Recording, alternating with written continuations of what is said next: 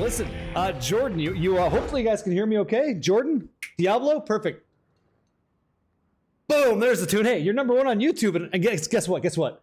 Number one in the chat is Faded PBP, dude. Congratulations, and listen, Commander Koa, you deserve to hit, but it kind of sucked, because I kind of did you dirty, you know? Yeah, Mobilytics have all the new skill trees. Hello, Crimson Brews. Hello, Crimson Brews, how are you?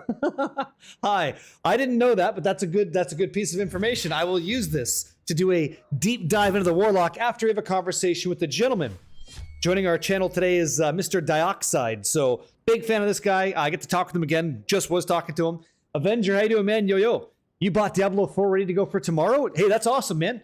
I'm ready to go too. Did you guys know it's tomorrow? Did you know tomorrow is the frickin' expansion? It's kind of exciting, no? Finally, things are changing in a good way. Hello, Sassy Pants. You said, can somebody please help me with my normal ancients? I can't run chaos. Oh, for Christ's sakes. You need help with ancients? Normal ancients. Yes, I got you. Okay, never mind. Commander Co's got you. Yo, Chariot, what's going on? Yeah, you thought it was the 28th. This is not the case, my friend. So I'm so glad that I'm live. So this is it, man. This is why I do this now. This is why I'm not live, just playing the paladin behind the scenes. I'm spending time now so I could teach, inform, and like make sure you're educated, because it's not what you think it is, okay? So Tuesday for you, Monday for me. How could that be? How does this make sense? Exclamation mark patch when I'm not live, it still works. Check this out. Okay, let's go take a little peek. Let's take a little gander. See what's going on. Check this out. As you prepare for the season of reckoning, as it were, right? Getting better. We're all good? Okay, perfect. Right down here, okay? When does it launch? When does this launch? Here you go. This is the good stuff. This is what you want to know about.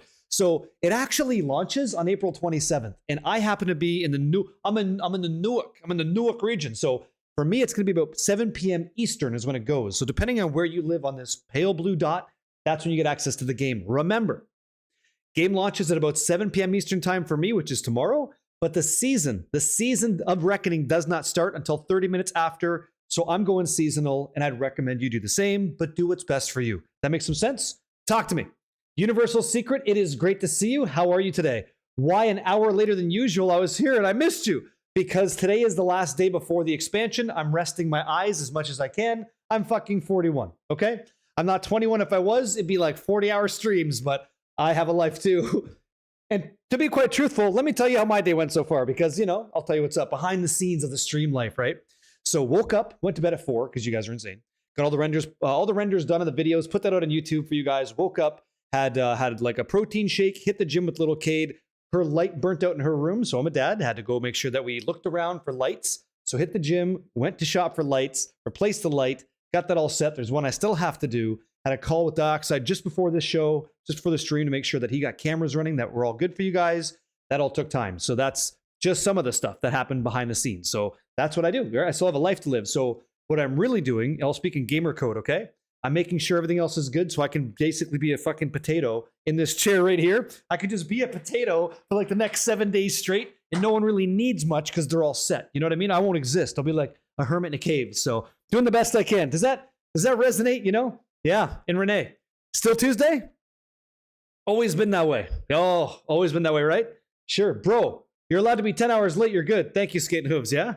You plan on playing at 7 tomorrow night? Yeah, playing some Pally today. No kidding. It's called optimizing. I'm working on a Path Shaper, eh? Worm Rage. Yo. Thank you all. Appreciate it. All good. So, now we know what's up. I heard would you say Mobilytics has all the stuff? Mobilytics.gg stuff? What's going on here? Where's their stuff? I haven't seen this. News? D4. Okay.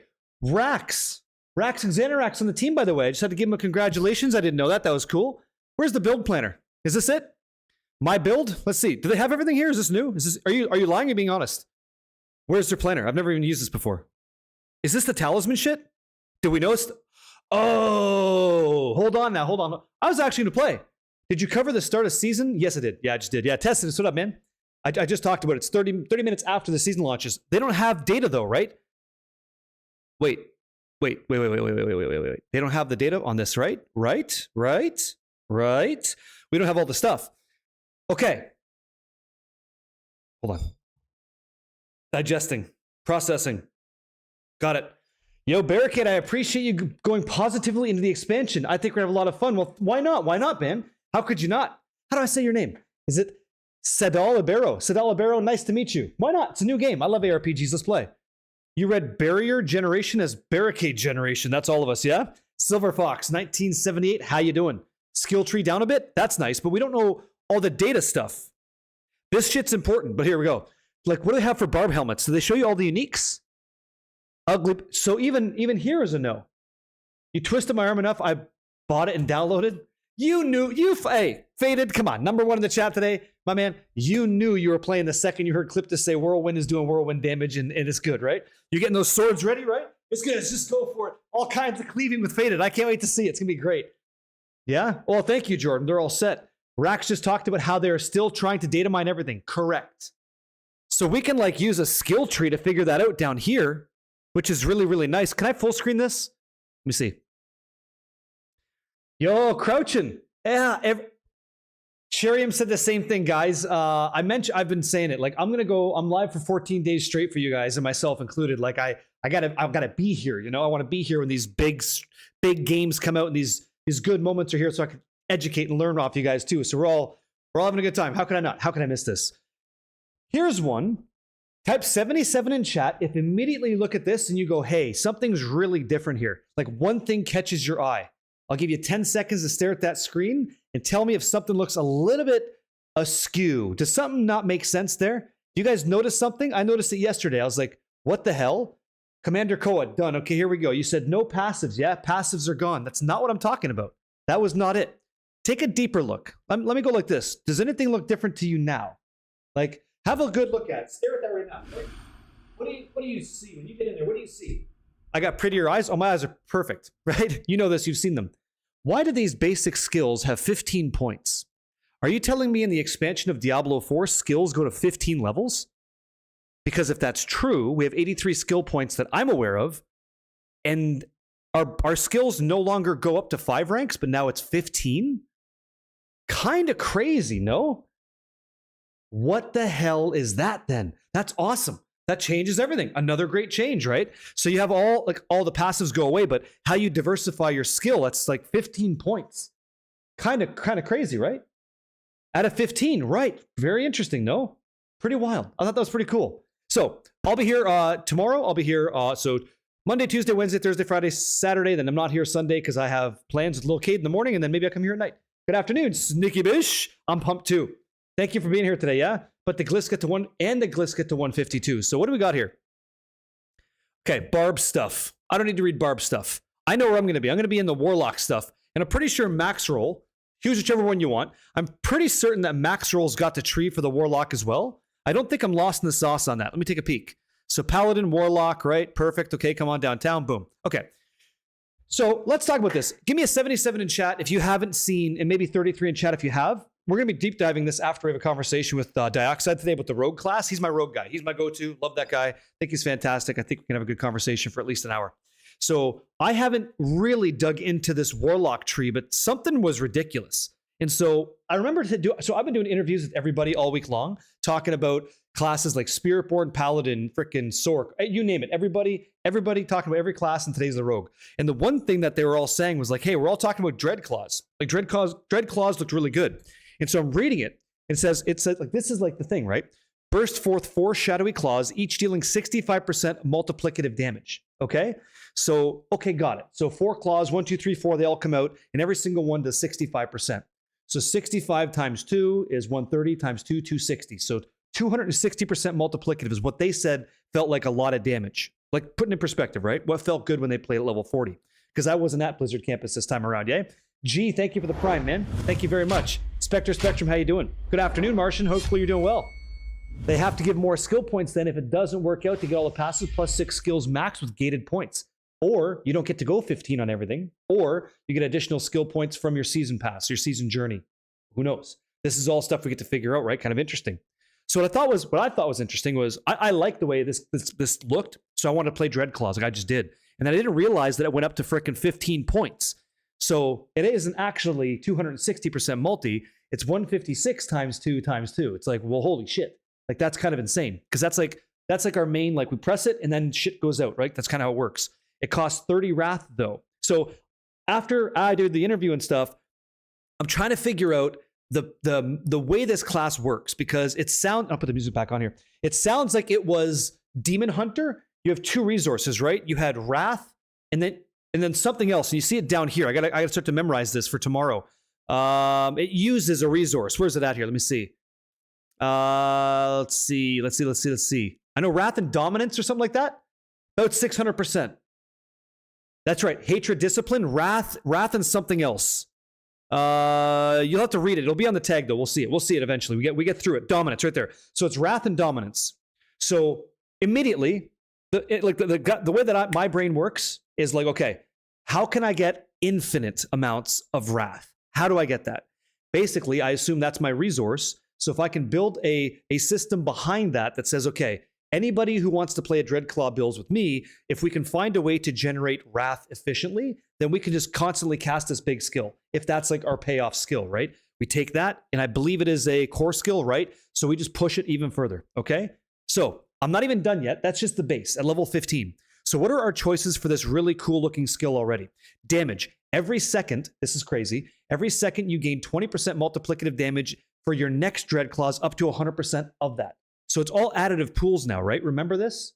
And I'm going too fast, and I think I'm going to overwhelm. So here we go. Soy Tarded, what'd you say?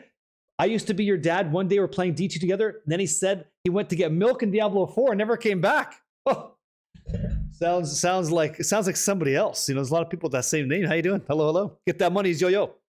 So the gameplay is, if I have 30 Wrath, I can throw this skill out, constantly doing okay damage, I assume. Or I can wait, and then I just like empower it to do even more. Okay. Killing enemies or demons with Dreadclaws reduces the cost of your next Dreadclaw up to 50%. So that brings it down to 15%. Yeah? Yeah. Barbillions, coaching, eh? Barbillions of damage. You better watch out. So for me and you guys, how you doing, Napkins? Which way would you take it? Which way would you take this build? So would you take waiting every second to get 20, 40, 60, 80, 100% multi, then throw it? Or do you just spam it? Because you're not killing anything on a boss, I don't think, right? So cost reduction, do we make it more efficient or we go for more damage? I think I take the damage. Okay? Got it. I'm going damage. Because Commander Koa, I might be able to do stuff in between, right? I imagine that Warlock will be successful when I'm reading how all this works. And we're going to learn this as we go, because again, if you're kind of foreign to the concept like me, then it's worth doing this. So you have at least some kind of footwork to figure out what you're dealing with. Okay? True. Right. Okay, next. The next decision tree is this. Cascading Dread.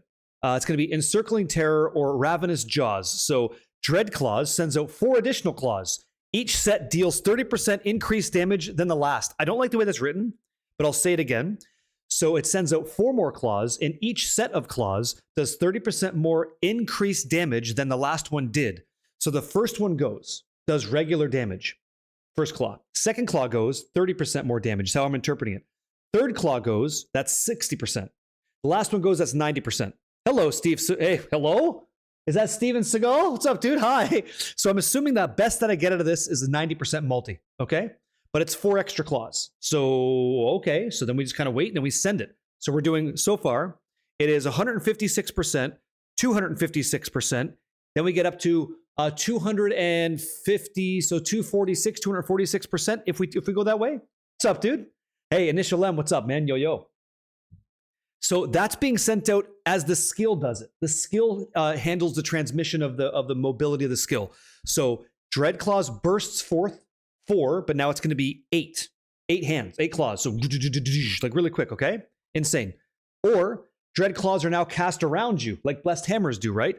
Each dealing 107% multiplicative damage. You also consume 1 stack of Shadow Form. What the hell is that? So now they're introducing a new mechanic into this if we decide to go this way. Shadow Form grants unhindered, and any movements grants stealth, but consumes stacks. Can hold to 10 stacks. So now we're not really empowering our character until another thing happens. So now we're starting to spin plates. If this thing's going, right, then we get to do this. If not, we don't get the power. That makes sense so far? Right. Beware of the roundhouse. You tell them, yes, Mallard. Yo, crazy. Compound. You're reading that as compounding. So 30, 60, 90 is what I think. Because it says sends out 4 additional. Each deals more than the last. So the first one's nothing, or it's 30, right? Then it's 60, or it's 30. So it's either going to be 90 or 120 is how I see it. Hi, what did that sub for 40 months feel like yesterday joining the cult? What does it feel like to have someone subscribe to you for 40 months? Well, it's like not real. You know, like I can't imagine that's even reality, man. So let me ask you, how did it feel to you? I always appreciate it, you know? Never expect, always appreciate it. I just, yeah, crazy, man. I'm not sure how we even get here, you know? Go ahead. Barricade, how? Go ahead, Spectrum. How about this first skill line? Command, Fall, and Wrath, Meat Shield, Dominance, that should cover all your resource. Maybe. Insane. It feels like you went out of the basement. It's nice to want things, isn't it? Crazy. Yeah, nuts, right? Blue Sky, what's up, dude? So let's check the next one out. Let's learn. So Ravenous Jaws. Dread Claws are cast in a frontal cone, dealing 81% multiplicative damage, and then killing any lesser demons they strike. Okay? I make lesser demons sometimes, right? Each lesser demon killed grants Dread Claws an increased chance to eviscerate. Now remember what eviscerate was. That's what Macro Bioboy told us about eviscerate, the mechanic, right? Enemies instantly lose 20% of their bleeding life and then take bleeding damage over 12 seconds. So a very small amount of damage, but suddenly they can chunk, you know? Yo, thank you so much, Death Star. Yo. We're just going through, I'm learning with you guys, right? Plus Ambush, that's an insane skill. I think for me, I would probably take Cascading Dread. I would probably take Damage, because it's a damaging skill. It's how we win. And then I think I have to check out the last one. So both of these are interesting, though. Like this one, I think Encircling Terror could be cool, but I don't want to play that way. I want the skill to like hit, you know? Yeah, thank you, Silver Fox. Very kind. Okay, so then we have this other option, Vulnerable. Dread Claws makes enemies vulnerable for 5 seconds if it strikes them at least 2 times. So that kind of consideration is paid out by our Cascading Dread. So now the skill, because it originally shot 4 hands, it shoots 8. So they're going to get hit twice because it recasts those claws, okay? I think. Then you have Ambush. Okay. Dread Claws deals 50% increased multiplicative damage with its first claw strike against each enemy. When attacking from stealth, all claws gain this bonus. So I don't really love that, okay? I'm not a fan and like, hey, Tango, sucker, yo. How you doing, Tango? Hey, happy Sunday, everybody. I'm not a big fan, I'm not sure if you guys are either, of situational DPS. I understand why it could be powerful, but I don't necessarily love it. I like the idea that I press that button, I get kind of like an expected result. So you think you're getting very confused on Path of Exile? Please just understand, Renee. What we just talked about isn't heavy. It's all up here. It's all up here. You're just thinking about it too much. Let me tell you what's going on. You have 2 choices. Which one do you want? Go ahead and grab that. Grats. Then you have 3 choices. Go ahead and grab that. Remember though, Renee, and anybody else, if this feels overwhelming, this is Diablo 4. All you do is change your choice. Get a feel for what feels good, play the way you want. That's all that you're doing here, okay? Easy. Insane. The world's tallest midget dude says, yo. I played every Diablo but 4, and I come tomorrow, I'll be finally stepping back into Sanctuary for over 7 years. I'm right there with you, dude. There's the door, right? Fucking boom, kick it wide open, and we're gonna walk in. Have a nice time. Very good. Looking forward to it, dude. Looking forward to it myself, yeah. Hello there, Mashira. What's up? 30% more than last, so first, second, 30, third, 70, original, fourth, 125 original. No, listen, Crouchin, you could be right. I'm not a math guy. Never am. I'll make the numbers look good, but I think I want Cascading Dread. Always great, thank you. Big fan of this. And so let's take a little peek real quick. This is our core skill. So if you think about like in Diablo 4, I'm trying not to get disconnected here. Core skill would be like Blessed Hammer, right? So Blessed Hammer is the thing that we do. We fucking like taste the Lord, baby. Keep sending those hammers to the sky, make them twirl for the girls, and all of a sudden loot parade, right? You know if there's going to be a new mount MTX for subs again? I don't know anything about that, man. Death Star, I kind of, to be honest with you, find out about that the day of, or like just the night before. So after I stream, because I stream till midnight with you guys, I stay up for a couple hours, try to make a really cool effect because you guys, deserve the best I got. And so right now, I don't know anything about that. I would tell you in advance. You guys are earning drops right now. Drops are on. It's not even in my title, but it is there. Okay. And that drops thing is not even right. That drops command isn't even correct. So here, let me remove command drops because it's not totally up to date, but you are earning drops right now. Okay. It's there for you. Interview coming up. Hey, Dutch. Yeah, the interview's coming up at 7:30 with Dioxide. Okay. Yep. Watching on YouTube, tickling the algorithm. Thank you very much. Thank you. Okay. Watch this. I thought this was so cool. So right now, let's fantastically think about playing a Warlock in Diablo 4 and Scovos, okay? Our main payoff skill is Dread Claws. We cast it, 8 claws go out and just shred shit. Like, it just shreds shit. But it's going to cost me 30 wrath to do it. Okay, gotcha. You got it, Dutch. That's right, man. Happy Sunday, by the way, dude. Welcome in. Then you have these basic skills. Now, I don't really like basic skills. If I look at my Paladin right now, too, Advance actually feels good. Like, I don't like basic skills. They're not really great unless I build a build around them, like Bash Barbarian. That was fantastic. That was great. Or even there's a couple. Like, typically in Diablo 4, when I played last, all the builds went to basics because that was just the most efficient damage that we had. So now Advance does something, right? It allows me to reset Arbiter as a Paladin. In a way I go, I enjoy it. Holy Bolt, that's what I use to apply vulnerability, which is making something take 20% more damage. Got it. But when I looked at the Warlock, I didn't catch anything. Nothing caught my eye. I get Doom, which is probably better than I think it is. Doom is like, it's like a, oh, thank you. What's going on, Blood Farts? You rule, my dude. Well, thank you so much. I know. Holy shit. 6 months in advance, you crazy son of a bitch. Thank you very much. More than I deserve. Hope you have fun on that Necromancer. And I hope that a couple days ago, conversation with Macro was fun. Thank you very much. More than I deserve, you guys. Thank you. Hype expansion shit, eh? Fun stuff. Thank you. Okay, really quick. Hold on. Really quick. Blood Farts, I'm just checking out the Necro stuff, Warlock stuff for the first time. Here we go. Check this out. I thought that Hellion Sting was better. Okay? That's right. So Hellion Sting. Whip a Demon Tail forward. Oh, what the hell? Oh, you guys. I'm going to get through this. I will get through this. We're going to learn some shit. Brutal one. Thank you very much, Blood Farts. Thank you so much, yeah? Makel, Necon Diablo, Pulsarone, the Dude 12, and PoE buys, dude. Go say thanks to Brutal One. Brutal, thank you so much. Happy Sunday. I deserve it. Yeah, Macro's a homie. Absolutely amazing. Yeah. No, you're good. No. You're good. We're good. I as well did not catch something immediately. Warlock feels like multiple classes in one. I think, here's what I think, okay? I believe the Warlock is the new Demon Hunter. It's the modern Demon Hunter experience. When I was playing Spiritborn, I felt like that was the modern Monk experience. That's what I thought. Get in there, yes. Thank you, NG Deadhead. Thank you, man. Thank you for the Prime as well, guys. Thank you. Listen, check this out. So we're going to whip a Demon Tail as our basic attack, okay? So this Demon Tail is whipping things, okay? It deals 60% multiplicative damage and has a 5% chance to eviscerate enemies for 600% multiplicative damage. So this is going to generate 10 wrath.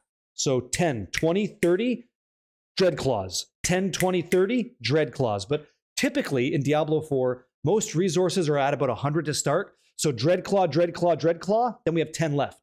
It'd be tail, Dread Claw, right? Typically. Well, that's our loop. Okay, now I'm starting to see it, right? Thank you, Sassy Pants. Thank you. Does that make sense so far? Now, what I didn't realize, because I didn't know that everything was changing this much, Hellion Sting goes up by 15. Okay? Look at the numbers now. I don't think we're going to max this. Cherium, you too? Oh, you're saying thank you to Super Fan Mark, for hooking up that gifted sub to you too. You guys, Brody, man, how you doing? Happy Sunday, man. Yo. So let's take a look at what a maximum one might look like, okay? We whip a Demon Tail forward. Thank you for everything, you guys. Dealing 144% multiplicative damage with a chance to hit enemies for 1,440 multi-damage. And by the way, remember what Eviscerate does. Enemies instantly lose 20% of their bleeding life, okay? And then take bleeding damage over 12 seconds. So if we just sit there, hit him with that tail, oh, this guy is right here too, and he's here. Oh man, thanks for keeping the streak alive. And Super Fan Mark, don't break my legs. Happy 54th, he says. 54. Says, I appreciate you and the community so much. Rough day, but thank you for, but we're here. And you don't gotta spend a cent, man. Thank you for that. It's insane. You know, I think this already. More than I deserve. Happy Sunday. Glad we could be here together, even if we're playing different games. 6 divine for this man, okay? You got it, Paul.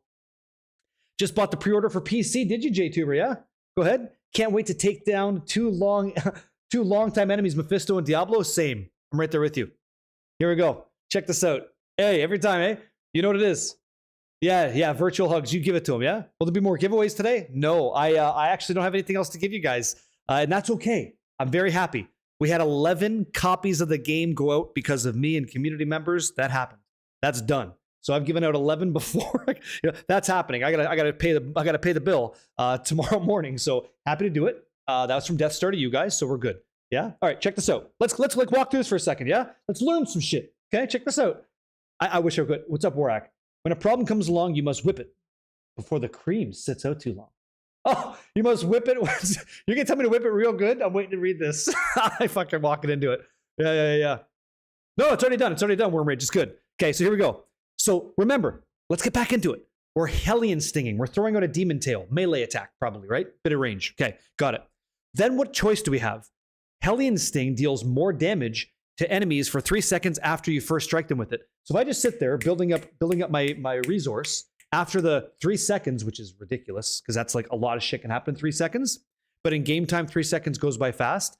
So I hit this guy. All of a sudden, I'm doing 50% more multiplicative damage. Okay, here we go. Or casting this increases your wrath generation by 10% for 3 seconds up to 30%. So what I'm thinking is if this thing generates 10, now it generates 30%. So it's 13. So now it's like wrath. So it's going to be Dreadclaws, whip, Dreadclaw instead of whip, Dreadclaw.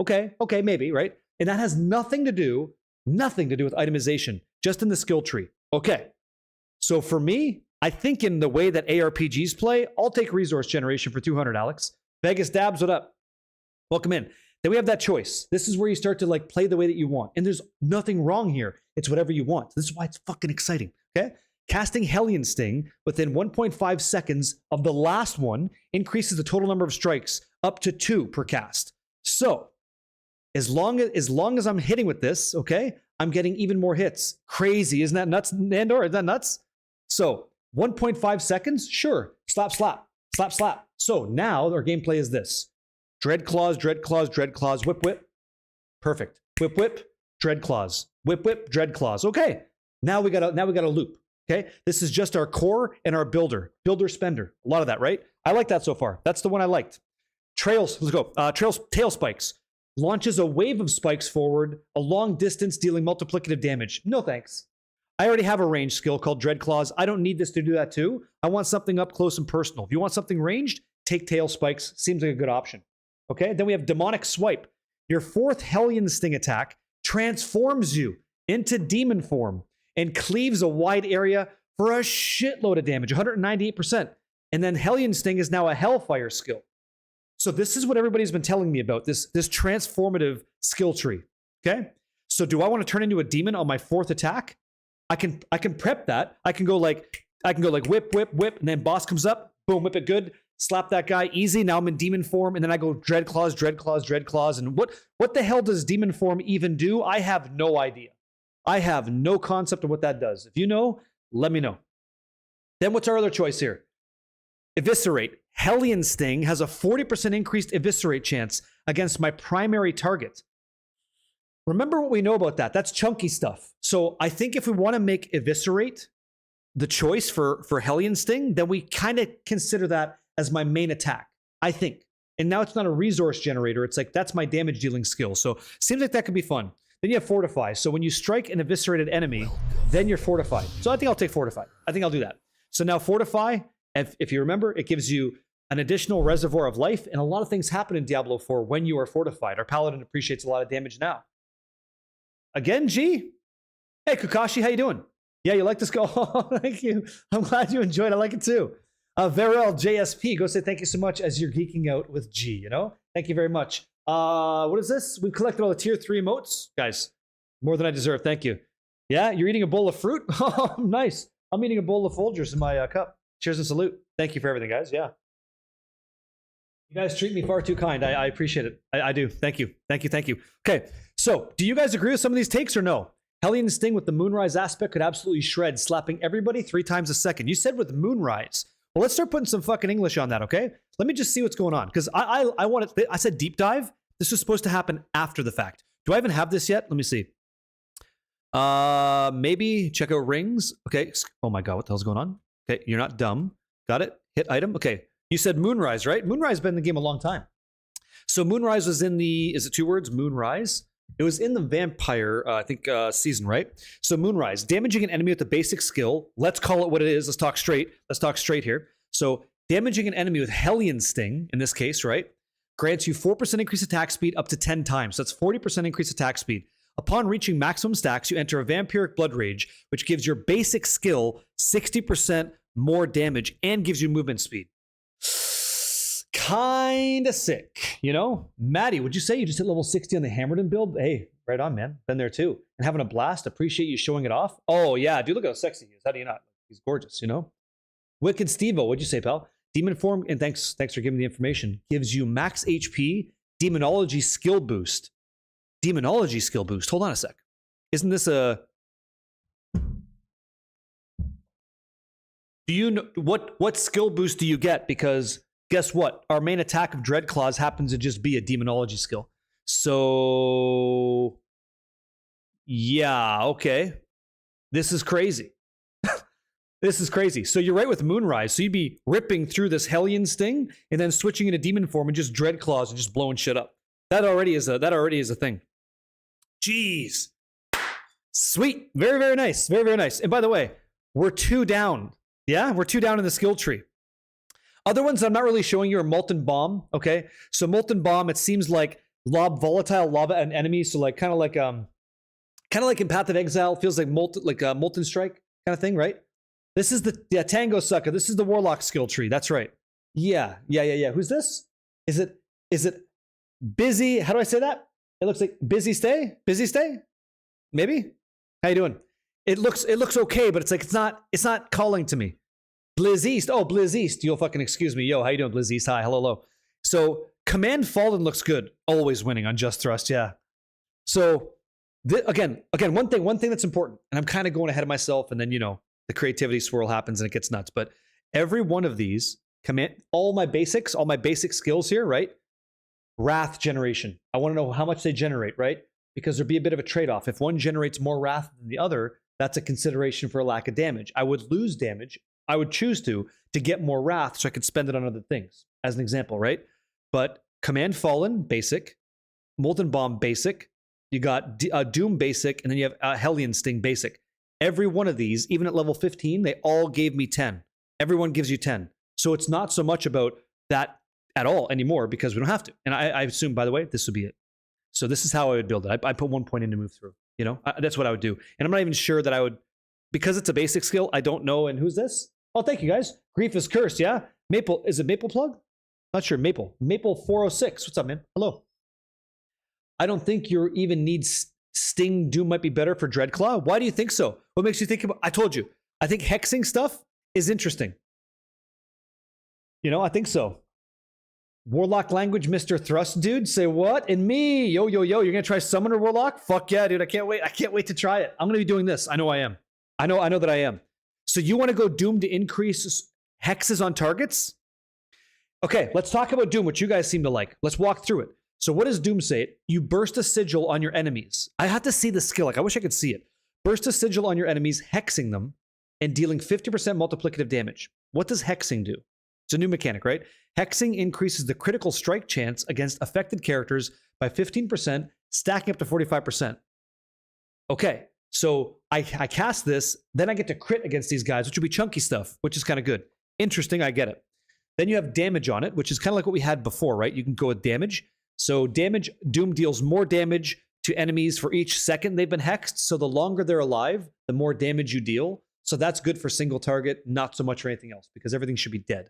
Like most things in Diablo 4 are instantly killed, and Doom is like maybe scaling up damage because it has a huge HP pool. Other than that, no. Doom generates 1 wrath every 2 seconds for each... Ooh, that's fucking big. That's big. Doom generates 1 wrath every 2 seconds for each hexed enemy. That seems nice. So I just drop this, and then all of a sudden, everybody... Like, we want wrath, right? But it's every 2 seconds. So I might doom somebody and he just dies, What do you mean, Grief? Feel free to get involved in the conversation. We're just learning. Kind of nice.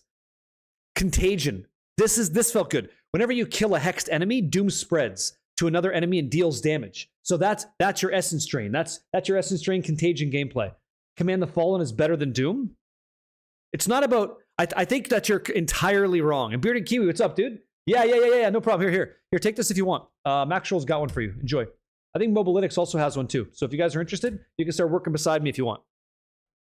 I like Contagion. I think I would say, like, if that's the case that I'm using this as a resource builder, I would probably take Wrath, and I think I would take Contagion so far. This is spreading. So As long as I'm grouping stuff, I'm spreading it through. It's so good. Yeah. Okay, what else we got? Jailer. Doom is cast at range on the ground, leaving behind a mark that tethers you to the target and hexes enemies for 6 seconds. So it's just this like pulsing thing, I suppose, is what I envision. Or Doomfire Ritual. Hex is applied with maximum stacks and lasts 15 seconds. Okay, so maximum stacks is 45% crit chance, okay? That's what they're saying. Got it. But you can only have one hex target at a time. No, G, don't make it weird. Don't take it to that realm at all, okay? Don't even do that. When hex expires or is removed, Doom deals a bunch of damage, split amongst all enemies in the area, and Doom is now a Hellfire skill.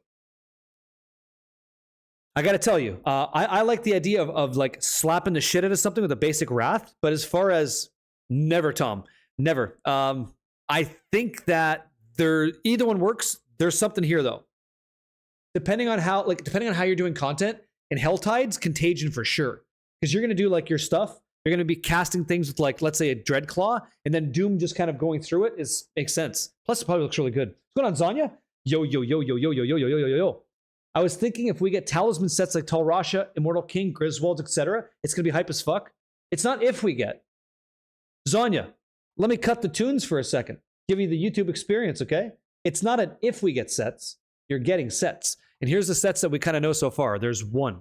So Druid, and this is it, by the way. Like, it looks sexy, right? Like, the second you show me that green text, I'm already getting hot and bothered under the collar. Like, I just want to know more, okay? And after our conversation with a certain eye boiler up, it got even more interesting, and I'm going to tell you why if you don't know. All right, check this out. So instead of Beru of Nefane's bestiary, what if that said the wrappings of Tal Rasha, or you know, the unfaltered lore of Rothma or something, right? All of a sudden you're like, no shit. Here's some inside baseball I learned yesterday. We'll see if it's true. Apparently, there's going to be a mythic. So let's explain the system before anybody knows, before anybody gets confused. And you know what I know? We're all talking this same language here. Anybody in the chat not know what the talisman system is in Diablo 4? I'm here live today to talk this through so you have a better understanding. You're not going in concerned, overwhelmed, whatever. Okay? We're doing good. Kakita Rin say, hey, okay, here we go. So in Diablo 4 now, there's a talisman system. So another mechanic that you have to learn. Okay? You'll be overwhelmed either way. Well, Sled, listen up. I can make it easy. The talisman system takes these talismans, okay, takes this system, allows you to put a charm inside, okay? You kind of get a seal. So you see the center thing? There's 3 words you have to memorize. Talisman, that's what you're looking at. Then there's a seal, that's the centerpiece. And then there's charms. So seal, charms, that's your system. Call it talisman, no problem. Here's what works. In the game, these seals will let you put in some amount of charms. And as you get the same charms, like Phoba of Nefane, Fair of Nefane, Emlor of Nefane, Linta, and Beru, as you get these, you socket them inside of your talisman system. You put them inside. As you do that, you get even more bonuses. So do you see? They're kind of being shitty. I can't see it. That's not a really great job blacking that out. I could probably pull it out. Let me see this one. One additional. I want to say like a command something, but so all we can see so far is the 3-piece set. So as you put 3 of these together, you summon a bear companion that attacks enemies, okay, and cast Battle Roar. Awesome, multiplicative damage to all of your companions. The third set, the third charm that you get, just like sets in Diablo 2, right?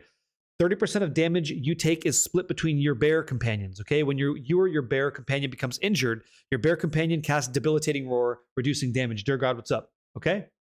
So one addition of all other something. So we don't even know what the 5-piece is. Does this make sense so far?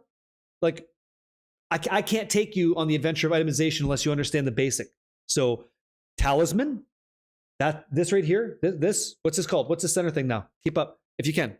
It's all good if you don't. I'll explain again. It's all new. What is this? What is this thing called? You got to find them. Seal. Bingo. You got it. That's your seal. It's all just set bonuses. It isn't Sneaky Bish. It isn't. So seal, right? Then charms. Here's what I want you to know. This is the introductory stage, okay? What I heard yesterday was the seal, right? What I heard yesterday was there's a mythic one. So there's that purple item, right? The mythic seal unlocks the 6th slot. 6th. And just like Diablo 3 had this ring called the Royal Ring of Grandeur, the Royal Ring of Grandeur says, hey, you don't actually need all 5 of these to make the 5 set piece bonus. You can do it with 4. So if you had the Mythic Seal and a Royal Ring of Grandeur on your character, that means you could have 2 set bonuses. Kind of insane. I don't know what the other set's going to be, but I imagine that's going to be something kind of generic, I don't know, and then something specific. That's what you would put together with the use of a Mythic Seal, okay? The Fook we talking about? We're talking about talisman mechanics coming to the game. So we also learned after all of our conversations that you can have up to 2 uniques in here. So again, Mythic Seal, right? Allows you to have 2 unique slots, and there's a 6th one unlocked. Okay, so 1, 2 uniques, whatever they are. Not all uniques can go in here, by the way. I heard there's limitations. We'll see if that's true. So unique power 1, unique power 2, and then you have 1, 2, 3, 4, a set that goes up to 4. Probably the best you're ever going to get, would be my guess, but I don't even know because nobody's telling us nothing because we were in the dark, and I love it. I fucking love it, you know? Oh, is it? I didn't know. Not that French. 2, right? You said the unique limitation is true. It says it on the tooltip of the cube recipe. Well, there you go. That's right. Thanks, man. 6 is only available on Mythic Seal. I believe so. I believe without a Mythic Seal, without a mythic item that you find, like a legendary one, it's all 5 and probably 4. Like 4 or 5 being the highest, and then you go mythic, boom. Then you get 6 is my guess. Okay. So that's coming too. So when we're talking about like Warlock choices, Doom, you're talking about Command the Fallen, you're talking about whatever. This is where I don't blame anybody for going like, okay, now you've lost me, because of all these skill changes that we're talking about, we start to apply how this power curve goes on the choices we make. That's getting like, that's starting to go, okay, knowledge required to play. And like where we're at right now, it's like, you kind of have to know what's going on, right? Insane. Harsh Shadow? Oh yeah, Harsh Shadow? I don't know what that is. So building the character out the way we want to play it, that's this. How we empower that decision is this. And the gear that we wear on our character like this, that's how we make that decision, determination to amplify Dread Claws, Doom's power to creep across. Who knows what that is, right? For Lock, Doom basic skill plus Wrath, Contagion, Assimilation combo for Dread Claws. What do you got? Doom with Wrath, Contagion. What did we choose? I chose Wrath, Contagion. Oh, I didn't even see this. I didn't even see this yet. Assimilation. We're not there yet. Hey, Gorshi, remember Barricade? Everybody was complaining that it was too easy. I think the changes are amazing. I don't speak for those guys. I think it's fun. I think the game is fun, and I don't really, you know me. By the way, hello, yeah. I don't really put a lot of energy into like the negative stuff. That just goes right past my hairline. Done. You're actually keeping up pretty well. Yeah, I got you. There's one thing I can do that I love to do. I can shut the music off. We can get very acute into what we're looking at to make it make sense. And I can speak your language so I can translate. And I love to do that. Burlap, Nutsack, how you doing, by the way? So far, if we're talking about generating resources to make our huge Dreadclaws attack sick, I think I have to bend the knee. I'm going to get out of this. I'm going to get out of Hellion. But it's still good. Hellion Sting sounded nice. Okay? Now, what's the other choices? So remember, we're saying Doom the guy. So burst a sigil on your enemies. That sounds like whatever, right? Kind of adult, but it's okay. So we're going to burst a sigil on our enemies. Don't care about the damage. This sigil from Doom is going to generate that resource, like a paladin uses that resource, right? It's going to generate this for me, this right here.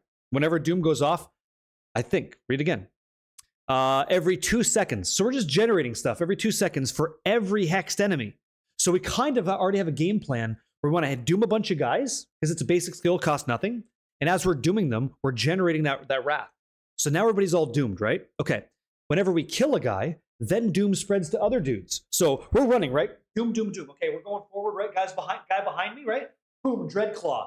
Dreadclaw goes and like shits on all these guys. Anybody near them, that doom spreads. Okay, cool. Now let's read our last one. I love this gameplay, by the way. Big fucking fan. So Echo. Casting Doom echoes 10% of its damage to all near hexed enemies. We don't care about that because we're not using this for damage. We're using this to spread the wealth. Yeah, we're spreading that resource building. Here we go. Assimilation.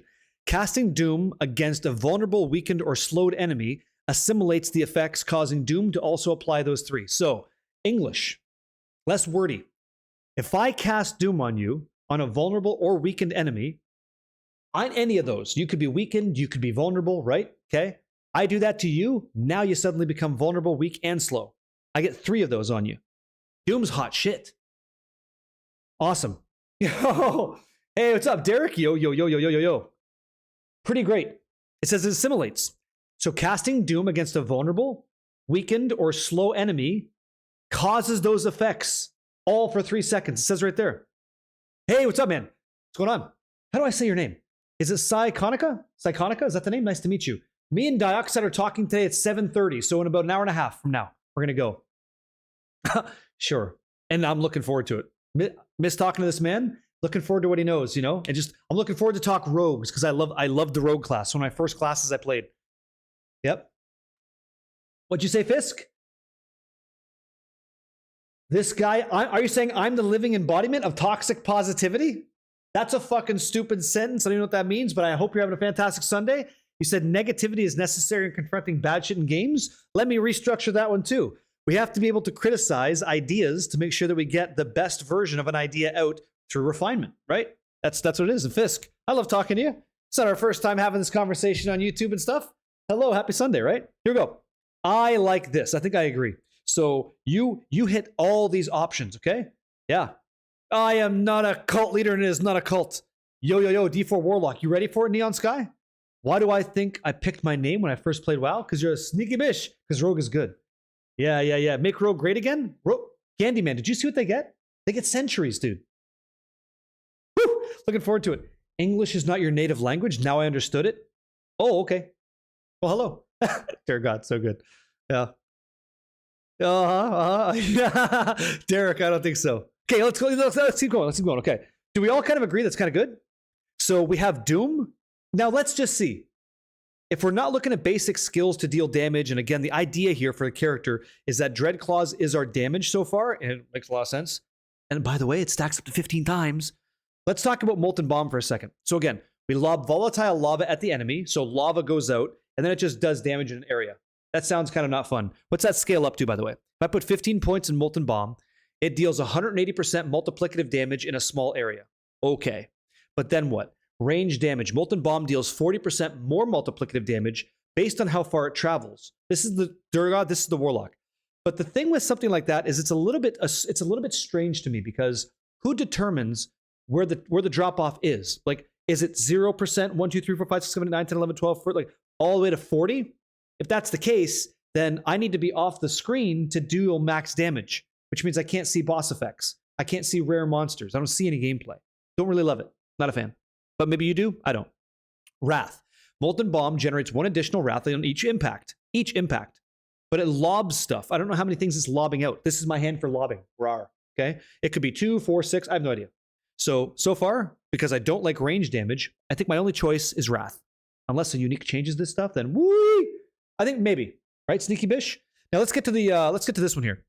So Molten Bomb has a 15% chance to knock down enemies for 3 seconds. So I throw it out, they get sat on their ass. Boom, knockdown. Okay, cool. When Molten Bomb is empowered by volatility, however we get volatility, right? This chance is increased to 100%. So now every time I throw it, this is actually kind of hot shit. Now we have perma CC, crowd control. I lob shit at you, you get knocked down, and then I kill you. Then I lob more stuff, kill them. So if we could automate Molten Bomb, we have automation on knockdown. Kind of interesting, right? Kind of cool. Interesting concept. Area bonus. Molten Bomb's impact area is increased by 30%, but does 30% less, and does 30% more damage to enemies in its area. Center area. So imagine a radius going bigger. Anything inside the center does more damage. Anything outside of that, less. But the area is bigger. Okay? Gladpash, what did you say? Coming from Diablo 2, D4 trees mess with your head? It's actually a lot more similar than you think. Because unlike previous versions of Diablo 4, let me show this to you really quick, just to kind of get your head in the game. Right now, I can only put 5 points. 5 hard points. That's me putting points into this skill. 5. In Diablo 2, we can put 20. So, when you bring it over to Diablo 4 now, it's 15. So, it's actually kind of a lot closer to Diablo 2 than it ever was. I kind of enjoy that. It caught me by surprise. I was like, say that again? Awesome. And the scaling is very cool. So, I like the idea of increasing the area bonus of my molten bombs, right? Me too. So much blood fart, so much influence. Yeah, I know, it gets easier. Okay, so let's see. Cluster Bomb. We have Cluster Bomb, Demon Turret, and Brimstone Bomb. I'm going to read Brimstone Bomb first, okay? So Molten Bomb creates Brimstone. Brimstone is a mechanic that says it explodes if enemies remain near it for 2 seconds. We get ground effects. We get that shit finally. Okay, so that's kind of cool. So Molten Bomb creates an explosion if people stand near it for 2 seconds at the impact location, and that deals more damage. So I throw it, and the radius is bigger because I chose that as an example, right? And now if you stand there, more damage to you as I'm lobbing even more. So boom, boom, boom, boom, boom, boom, boom, boom, boom, boom, boom. Lots of explosions. Okay, cool, got it. Demon turret. Just sounds insane. Molten Bomb creates a turret demon on impact for 5 seconds that spits lava at surrounding enemies. So, boom, throw it down, turret comes up. Blah, blah, blah, blah, blah, blah, blah, blah, blah, lots of this shit. Hey, Robin Loot! Thank you very much, man. That's a long time. It's almost 4 years. That's almost 4 years we've been doing this job together, man. How you doing? There's the Hydras. You found a Hydra one. So I throw some shit, then blah, blah, blah, blah, blah, blah, blah, all this fucking lava turrets coming out, okay? Very cool, for 5 seconds. Each dealing 24% multiplicative damage. You can have up to 6 turrets active at once. So how about that? Maybe not, Wicked Steve-O. Maybe not. Knockdown is interesting too, but let's talk about that. So I throw molten bombs, right? 1, 2, 3, 4, 5, 6. So it's going to take me probably 6 seconds to cast all those demon turrets. So one's always dying, you know, because they're only available for 5 seconds, but I can have 6 active at once. So unless I find a way, because a unique or a legendary power makes it possible, I can't ever really get maximum turrets on my basic skill. I can't. So interestingly enough, I think that if we have like Moonrise or something, maybe now we can. Blah, blah, blah, blah, blah, blah, blah. And all of a sudden there's one single target like a boss in a pit, and you're just fucking like all these Hydras just spitting shit at him, you know? Could be kind of interesting. Yo, Majin Huffy, how you doing, man? Good to see you. Yo, yo, yo, yo, yo, yo, yo. Happy Sunday, dude. Hey, Veshwin, good to see you too, man. You're in Diablo 4 right now. My skill tree got moved to the new tree already. Oh, bullshit. Oh, fix itself. There you go. You alt tabbed. Happy Sunday. Yeah. Marthy Jazz, thank you so much. I love the rework, dude. Dude, it's nice. I know I'm saying all new game, right? Wouldn't they? Yeah. It's sad. I agree, yeah? I believe you. Okay, what's the last one? Cluster Bomb. So Molten Bomb now lobs a cluster of 6 smaller shadow orbs, which deal damage. Casting another Molten Bomb splits the previous cluster mid-flight. Oh, that's cool. So you throw it, then you throw it again. They all shred. They shred out. Molten Bomb is now an Abyss skill. Okay, so that's kind of fun. So if you're building like Abyss damage, if that's the way you want to go, can we see something? Can we cut the shit for a second? Let's cut the shit for a second. Let's figure this out. Let's get involved. So let's say I take a sword. I don't know what these guys use. Let's say it's like is there a sword here? I don't want two-handed. Okay, an obsidian blade. Does Maxroll have the information that tells me if I can find out to add damage to Abyss or not? Do we have that? ABYSS? I would imagine not. I would imagine that's not the case. Tempering mod? Do we know anything about Abyss? We don't. Okay. What about empty sockets? We don't know anything about that. So I can't... Legendary. Here we go. Can I search Abyss? So there's nothing about that. Okay, cool. Interesting. That sucks. What I wanted to know was, like, cutting the shit is like, okay, but what do we do with it, right? So right now, unfortunately, I can't say that I could... probably shadow damage scaling? Correct, Nate. It's like, Abyss is likely shadow. What I was looking for is, in recent images that I've seen from stuff, from people, it's like the affixes on gear is changing too. So I'm hoping that I see Abyss skill damage X multi. If what I just said, Abyss skill damage X multi, makes no sense to you, let's not be shy. You can not know stuff. Type 77 in chat and I'll explain what I'm saying. Just so you're aware. Because I know it's all changing, things are new, and you're not the only person in the world that doesn't get it. You know, it's fine. Who knows? Thank you, Pocket. Happy Sunday. Hope you have a great Monday too, man. Infamy 6, how you doing? Happy Sunday, dude. Miscellaneous, yo. Did I hear about the free t-shirt giveaway tomorrow at launch? No. No, you're the first one to tell me. No, I have no idea about that. Let me blow my schnoz real quick. Hold on. One sec.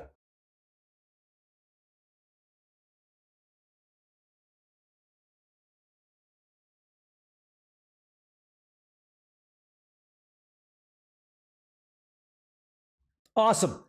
I know Darth Micro PP. I know the name. Thank you for following again, dude. Welcome back in, yeah? What time Eastern are we playing at again? Game launches at 7 p.m. Eastern time. Rio, how you doing?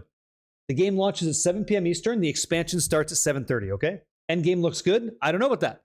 I'm being reserved about that. What's up, dude? Thank you so much, man. Oh, awesome. Oh, great. Hey, say hi to the wife, okay?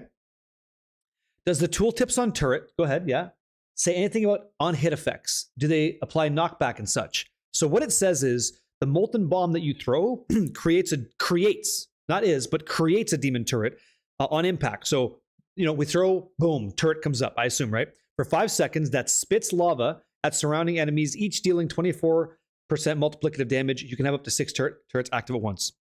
So I don't know that the on-hit effects would not work for that. I would imagine that they do. The demon turret is the extension of bomb and kind of like a totem build and should, How do I know your wife? Well, you just told me she's... Yeah, that's our business. That's none of your business. That's our relationship. Here we go. You're going to step out and go make dinner? I'll be here, Derek. Yeah, go make dinner. Don't let it light on fire, okay? Yep. Are we getting the expansion tomorrow here? Yes, we are. Initial, yeah. At 7 p.m. At 7 p.m. Eastern time, it launches. The expansion season starts at 7:30, 30 minutes later, okay? Do a good, Vank. Thank you. Yeah, I know. Bonus stream day, right? Bonus stream day. A little bit late start, but that's fine, right? That's fine. We stream till about 10 o'clock. I wrap up all the production from the conversation we have with Dioxide, who's going to talk about the Rogue class with us at 7:30, and then I cut the stream at about 10 o'clock, render the video, then I work on other stuff you don't know about, okay? Yeah. It's not your business. Hey, there you go. Okay, so interesting. Yeah. Nachos and burgers. I'm not doing this. I'm not. This isn't a build, by the way. I'm not doing this, but it's interesting. Anybody from Dad Moves able to invite Z? Oh my God, what the fuck, barbecue? Good to see you, man. Thank you. RK Tags. You gonna waterboard me, dude? Please don't. I'm not prepared for this today. Cheers and salute. Yeah. Sort of. $40 for the expansion. So get that money. The question was, are skills available depending on your level now, or is it still based on points spent in previous sections? So not like that, from what I understand. Okay? Not like that, from what I understand. You can choose whichever... I wish Rizarje was in the chat still. If he is, he would let me know. But I believe you can choose core skill off the rip. I think it's basic or core. I think. Hey, Ghost Activity, what's up, man? I know, right? Here we go. Fucking incredible. Insane. So I think though, you're still going to take one of these two. $30 Canadian's like, dude, no.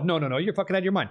70 US is like 40 million Canadian. That's insane. Always end of the month, bills due. Is how it works. Yeah. I can show you what you get for the $40, by the way, if you're not sure, because you haven't played for a while. And you want to know all the buzz is about? It's not a bunch of us working for the hype machine. It's like actually a different game. That's why I'm excited. The game was trash. I wouldn't be playing it. I wouldn't. I don't need to play bad games. There's plenty of good ones to play. Yeah. What's up, dude? God's Fighter 24. Yo. Go for it. Talk to me, guys. You can ask questions. It's a live stream, right? Demon Muppets. I wonder what class you're going to play. So am I getting this right? Is Charms, War Plans, and Cube locked behind buying the expansion? Charms, War Plans, and the Cube.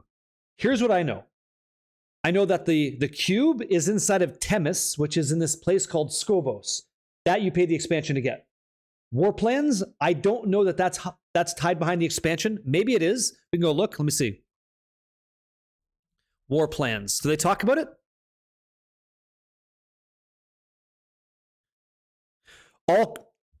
Check this out. Complete all chosen activities in your war plan to claim rewards from the war chest in Temis. I'm going to assume yes. Because if there's a war chest, that's from a war plan. The war plan sits right here inside Temis, the main area.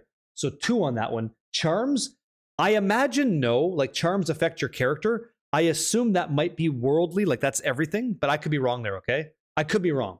Because in the Vessel of Hatred expansion, you didn't get runes, you didn't get mercenaries unless you had Vessel of Hatred, so VOH. So I would assume, Demon Muppets, that you would get access to that extra power inside the expansion. I think so. Yeah. Go ahead. Did you? Wow. There's bleed skills that are in expansion also. Sure. What's the end game now? What are we grinding for? Just a pit number? No. I don't know. That's what we're going to find out. We could talk about end game and stuff after the conversation with Dioxide, Slim, but we'll see. Like, I don't think there's new shit. Like, there's a new fight. Mephisto's in the game. We're fighting the big bad finally. This guy right there. He's gonna lose. But I don't know what else outside of that. Yeah, no problem. Yep. You don't get shit without the expansion, says Psychified. Yeah. They even locked the interesting branch of the skill tree. In what way do you mean? Tell me about that. What's locked here? What's locked over here? You get everything here. This is all base game now. When the expansion launches, this is what your tree looks like. This is for everybody. You said no? This is normal. The middle one's locked behind the... Wait, whoa. You're breaking my fucking mind here. The middle one is locked... Archfiend skills? You're telling me this only exists in the expansion? Is that what you're saying? No, the third option on the tree is behind expansion. Okay, 1, 2... That's defensive skills. Do you mean to say this one, Archfiend? Pay to play now? Well, hold on. Like I'm gonna have I have a retort to this, but like let me make sure I understand. The transformative branch of the skill tree. So this one. Well, first of all, like I don't necessarily understand. Where are you seeing this? Yes, there are skills behind a paywall expansion. Okay. Each skills. Oh, hold on. So are you saying all this stuff? Like these things here? All these are all expansion stuff? Is that what you're saying? Ah, okay. So if I don't have, you're telling me, I'm learning now, right? Like this is how this works. So you're telling me that if I don't buy the Lord of Hatred expansion, I don't get to do this cool thing? That's what you're saying? Madraz, what's up, man? Thank you for the prime. Greetings, Club Face, what's up? Lord of Paywall? Interesting. I don't know if that's right, though. Does it make sense? It doesn't make sense. It doesn't make sense to me. This complete skill tree expansion only since it's new class? No. Not like that. No, not like that. My understanding is that, and I don't know what Rob was talking about. I could get him on a phone call. Maybe we figure that out. Not paywall. It's a game you pay for like most games. I understand. That's my thing. You get 2 of the 3. So give me a 77 in chat if you believe this is true, because I need to know. Are you telling me that without the Lord of Hatred expansion, if I go into this game on a barbarian, assume we're looking at a barb tree, I get access to this and this, but not this? 77 in chat if that's true. It's on their page. Let me see where. Is that true? Okay, let me see this. So skill tree. Okay. Skill tree updates. Okay. What do they say here? Must have the Lord of Hatred. Here we go. Let's get in there. There's an asterisk. Ooh. Must have the Lord of Hatred expansion to open all 3 bonus skill variants. Otherwise, 2 out of 3 bonus skill variants are accessible. Yes. Okay. Okay, cool. Got it. Interesting. So if this surprises you, and you may not be the biggest fan of me here, okay, not kind of fucked at all. Here's my take. They've expanded the game. They built it differently. They built it new. That's what an expansion is. You pay for new shit. That's what you're paying for, right? That's what you're getting. The game doesn't always update. And a good example would be like Diablo 2. You don't have to go to Lord of Hatred or Lord of Destruction, right? You don't need to get runes. You don't got to go to Harrogath. You don't got to do that shit. You didn't get anything in that game. Now, at least you get updates, but you're not getting all the updates. You want them? That's the expansion. That's what you do. How is that news to anybody? Sure. I get it. I get it. Like, I know prices and stuff, but for $40, 2 seconds, you're not begging at all. Nice to meet you. For $40, you get, if you only played before, you get Nuantu, Spiritborn, Skovos, Paladin, Warlock, Mephisto, Skill Tree, War Plans. Like, awesome. That's what your $40 gets you. I paid more for less, and I do it again. Yeah. I don't have any other game copies to give away, but I know a lot of folks do. What you should do, man, is just don't be shy about it. Pop around stream, see if anybody's doing giveaways, see if you can get yourself a chance to win. I've given away 11 so far. So I don't know how many more I give, but yeah. Echoing Hatreds, endless activities, and I'm not talking about fishing, right? You got it. Looky, you pretty shiny new things. Oh, but you got to pay. But Blood Farts, isn't that normal? If I want to go watch Blood Farts in concert, right, with your newest album launching and your newest song and your newest like vocals, right? You're gonna do that for free for the rest of your life? Tell me how that pays the bills. It doesn't, guys. Fucking A, you got to pay people for things. Like, you know what I mean? I gotta buy Windex. I gotta wash my floors and shit. Like, we're all living life. You gotta do that. That's part of that's how it goes, you know? I don't know. Am I lost in the sauce here? Like, you pay more at your local strip club? Well, that's talent. You're paying talent. It's fucking around. Who knows? Hey, what's up going on? Bye, Tor Yo. What'd you say? .206. What'd you say, pal? Not saying it's not worth it, but not everybody can afford it. I align with that at all times. I know not everybody can. So here's what I did. And here's what you guys did together with me. We gave 11 people the game for free. That's what we did. We paid for that. We paid for that privilege, right? Money out of our pocket, and we hook people up because times are tight. I get that. And so I'm cool. Like, I'm good doing what I'm doing. And I'll always do that. As long as I'm doing this job that way, I can do that, I will. Because I understand. I've been there, right? I've been there. I've been 19 with a kid, raising Lil Cade, and it was great. Great times. Yep. 11's a fuck ton, right? 1 is great. You know? Yeah. Do I know how long I'll spend on D4? No, I don't have a crystal ball, Calidrum. But what I can tell you is, as long as this channel's live, you are more than welcome to be here. Be yourself, have fun, get involved in what we're doing, and let's enjoy the most recent updates to this game. Let's do that. Easy. I'm not the man. I'm just a guy that could do stuff. Sure. The only part you don't like is the skill tree thing. You feel like by changing the tree and locking part of it behind the expansion, you feel like they've taken value away from people who already bought prior versions and can't and won't buy the X pack. Well, that's their decision, Veshwin. You don't have to be. You don't got to stand up for those guys in their position. Veshwin makes a choice for Veshwin, right? That's what you do, and you're allowed to have an opinion. I don't necessarily disagree with that. Like, my question is this: let's be totally transparent, right? I'm not a shill, just a guy playing a game. How is someone like Veshwin supposed to participate in a tower successfully against other people who bought the expansion? Is the tower now broken out into non-Lord of Hatred and Lord of Hatred guys? Is that how that works? Because that makes sense. Okay, cool. If not, you will never get that power. You can't. So it seems to me like that's something that they're doing, right? They can't even get to 70, so they're already fucked, right? Kind of sounds to me like there's going to be 2 buckets there, right? That's how it is. So other than that, what are you competing for? There's no competition. It's not an esport. You're just playing a game. Go for it. Did I say your name wrong? I fucking did. It's Magpul406. I called you Maple. I'm so bad at reading lately, dude. I got to get better at it. Magpul, what'd you say in the chat? What's the big deal? It cost you 40 more bucks just to eat crap fast food for these 2 days. He says 40 bucks ain't nothing to be sad about. Most people waste money on stuff. Hey, you know, I'm not going to judge someone for the way they spend their money, but I will judge myself for saying your name wrong. Fucking terrible. You know, whoops. Happens. Talk to me, man. Dr. Jazz, do you know if we start at level 60 or you start at level 1? So here's what I know. The start goes like this, okay? You make a brand new character fresh in the world. Let's see if I'm not disconnected, okay? We've been talking too long. Fuck. Forget about it, okay? Here we go. I'm actually pretty good at reading compared to other streamers. Well, the thing is, I have inside of this left headphone, there's a robot speaking into my ear that actually parses the data for me, and I just relay it in real time as fast as I can. That's why I fuck it up. So if I'm playing the video game, it tells me what you guys are actually writing, so I don't have to read the chat, and everything I just told you is a lie. So here we go. When you click on Create New Character, there's going to be a Warlock here. Oh, Christ almighty, here we go. Hold on. Up, over, perfect, alert bar gone. Okay, so there's going to be an icon here that says Warlock, okay? I'm going to click on that. Let's say I'm clicking on Warlock. I'm going to confirm my class Warlock, okay? I'm going to look like this guy. Who cares? That's me. Okay, now, start with Vessel of Hatred campaign complete. Yep. And then I'm going to play. I'm going to play a seasonal guy that I get to choose at 7:30, not 7. And that's it. I'm not going to play hardcore because I'm going to be a little bit of a bitch. And I want to help you guys with Mephisto fights and stuff, so give me some fucking leniency, okay? Please.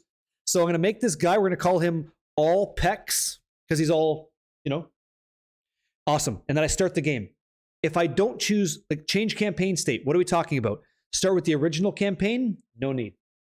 Start with Vessel of Hatred campaign? No thanks.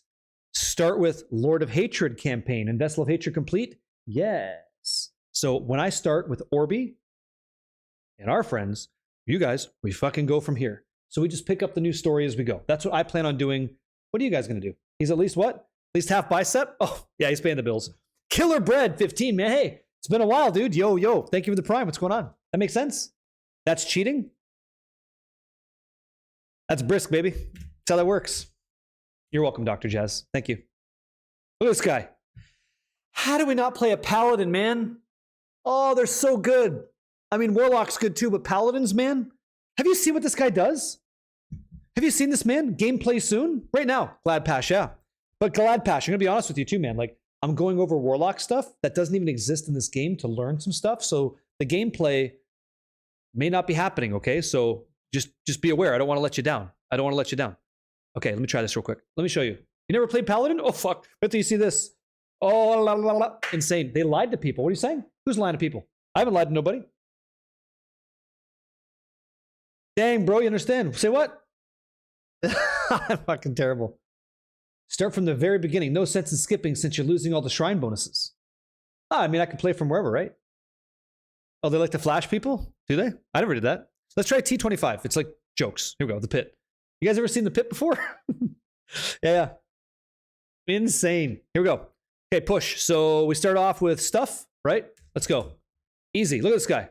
Blessed Hammer's twirling. Blessed Hammer's following me, by the way. Thank you very much.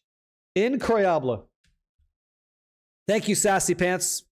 And thank you. Thank you for letting us know you need help. And thank you, Faded, for getting in there. Woohoo! Blessed Hammer, dude. There's our basic skill, giving mobility. I like that. Get that shield up. Oh, man. And by the way, there's an Oridin. If you guys played Diablo 2, you know the Tesladin, that Dragondin? They call it an Oridin because they don't, they don't have the dragon, like, rune word and stuff. But it's a Dragondin. So sick.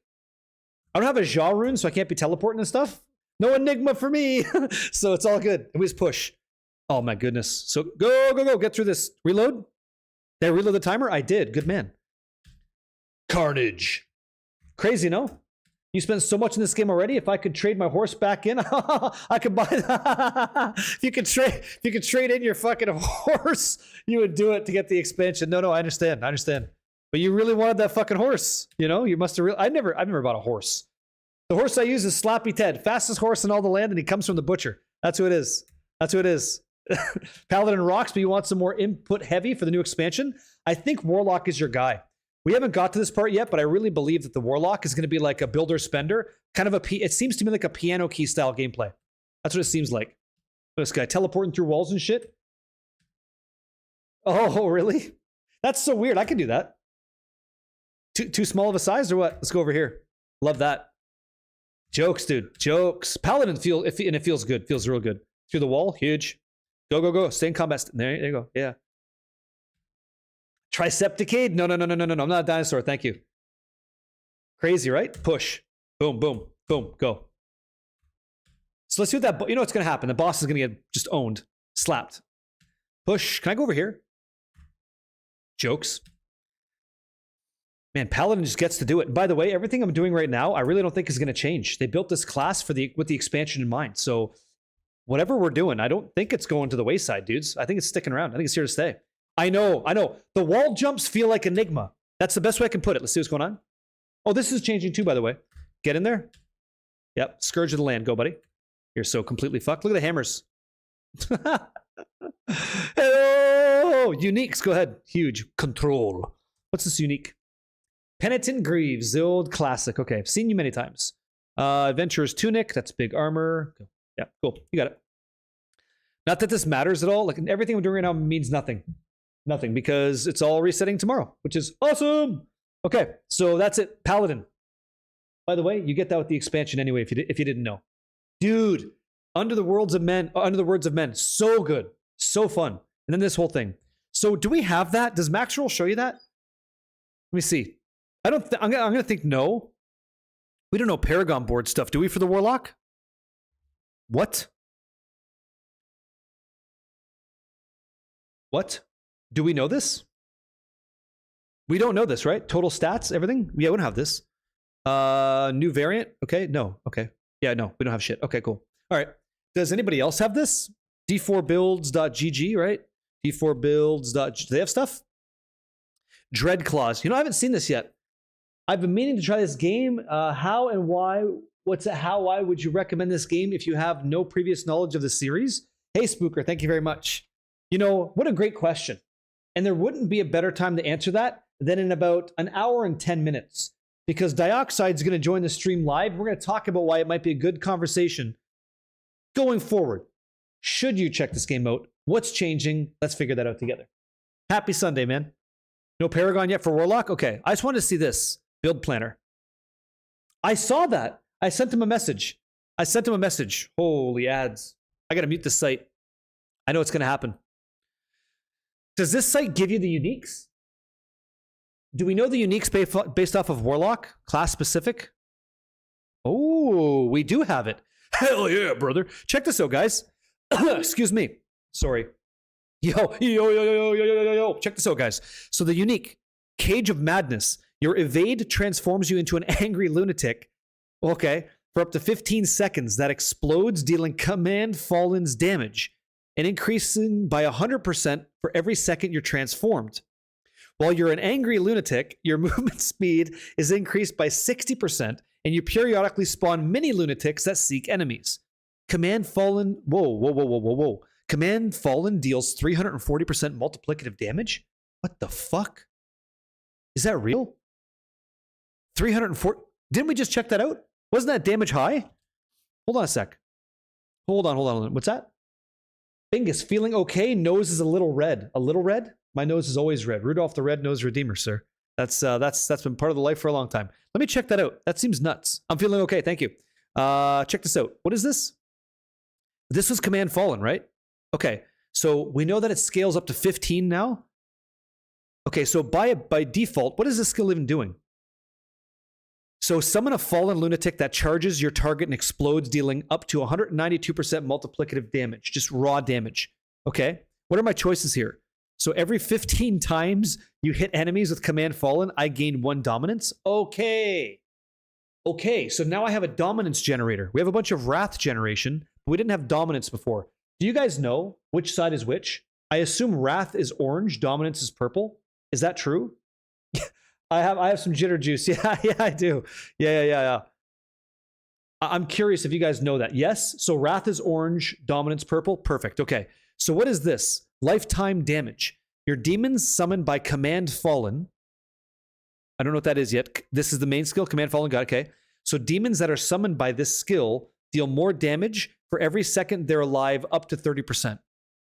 How does that work with this helmet then? Let me see. One more time. Again, filter. Did I lose it or some shit? Let's try. So class specific. Thanks. So I'm a lunatic for 15 seconds. And so I am just moving around, commanding these guys, and they're all just everybody's doing damage. All these demons are doing a bunch of damage. Got it. Okay. That sounds pretty cool. And this is okay, so this is a resource generator. Got it. Maybe we'll go this way for damage. Okay, cool. What's the Fallen Army? Command Fallen now summons up to 3 Fallen Grunts for 20 seconds, which deal about 50% multiplicative damage and generate 10 wrath per hit. What the hell? So Fallen Army just kind of deals with both resources. So far, it's the best one. What's going on, Severity? What's that? I told you this skill will take care of all your resource needs. You're not wrong about that. You're not wrong about that. Sinister in the chat, dude. Yo. Welcome in, dude. Happy Sunday. That's crazy. So now they're grunts for 20 seconds, and they give me 10 wrath per hit. Recasting while all are active will direct them or move to your command. Okay, and Command Fallen is now an Abyss skill. Oh, okay, interesting. Okay, what about this? Meat shields. Okay, every 1 second, this skill passively summons a lunatic, so it becomes passive. That follows you around and detonates when enemies get close. Up to 3 lunatics. Okay, got it. Command Fallen's now Hellfire, so it's changing the type. And Mega Lunatic. So this skill summons a Mega Lunatic. Sure. Wow. It deals 136% damage and bursts into 3 mini lunatics, which deal damage. Okay, so hold on. It doesn't change. That's insane. Interesting. Command Fallen deals more damage for every demon you have. Ah! Okay, and so this skill generates 1 additional wrath for every demon or enemy you have killed in the last 2 seconds. So we're consuming demons with this too. And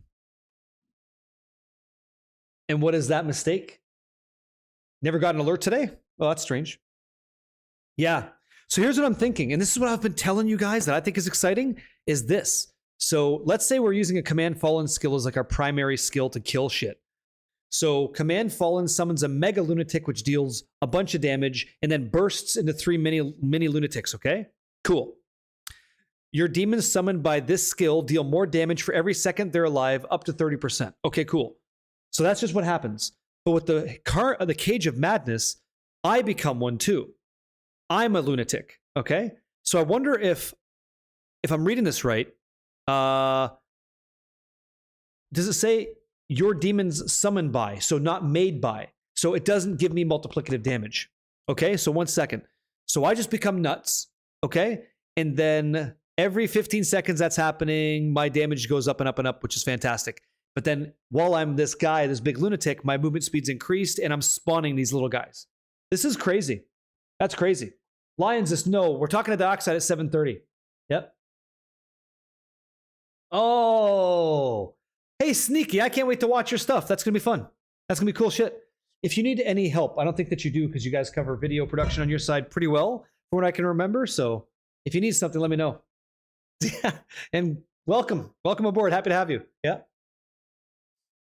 Really good generator. Dominance plus Wrath. Yeah, this is the best one. This is the best generator in the entire. It's thematic. It's the best generator. I think Doom is probably more specific for the Abyss. I don't. How do I describe this? I'll try this way. I think this is true. If you want the melee Warlock, like the getting into combat yourself and dealing with some shit, then Hellion Sting is for you. If you want that caster, damage over time, abyssal erosion, then I think Doom is for you. If you want that brute force and just flames and like apocalypse, like end of the world kind of shit, I think Molten Bomb is for you. And if you just want that thematic, demonic kind of summoner, but like very class template, I think Command Fallen is for you. So I call this the everyman skill, I think. This is the do everything. Then you have like the specific kind, I think. Yeah, Doom sounds the most fun. I think so too. Thank you. Time zone challenged. Okay, thank you. What's going on, Orby? Yo, yo, yo. Hey, man. You got this. Anyone able to pop through a T4 boss for me so I can finish through the campaign? If anyone's able to carry Veshwin in T4, let him know, please. Yeah. That's not a thing, Bearded. We don't use that here. It's all good. Okay, so what's the next one? Cowl of Malefic Torment. Hex dooms enemies below a threshold of life, maintaining that hex and dealing a portion of Doom's damage every second until they die. Doom deals increased damage. That sounds kind of lame.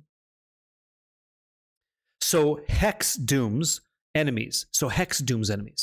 That's this, Hex. It hexes them. So how do you get hexes outside of Doom? That's the question here.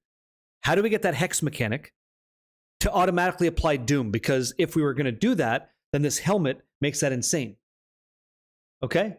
So with this helmet, we would scale up Doom. And then all the things that make Doom happen. Okay. Sigil of Subversion. Oh, you just know? What is Sigil of Subversion? What is that, a skill? Sigil of Subversion. I'm not even there yet. What's Nether Step? They get mobility? Is this what Ken was talking about?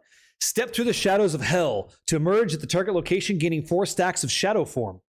Okay, as well as 100% increased movement speed. Damn. These guys are going to be flying around the game.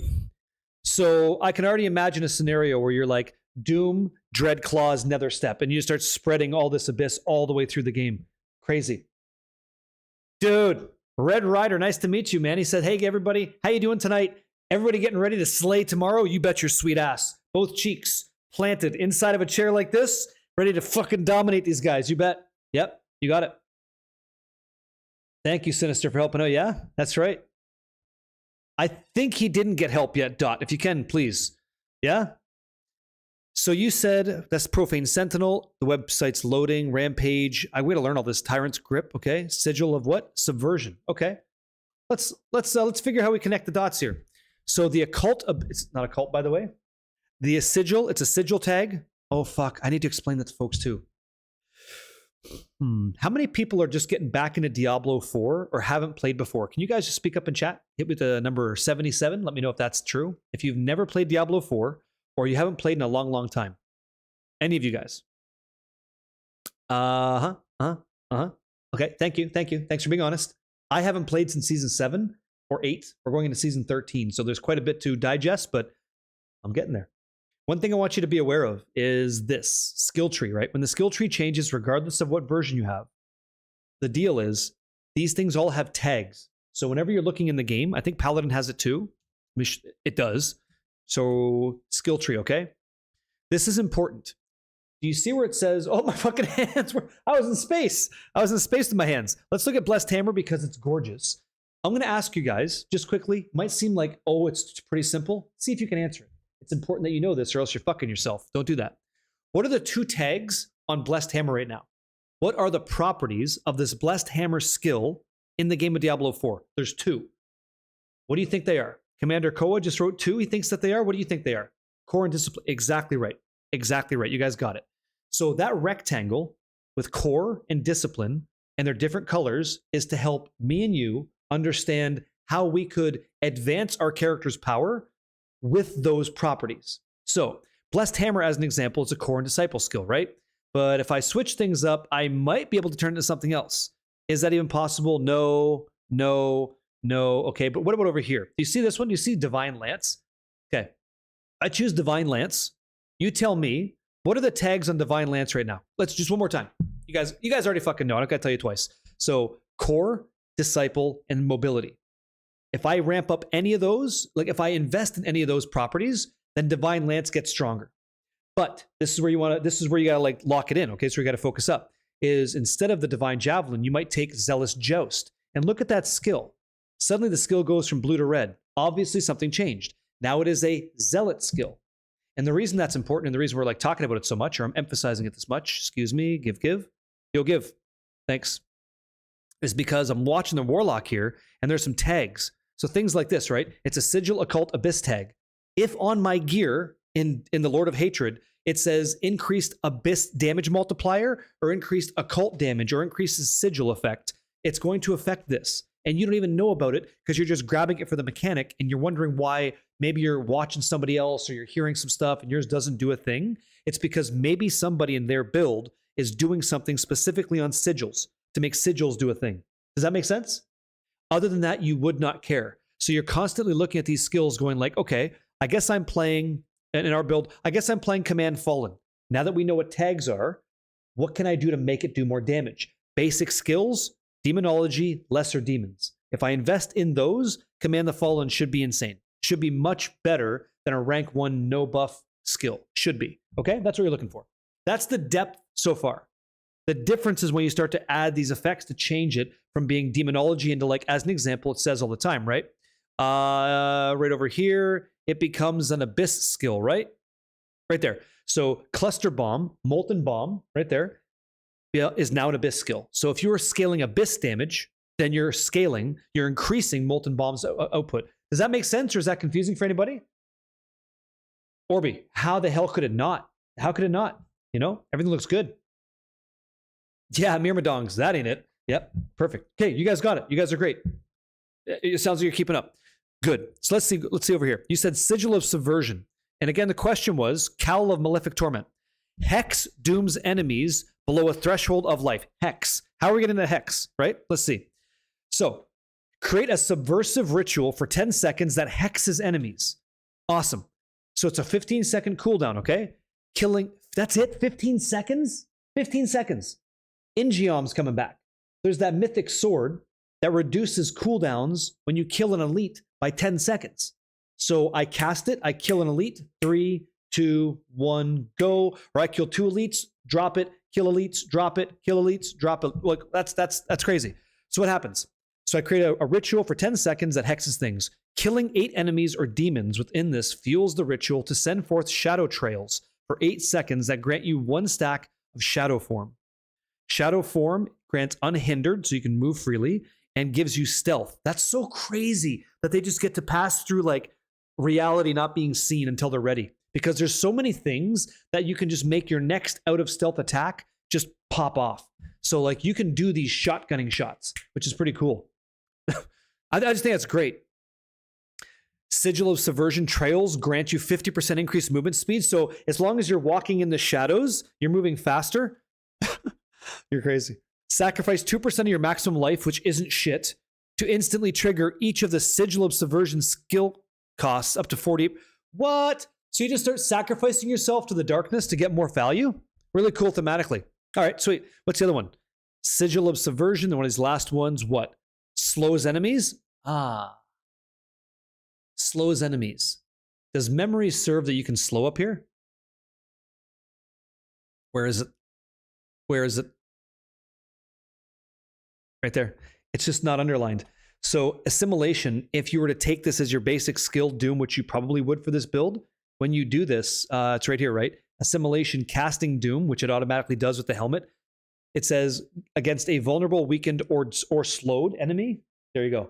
So how do you slow them? Right right here. Sigil of Subversion. That's going to be tough to say. SOS, right? So when you have that, they're instantly slow. They're instantly slow. Right there, yeah. So you hit it, the trail goes out, slows them. Bam, everything's getting vulnerable, weakened, and slow. This is crazy. This is a huge, huge debuffing skill. Massive. One more week till D4 expansion. Yeah, you're wrong. You might want to change your schedule, sir. Loki, true to the name. What's up, Scott? 2K? You're planning to play the whole storyline over again because it's been so long? Are most people jumping right to the new stuff? I am. So I think Orby and I, we're going to skip all of like the previous expansion lore because we know it, and then we're going to go into the new Lord of Hatred expansion with our fresh characters. Yep. Yeah. It's a bit crusadery. Like when you're playing Blessed Hammer, it feels fine. When you start to adapt into this thing called the Arbiter, that's where the Crusader tang comes in. So if you want to go pure hammer, you can do that all day. Yep. Yep. Dreadclaw Metamorphosis with Terror Demon, level 30 Dreadclaw. I'm not sure what Metamorphosis is. I have to see that. Okay, what is this? What's the other option? Can now be placed at long range. Oh, so it can't. I would still take slow just so I could just do that easily. I could apply all my stuff. Sigil of Lava. No, no kidding. So now it becomes a Hellfire skill. So now it's a bunch of fire everywhere. Okay, it says smoke. What's that? Sigil of Subversion trails teleport non-boss enemies back to the ritual area. The first time they come in contact. So you drop this sigil, all these smoke lines go out, and if it touches anything, it brings them back to the center. You just like start popping off. That's pretty cool. Infiltration trails now last 50% longer and extend away when you're near. Oh, that's cool. When you're near their end. While within a trail, your shadow form loses no stacks. That's cool. So as long as you're staying in one, you're kind of stealthed and stuff. Kind of sweet. Very, very good. Very, very. I got to tell you, the way that I imagine myself playing a Warlock tomorrow, it's between Doom and Command Fallen. But I think I'm going to go Doom. I think I like Doom into Dreadclaws more myself. You think Uber Mephisto dogfight makes the campaign one look sad? I thought the dog was shit anyway. I think it's cool for the story because that the wolf is kind of like, that's a visual representation of Mephisto.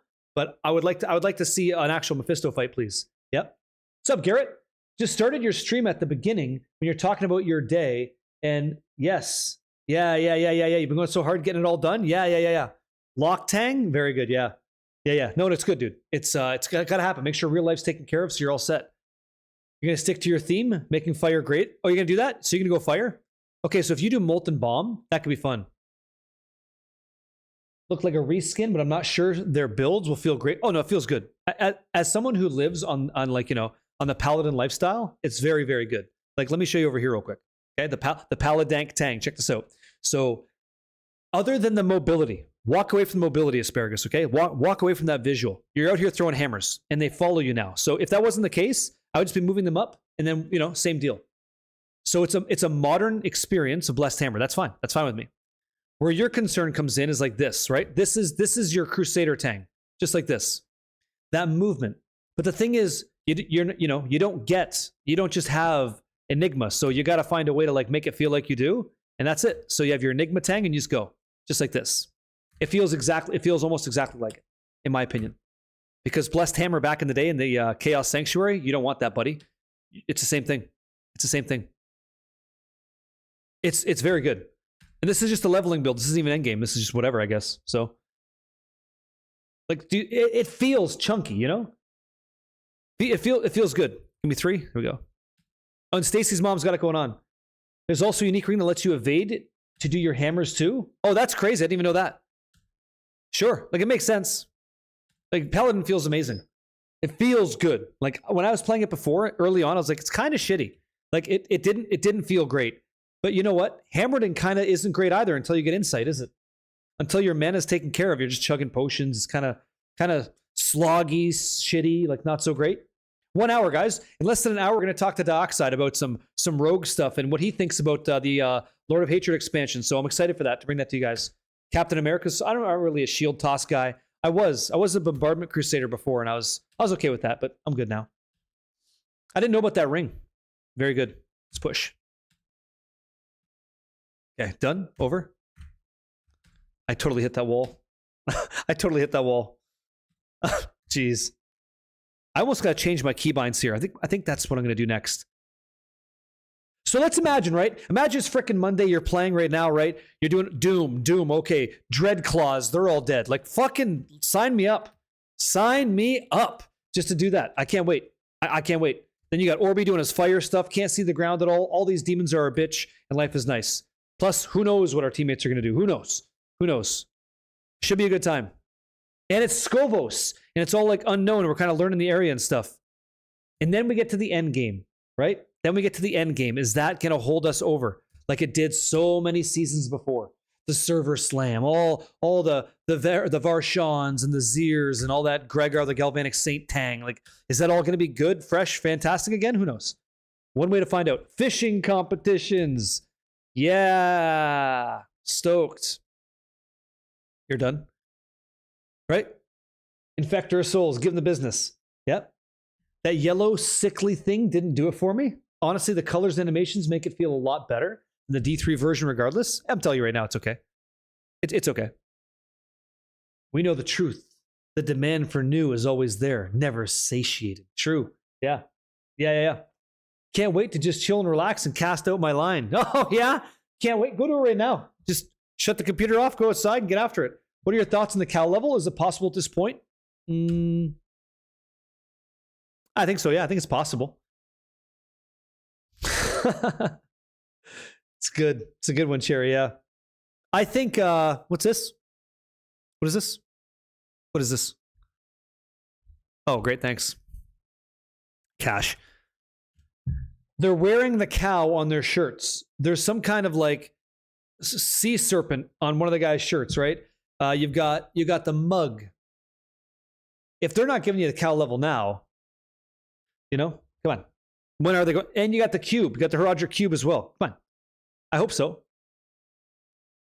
D4 Dev confirmed cow level on their last campfire with cow shirts.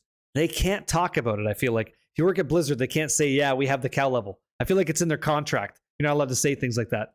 It seems like that to me anyway. That's wrong. Here we go. Castle was okay. Sure, let's preview it. I just want to get across. I just want to get across now. Like, I want to rotate the board. And I want to move through to get to this. Okay, cool. That's good. 5 points. Where's our... Oh, there we go. Where's our strength? Here we go. Yes, amazing. And what is this? Willpower, resource, willpower. Strength all the way up. Then we kick through. So it's boom, boom, boom, boom, boom. Probably. What I was trying to do off my first board was this. I wanted to grab Divinity because it makes sense. And I'm always trying to find these boards in a configuration. Oh, really? Wait, what'd you say? What'd you say? Hold control to make multiple at once? Fuck. Thank you very much. Great. What I'm trying to do with the Paragon board, great change. Another reason why the game feels better is I'm trying to find a way to connect into these spots without actually dragging my points through. Like if I could turn boards and stuff and get these connections into like yellow attributes and stuff, I will. And like, I don't even have this either, but you know that's on the way. Like we just grab a glyph there and away we go. So 1, 2, 3, 4, 5 points almost. Yeah, I think I'd rather do that right now. This is all good. Okay, so like now our character slaps. I don't even care. I don't even care what it is. It doesn't matter so much for me. It doesn't matter. Because the game changes tomorrow, but I'll always do that. All the builds that I'm doing, I'm trying to see if I can wrap these boards up to like take the least amount of points to give me the glyph and the super node or the super board power, whatever it's called, the legendary node. Thank you. Yes, every time. Any tips for someone who stopped playing Diablo 4 2 years ago? Season 4 or something? Seems like there are so many new systems to learn. Yeah, sure. So Blind Rage. I do have tips. First one, don't look at it like that. Here's the tip for you, right? This skill tree, it's going to change. So go on websites like Maxroll, Mobalytics, D4 Builds, whoever gets you the most data first, look at the skill trees. Just get comfortable with what's going on with the class that you love, just so you have an idea what's changing the way you make your character. The second thing is, all the stuff you were doing 2 years ago is trying to be, oh, this crazy eye, man. Dude, thank you so much. I got to turn this back on for you guys. You guys get owned on that. Thank you for everything, Crazy Eye, for the T1 for 6 months. The other thing is this. The way that you and I were using gear back then is way different now. Like, they've refined it. They took a bunch of shit away. They're trying to make it make sense. Plain language, easy. We're going to see if they fulfilled that obligation in Lord of Hatred, but it's simpler now, okay? It's simpler now. So skill tree refined, the way you get affixes or like powers on your gear, that's changing. Where it gets kind of heavy for you, and I agree, is going to be in the crafting, but that's new to everybody. So we're all going to learn crafting together in real time, and then we're going to figure out what these recipes are. And by the way, not all the recipes were spoiled, so that's fun. That's a layer. Then you've got, what you already know, Paragon board, like the Paragon board sitting right here. That's not crazy. This is connect the dots. You build this however you want, and then we have a conversation of what seems to be like an appropriate level of like efficiency. We just share that moment, okay? What's going on, Cock Apostle? Go, dude. Amazing content. Glad I found your channel, and I'm here to learning so much. You need to tell me what your other account was, dude. There's no way COC Apostle is your account made yesterday or whatever it was, right, dude? Welcome back in. Don't be overwhelmed. You're not alone out there with the new game coming out. I'm here to teach you some stuff. There's many people that can, and you will not be out there alone, okay? Big true. And we're going to have several guilds open, so if you guys want to spot in one, we'll have that open when the expansion launches too, okay? That's going to happen. They simplified it. It's much better. Yes. Like now, you don't got to freeze the thing, make it vulnerable, then critically strike it with overpower to get maximum damage. Now, it's like I do 1,000,000% crit damage. Let me crit. Here's how I crit. Done. Go for it. That's kind of what it is, from what I can see. And the reason I'm saying that is this, right over here. Because I can see like some of these new legendary aspects from the helmet slot. Maybe we don't have to rely on snapshot bugs for Rogue. I hope so. We're going to find out what Dioxide thinks about that too. Great question. By the way, this is like interesting because we're doing this a little bit later in today's stream. If you guys have any Rogue specific questions, and by the way, Mattias, I can see your message. If you guys have any Rogue questions, just try to save them for the Q&A because he can answer that stuff most likely. Dioxide knows his shit, and so I'll try to answer them too. But feel free to start thinking about some Rogue questions coming up for the Lord of Hatred expansion, and maybe he can get in there. Legendary nodes are 3 times stronger than glyphs. Yeah, so just rush the Lego nodes, yeah, and ignore the glyphs until P150. That's not bad, but Mattias, right? Those glyphs that we had before are scaling up to 150 now. So that measurement might be a little bit off, right? And the rare nodes, I guess, are being cut in half on their power. Yep. Ridzen, you're crazy, man. Do your great job. Okay, will do. Thank you. What's the Q&A? Questions and answers, Sassy Pants. That's when you talk to him after we have a conversation. You see what's up. What do we have here? Malevolence. Okay, go ahead. You gain overpower for each 30 to 10. Wait, what? Really? You gain overpower for each 30 to 10 wrath you gain while at maximum wrath. Overpower. Did they change this? Overpower. Things change, right? In like 5 seasons? 6 seasons? What's overpower say?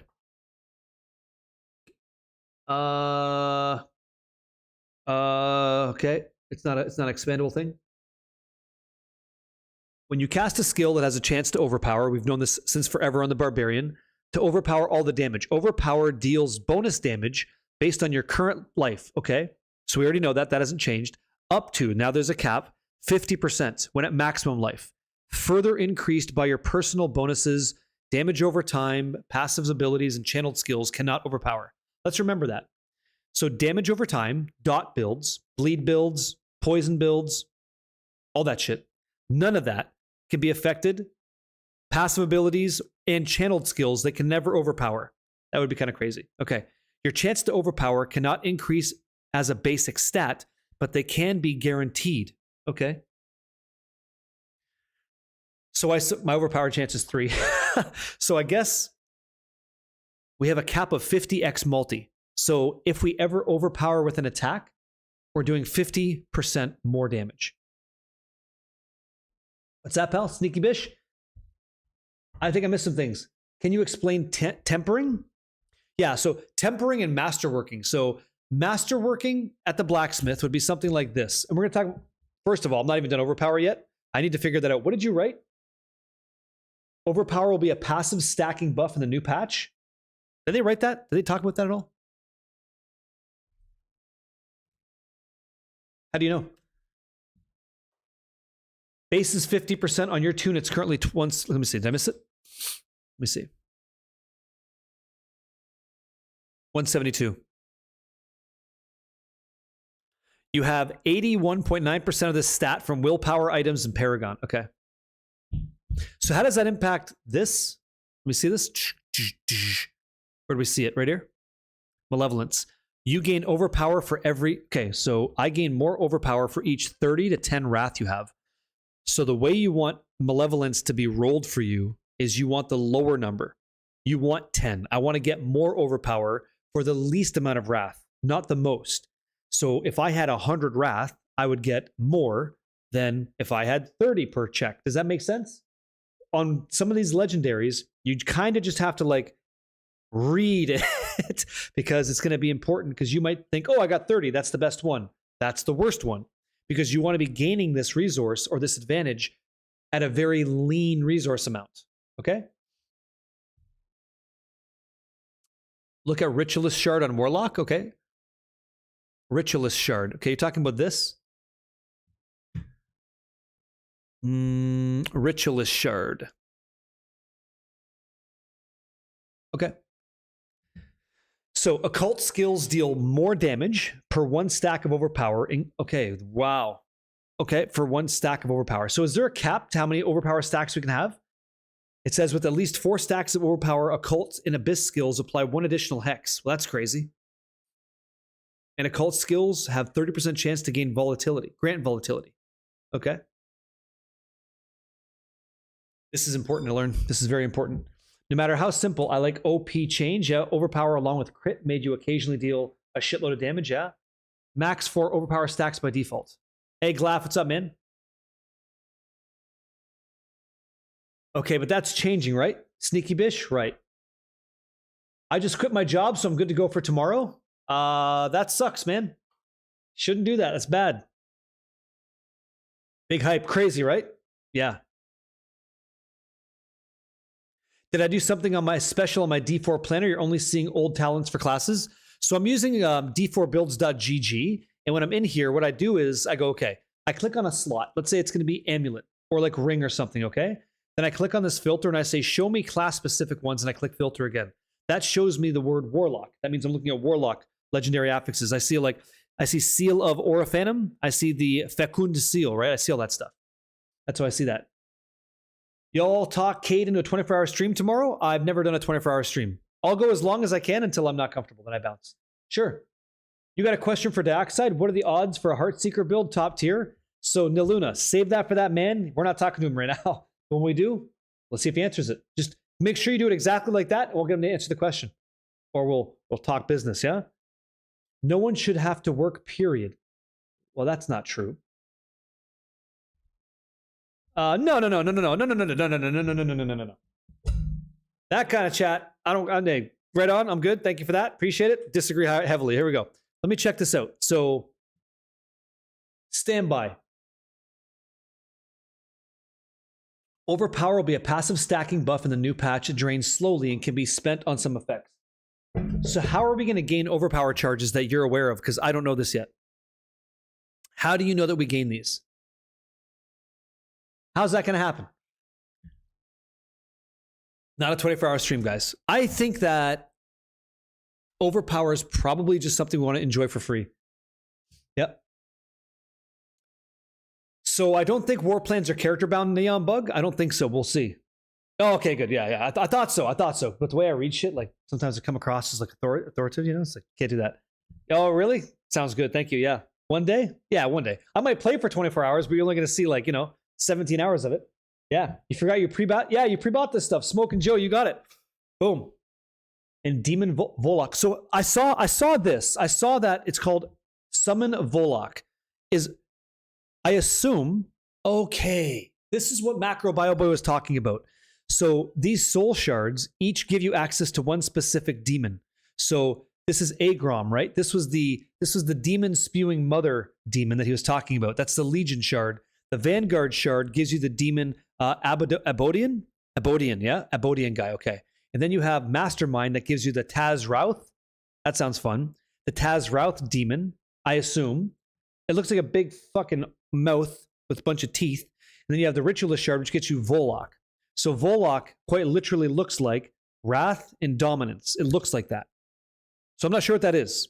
Okay, I don't know what that is, but I'm upset. Oh, welcome. Thorvey 981. Hey, thanks for the tier 1, man. Thank you very much. The soul shards come after you complete the class quest? I assume so. I assume so. Excuse me. So what's Abyssal Fragment? Scorching Twisted Fragment? There's, oh man, so much stuff. Yeah. It's okay. Trust me, if you can't type, I can't read. We're good. Match made in heaven. Posted a link for the Reddit post that shows the change for overpower. Yeah, you can't post links in the chat, but if I could get a piece of that, you can send it to me on Discord if you want, or a whisper. I can grab that as well, and I can take a peek at it, okay? Please and thank you. So, basically new game tomorrow. Kind of a new game tomorrow, yeah, but also no. Like, the question kept coming up throughout the week, and I understand. It was like, should I even play right now? What's the point? Well, the point is, because like, the world still exists. Skazlan's real. Kiovashad's real. Hawazar, all these things, they still exist. Getting a baseline for what the game is now and understanding the alteration is probably important. Thanks. Okay. So who's explaining? Let me see this. That's what I wanted right there. That's what, hey, Iron Loco. Yo, yo, yo, yo, yo, yo, yo, yo, yo, yo, yo, yo, yo, yo, yo, yo. That's what I freaking wanted right there. So here's what Overpower is in Lord of Hatred. Now the mechanic increases your damage by 15% additive damage per stack. This effect stacks up to stacks up to 4 times and each lasts for 4 seconds. Okay. So the best you're going to get is 60% additive damage. Sunday, Janus, Sunday. So you just get 60% additive damage. Okay. Got it. But if there's ways to increase your overpower stacks, that's what you're trying to do. And it lasts for 4 seconds. So if you can get overpower to stack up to like, oh, we know how to do that. We already know how to do that, don't we? If you can get overpower to stack up to like 8, then you're just getting 120% additive damage, right? 5 minutes for Rob's deluxe giveaway. Sorry, not typing to send people away, but you mentioned looking at other channels. Yeah, I don't mind. Listen, I don't care. You could be anywhere you want, right? Give yourself the best opportunity to play this game for free. Bounce, enjoy, have a nice time. All good. I understand. Totally get it. So we know, we learned this. If we were to check out, like, not the Warlock, but I want to check out Necromancer, right? Here we go. So Necromancer unique helmets, okay? Filter by unique and class. Okay. The Undercrown's the new one. So your maximum number of skeletons and warriors and mages increased by 2 to 4. Commanding, this is not it. Let's see. Red Blessing, this is it. While healthy, you gain maximum overpower. There you go. That's it. All of the screen space. So Necromancers, right? The Red Blessing, this is the amulet that we saw. It was they showed it to us as an amulet. I think so, right? The Red Blessing was an amulet. Stand by. Let me see here. Gotta move this. Okay, let's see. Hello? Holy fucking lag, computer. Come on. Let's go. Lord of Hatred, yes. Key art, yes. Items, yes. Oh, I didn't have it saved? That's good. Never mind. Disregard. Okay. I'm pretty sure that if you toss this on an amulet, you get the 50% bonus. So while you're healthy, you're going to get 6 maximum overpower. So that'd be 10, which is a what? 150% additive damage to everything that you do. And is there a way to make overpower crit? You deal... Oh, fuck. There you go. There you go. Grats. That's what Macro is so excited about. He said you deal some amount multiplicative increased damage per stack of overpower. I know it's difficult to read. I'll try to zoom in a little bit, but that's why this is so good. Right there. So not only does overpower give you additive, but with this unique item, it makes everything multiplicative.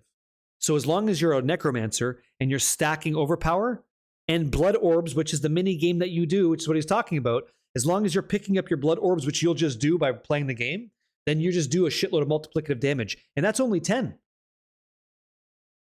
Note everything you do, as far as you know, you use stacks with your abilities and it goes down and back again. Yeah, but there and back again is the Lord of the Rings book, right?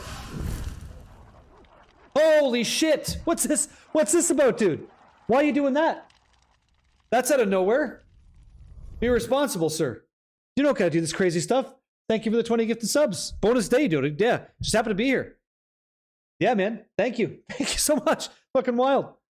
It's Sunday. It's Lord's Day. Watch out. Don't do crazy stuff. Even my dog said thanks. Thanks a lot. Hey, yeah. Jeez. Holy shit, the sweat. Thank you very much, man. That's expensive. Thank you. Yeah. All right. If you got hit with the subscription, make sure you say thank you. No, I don't deserve anything. No. No. Just I'd be here doing this. I got to do this anyway, right? I'd be happy to learn. Yeah. You just found the cow level? No, you didn't. Yeah, you look. Don't be a troll. You know, it's trolling shit. There you go. Thank you. Bro's cracked for the gifted subs. Hey, bro is hey, thankful. You know, thankful for that. Yeah. What's this? What's that? Damn mighty Zoltan. What'd you say? Mommy's credit card used? Maybe it was your dad's. Maybe he stole your dad's credit card. You guys gonna fight? Smoking Joe. Yo. Hey, boom. Fucking put that sucker out. Thank you, man. Thank you for the prime as well. I think I missed one. Nicodemus. Yes, sir. What's going on, Nicodemus? Nicodemus. Haven't played since season 1. I'm back. Same for Lord of Hatred. Just finished the Vessel campaign. It was pretty good. Well, there you go. What are you going to play? What are you going to play, man? What do I think of TB? One more time. TB. Go ahead. Sork? Really? Interesting. I'm not doing Sork. I'm doing this guy. See this guy? You see this man? You see this gorgeous man? That's where I'm going to be right there. Oh my God. You can't zoom in this website. It just breaks. Okay, we got it. Yeah. Oh, thank you, man. Yeah, wonderful Midwest. I appreciate it. You're playing the new class? Hell yeah, I'm going to play a new class, and I'm learning. It's fucking awesome, man. We don't need this.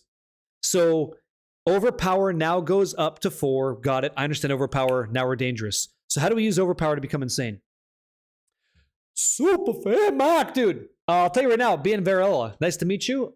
I'm thinking what feels fun to me based on what we're seeing, I'm going to be going, I like that smoky look. I like that Dreadclaw look. 8 claws carving up the ground and fucking cursing everything and like that overwhelming abyss power, like just rolling through the land, fucking sexy. And then I get to do my class quest and like make some powerful smoky shit. I'm in with it. And then anything behind me, fucking dead, because it's going to be like, you know, I'm a big fan of the 4 Horsemen, okay? The Apocalypse, any artwork about that shit, I'm a big fan. Metallica, love that stuff. So the second I get a whiff of that 4 Horsemen power, I'm in. And so if I get to be Pestilence and War, I'm going. And that seems like what it's going to be. So I'm down. Like, you want to do, I will ride in on Slappy Ted, the fastest horse in all the land. I'll dismount, smoke comes up, and just everything's getting shit on. I'm there. Like, that just gets me ready to go, you know? And I got my teammates with me too. Brimstone, fire, and all that jazz. And who knows, maybe a barbarian walking up and fucking delivering kicks right in the face, get him out of my, like, sick, right? Insane. But then the other side's Paladin. What build are you going to do? Super fan Mac. Other than the internet options for making download speeds faster for Blizzard, downloader, do you have any tricks? This is so slow. Patience. Just patience, man. That's all I can tell you, Mac. Just patience, and let's see in D4. Yeah. So I'm thinking for me, I'm really, really enjoying what I'm seeing with respect to, where is it here? Skill tree. I like Command Fallen and I like Doom. Doom makes sense for like that crawling, smoky death. But I think Command Fallen, watching little idiots walk around and blow shit up, sounds amazing. That actually looked the best to you too, and we know how it works on T12 already. So good. How do you know that? How do you know it works on Torment 12? I don't know that. You have a proper playlist made by, you're listening to that playlist. I have 3 new songs my daughter helped me add to the song queue tomorrow, so we're good. Yeah. Total domination. Exactly right. You got it. Fucking right. Jersey. Thank you for the Twitch Prime as well. You tried sprinting? I know. You can't do it.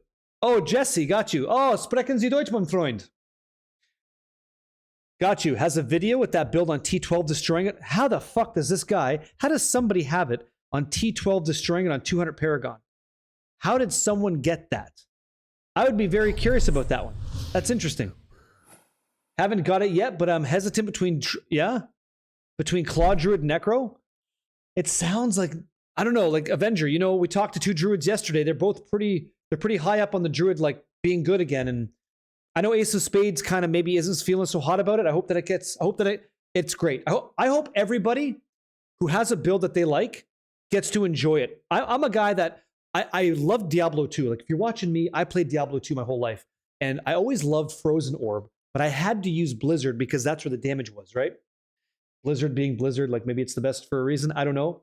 But I always loved mowing the lawn and Nightmare Cows in Diablo 2. Like, I'd throw the Frozen Orb, everything explodes, cows just fall over. But I couldn't do that in Hell. In Diablo 4, if I get to use Frozen Orb on the Sork and it feels good and shit's dying, I'm good to go. And I hope that this build diversity and power gets us there. But I'm interested to learn more. Hey, Bimmerbot, what are you doing, man? Thank you very much. You're gifting one, yeah? Paying one forward. Tanite. Go say thanks to Bimmerbot. Thank you as well. Man, bloodshed. Right? Use orb. Anyways, it got done. No, I know. Greasy. Hey, listen. I was there with you, right? I had my Act 2 Loot Ghislaine Merc just stabbing him up with that lance, and I'd be throwing the frozen orb, and the Hydra would be there just sending some support. No, listen, I appreciate that more than you know. Thank you. More than you know. Thanks for letting me do this job. What did you mean by TB? I don't know what that was. I would love to learn, but yes. I don't have, there's a couple Megadeth songs on the list, just a couple. I like Metallica better. We can still be friends, We can still be friends. So I'm thinking there's a lot of uniques we don't know about. There's a lot of talisman sets that we don't even know about. I think there's a lot of, there's some crazy, crazy stuff out there. That Ingeom coming through. Janus, you sent me the sword, right? Yes. Beautiful stuff. Okay, hold on. I want to show you guys something. This is a bit of a spoiler. So if you, TB. Oh, twisting. Okay, TB looks fucking amazing, I think. If you guys don't like spoilers, you want to turn away, okay? Here we go. How beautiful is this man? His name's Makuna. What a nice guy. That's what a beautiful man looks like. Okay, close that down. Now, as far as spoilers go for Diablo 4, I want to show you one. This one's kind of hot. It's called Eldruin, okay? Sword of Justice. Take a peek at this sword. Let's walk through it, okay? You had Red Rider, you're going Druid. What kind of Druid build? Pulverize or what? So it's transfigured, okay? So it's got plus 25 quality. It's got 2,000 damage per second. It's indestructible. You may have seen this before. If not, I'm glad I'm showing this to you now. It's got all stats, 210. It's got 3,400 life. All damage multiplier. All damage. You understand? Doesn't matter what you do, it's all going up multiplicatively. It gives you plus to skills. Okay? Eldruin Sword. Now you know. Yeah? Thank you very much. We've collected all the tier 5 emotes, and I'm gracious for this. Thank you. Yeah? Defeating an elite pack. Not one elite, but pack. It's important. Reduces your skill cooldowns by 10 seconds for 12 seconds. So it has an internal timer. And it has a fire damage multi, but we can do that ourselves. By the way, it's a fucking one-handed sword. It's not a two-handed sword. It's one-handed. So if you're playing a Warlock, what's the offhand? Who knows? But remember that we have this in the game too. We have the talisman system. So if there's a one-handed weapon for the Warlock that just seems good, and we can socket that into a charm socket in here, we're in the money. And if you have that mythic sigil charm, what is it? Hold on. Talisman. Fuck, I'm missing it. Charm, and there's one more. Whatever this thing's called right here. This thing, I forget the name. Seal, thank you. If the mythic seal gives you 2 uniques. Okay, here we go. Let's say we have the mythic seal. That gives me, Mythic seal gives me 2 uniques and 6 sockets. Cool. So 1 unique is like a weapon power. That is like something we really want for whatever our Abyss build's going to be, because it's awesome. Dreadfang, fuck yeah. Or Dreadclaw, whatever. Cool. That's our first one. Our second one, let's assume that's just a pure DPS, pure raw DPS output. Chef's kiss. What we heard from Boiler Up, and he could be wrong, could be right. If Boiler Up is right, then there's going to be a Royal Ring of Grandeur, which means all of these set charms don't need to have all of the set components to get full set benefit. So 1, 2, gone. Then we have 4 left, which means we could still get that 5 set bonus. So holy shit, everything should work then, right? And I don't know what that's going to be. But when you think about big unique power, one being like very, very nice, the second one being like all huge damage, plus some kind of demonic set, then you also have this sword behind it, you're just moving. You're just going. Everything's fast, everything's quick, and like then we get to take this item and bring it into the cube and maybe like modify it to be very unique for us. Like, yeah, we had none of what I just said to you before. That's why it's all new. Morgana LaRose. How you doing, Morgana? Good to see you. How do I feel about what you've learned so far? Multiplicative damage in these charms are nuts. How do I feel so far?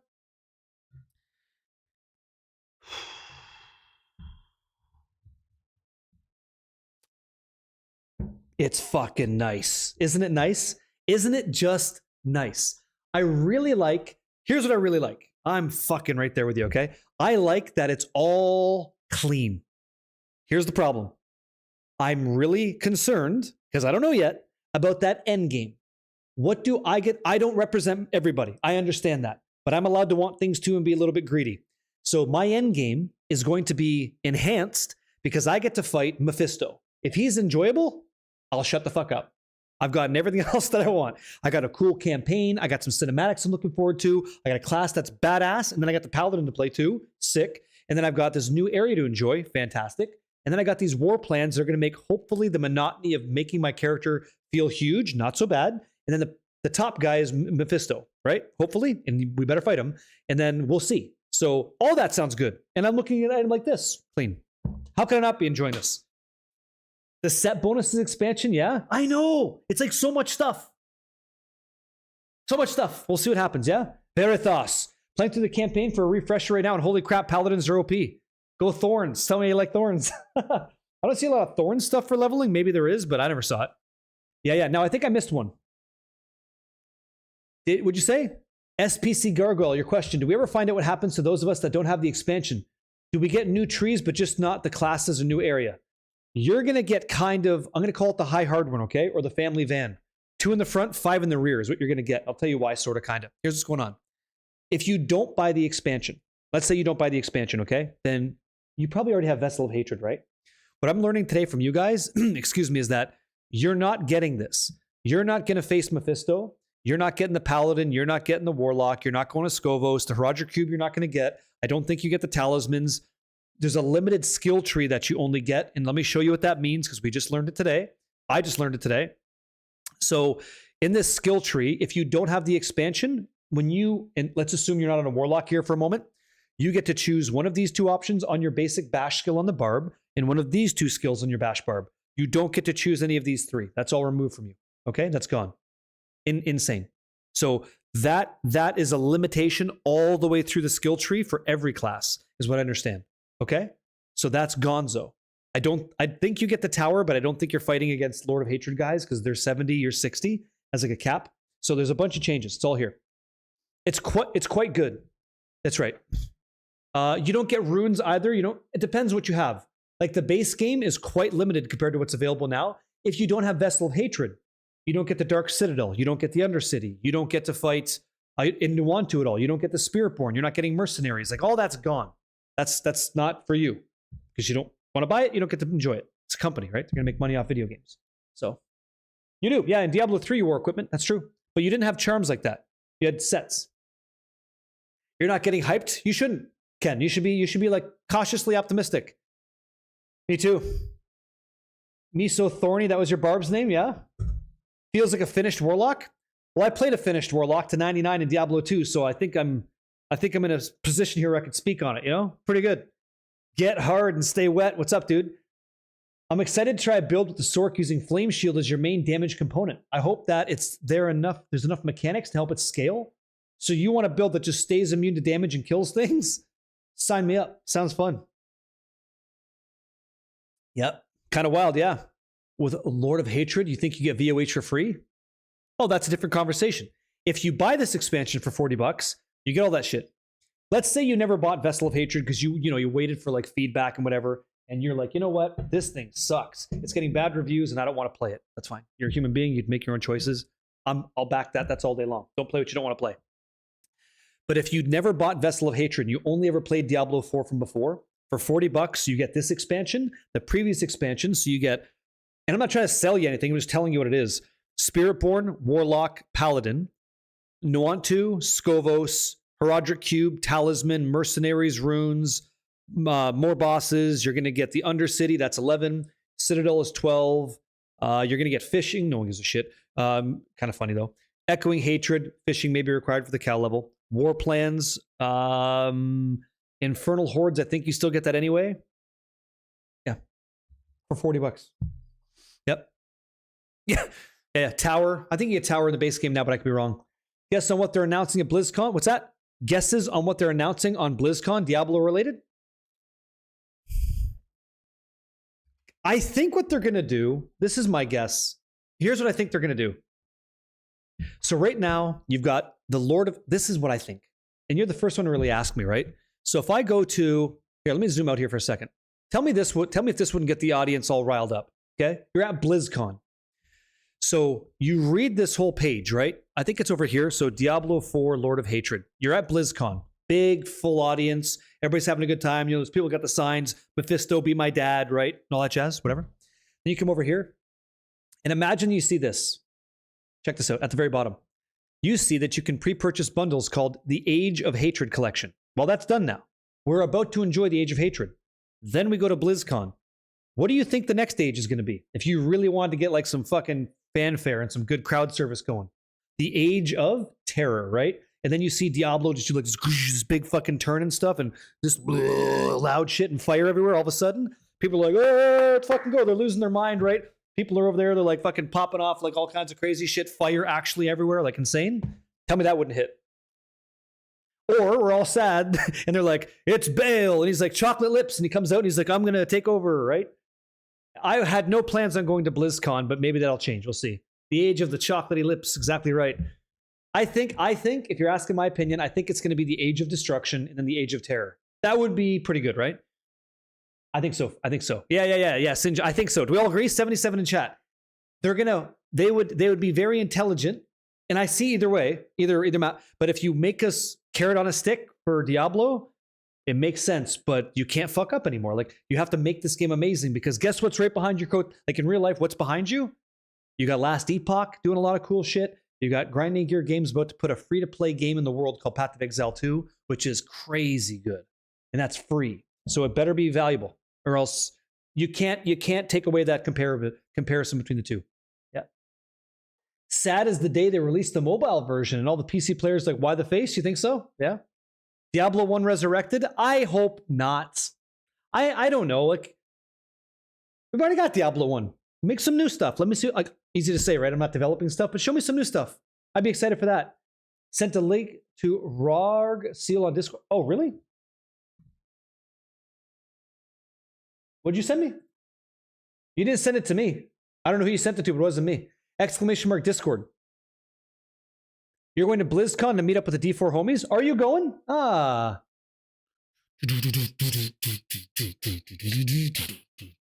Yep. Community general chat. Let's see. Thank you.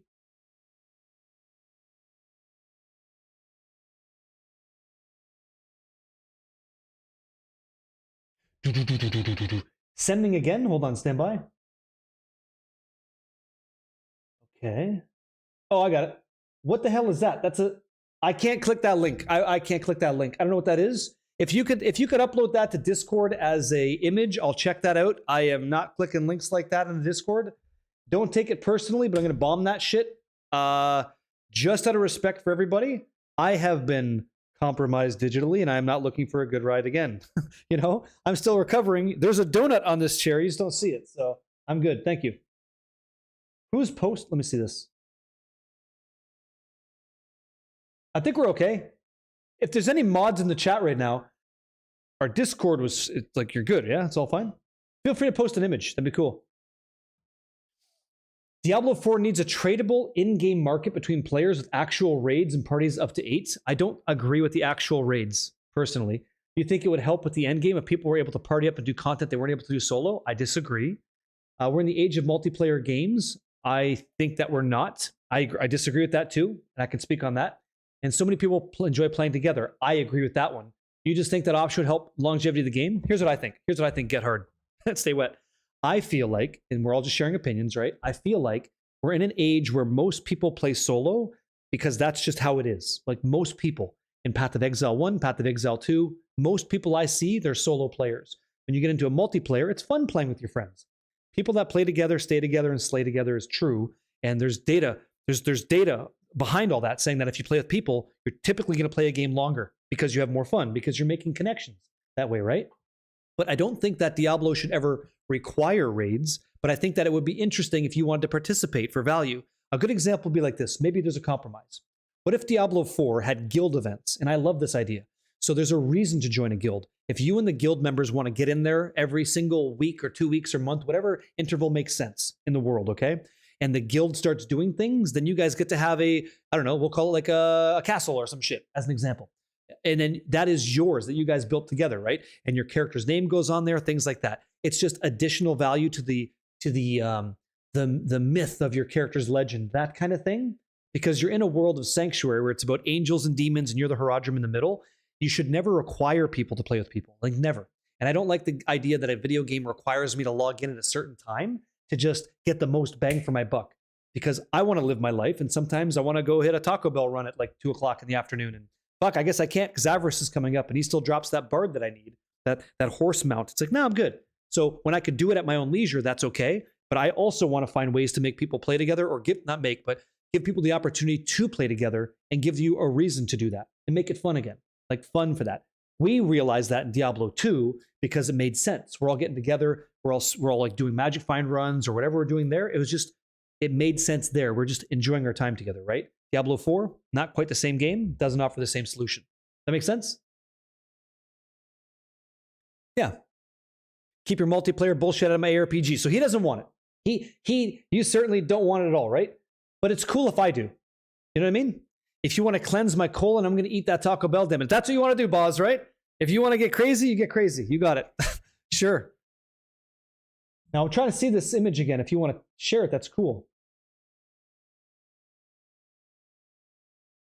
Windsoul, looking good, dude. Yep. Is it? I agree. Loki, there's plenty of things I've done in Diablo 4. So in case, I don't know, some of you guys I'm just meeting for the first time now, and the pleasure's all mine. So we used to play a lot of Diablo 4 on this channel. A lot. Server Slam. I was in there early days. And for many seasons, up till about season 7 or 8, I was giving it my all. And the reason I'm telling you this is we went through many seasons and iterations of PvP. When the Hoda Barbs were running the show, and the Druids came into fruition and started clapping our cheeks, and the meta would change. And then I had this crazy Hydra build that was pretty fun. And then the Spirit Bjorn showed up, and those guys were evading, becoming permanently immune to damage, kind of ruined PvP right then and there. People became unkillable, and then PvP died. I'm with you. I want more PvP events because it's just another way to make a character, and it makes the character more fun overall when you have like PvE and PvP, if you want that. I'm not saying need to, I'm saying if you want. That being said, hear me out. As a content creator, I want to make fun events that I would want to be a part of as a community member. So I did something called Serve and Protect, or Protect the President. I would randomly select people, 4 people. You guys are one team. We all get in a zone.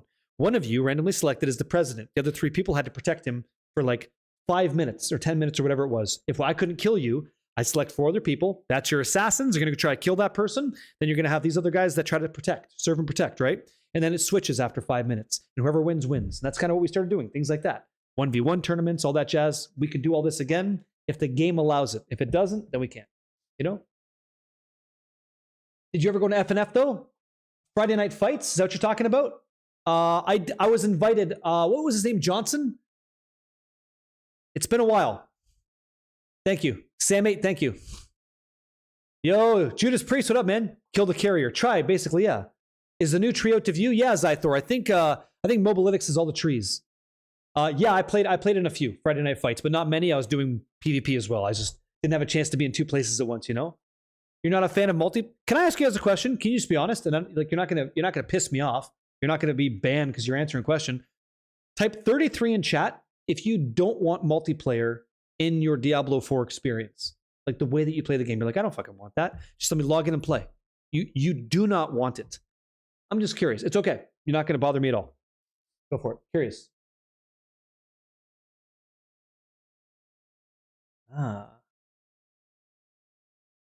Don't care about it? Yeah. 0 point to play a game that's not multi. That's okay. They'll have nots. I'm just asking what they want, right? Define it. Okay.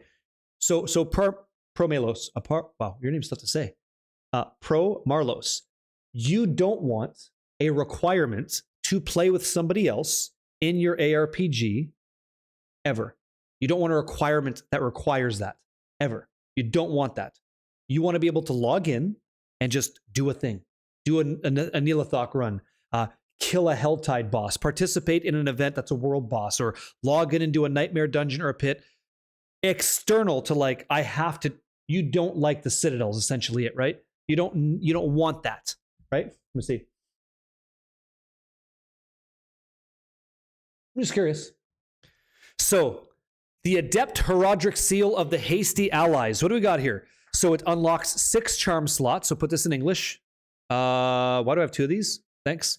This is it. So this seal, The Adept Heraldric Seal of Hasty Allies is going to give you all 6 charm slots. So again, right here, 1, 2, 3, 4, 5, 6. What do you guys see? I want to make sure you see this. So this would be unlocked. Okay, cool. What else does it do? Gives you crit strike chance, cool. Might of the Den Mother and Nephane's Bestiary. And what it gives you is right there, the purple stuff. Reduces the number of charms needed for set bonuses by 1 to a minimum of 2. So there it is. Is this fucking AI? Is this real? This is real. Non-game related question. What headphones are you using and are they comfortable? Okay, so I'll tell you right now, these are pillows on my face, pillows on my head. These are Bayer Dynamic DT990 Pros. They're 80 ohm headphones. I've done the 250 as well. Bayer Dynamic DT990 Pros. So I bought these for FPS games. I wanted to hear directional audio when people were like around or like shuffling on the floors above me. I wanted to have an idea where they were, and these are great. I unfortunately like ruined a pair before, so I bought them again. They're not cheap, but I don't think that there's a better one that I've ever used. I'm very happy with these. Yeah, they're really, really comfortable, and like all I can tell you is they're nice. I don't think they give you the gamer dent so much. So would I recommend them? Yeah. Am I sponsored by these guys? Absolutely not. Would I like to be? Yep. Because I'd love to give you guys some headphones if possible. You need something when you change for, yeah? Yeah. Oh, they're open back, by the way, so that your ears breathe and stuff. It's very nice. Yeah? It's pretty good. Posted from where I got it? Okay. I believe you. This is crazy if true. Thank you. Okay, so what is this? A Druid Enjoyer? Keska, fuck. Now we know it's fake. You just played your hand, sir. You know that I know this ain't real because nobody's playing Druid. Not in Lord of Hatred, okay? If you would have showed me a Warlock, I would have known immediately. That's legit. This is not. Just kidding. Awesome. Woo! Greenwork. What's this? Just coming from your interview with Macro, who is the Paladin version of Macro?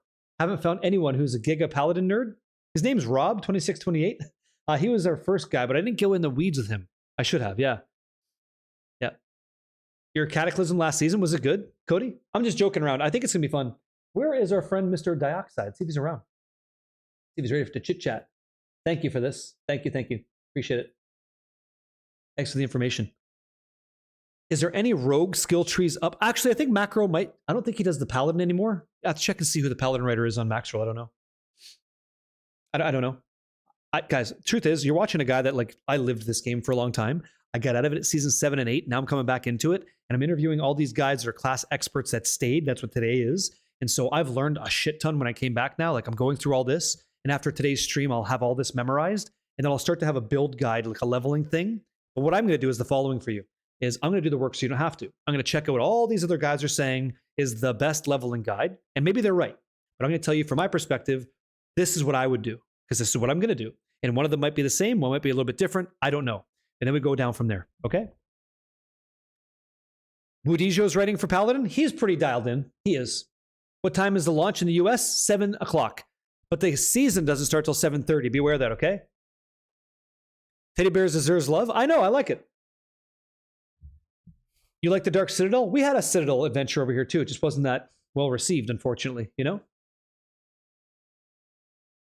Yeah, so Morgana, I would absolutely recommend that you go with these. Again, it's pricey, but it's good. Yep. You hate that 30-minute delay? You know, it's fine. It's fine. If that 30-minute delay for the season is keeping us all playing faster than last season, last expansion release, X1, then I think we're okay. Like, instead of 6 or 7 hours delayed, 30 minutes, we'll take it. Yep. You should. Yeah, they last. Another thing too. What can you see here? These, you can take them out and wash them. You can just wash them off. So, like, you know, as you have some of that ear sweat and cheese, maybe, because, you know, that happens because you're a gamer. You just fucking take them off and wash them. Easy. Put them back on. Air dry, you're done. Is it odd they're launching the season on launch night? Is it odd that they're... Sorry, it's at Dark Vortex? No, I don't think so. Server's about to get cooked? Yeah, they're going to get hot, Jane. It's real hot. Yeah? Am I correct in thinking you have to do the story of the new expansion before you can play the game? Isn't the story of the game? Pretty sure it is, right? Oh, shit. Is he here? I got to message this man. Hey, man. Yo, you good now? I used to give people a minute or like 2-minute warning. It's like, yo, 30 seconds. Fucking goof. I should be a little bit more cautious. Okay, I got DC'd. You need to finish the campaign for the endgame access. You do. Yeah, you have to go through the story. All right, he's good to go. You guys want to talk to an awesome guy named Dioxide? I do. I'm looking forward to it. Bye, Paladin, you gorgeous, sexy son of a bitch. Streamline, mean as hell, built to dominate and born to rule. That's him. Yep. Yo, have fun. Thank you, Thunderdome Romeo. Yo. Thank you. Boiler up. Dioxide. Yeah, you know this man? What's going on, dude? Okay, let me talk to this man because I'm going to just fucking throw. So, boom. Let's do it.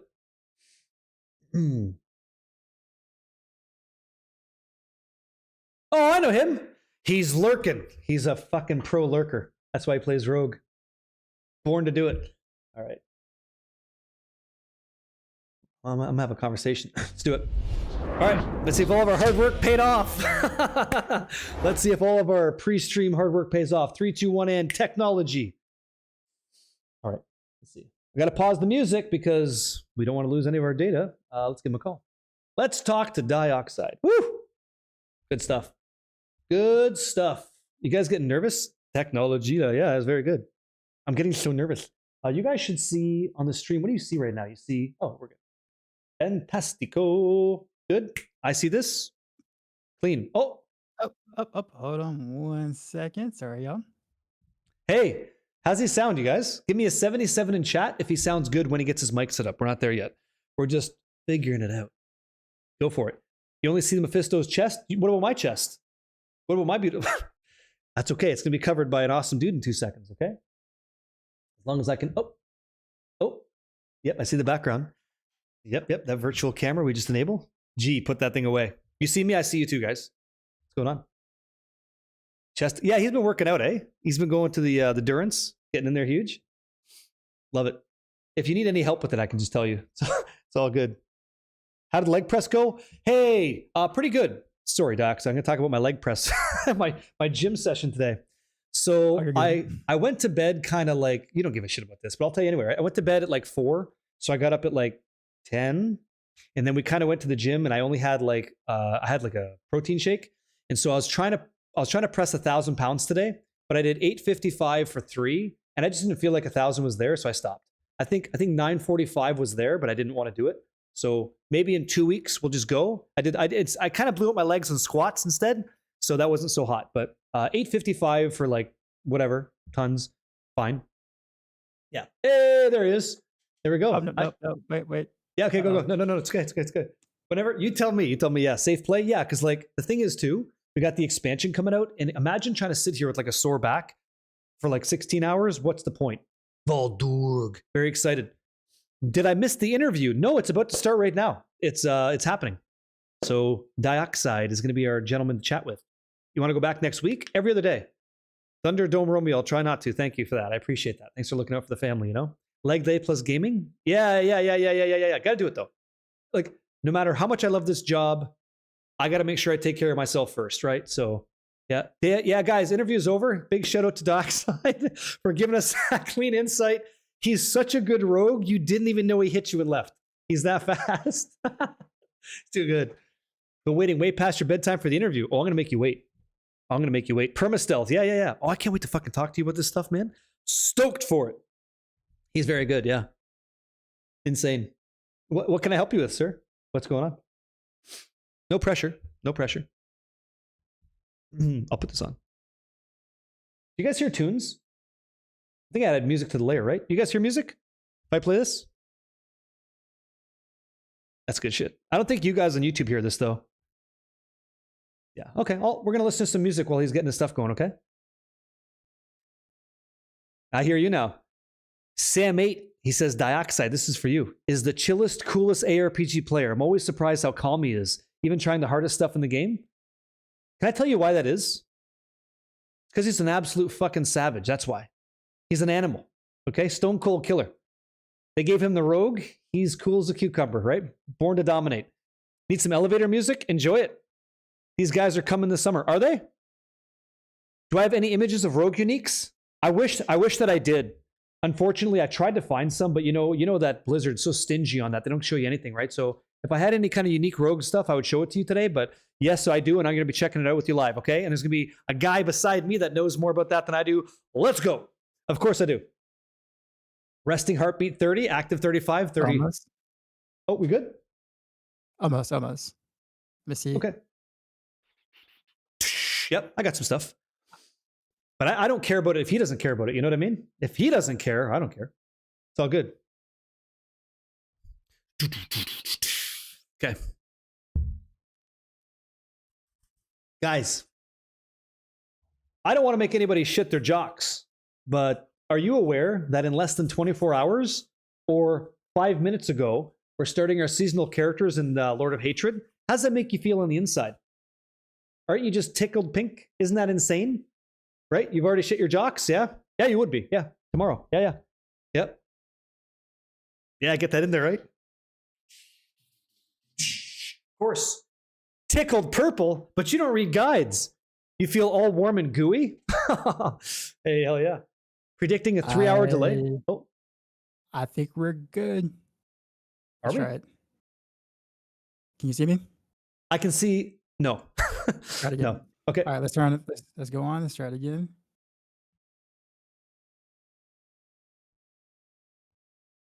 Okay, so now Discord doesn't want to pick up the virtual cam. Oh, I should probably not show that yet.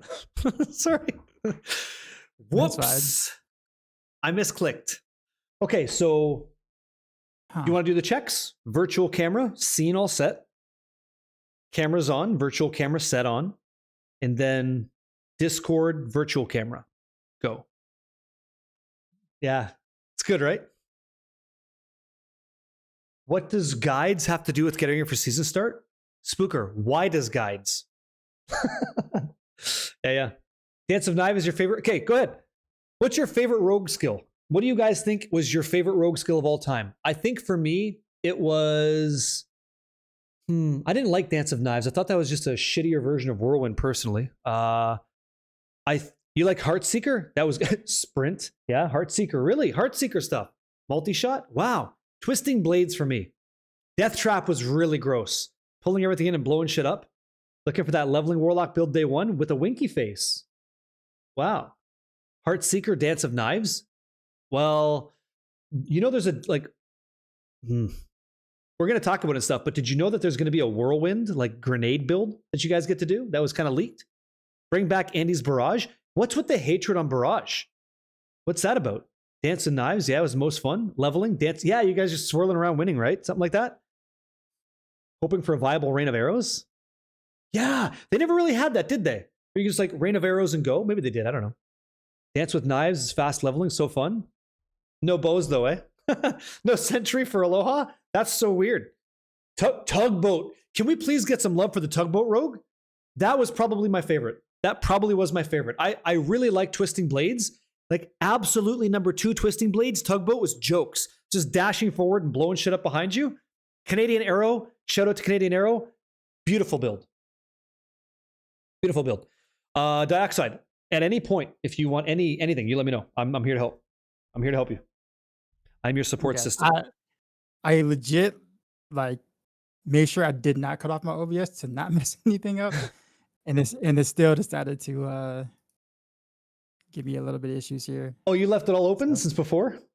Yeah, I'm like, I didn't want to start anything. I legit didn't want to start anything at all. And all of a sudden it kind of... If you want to, just for whatever, if you want to, this is like, you just unplug the camera, USB, sometimes stupid, plug it back in, and see if that reloads it. Just as an example, who knows, right?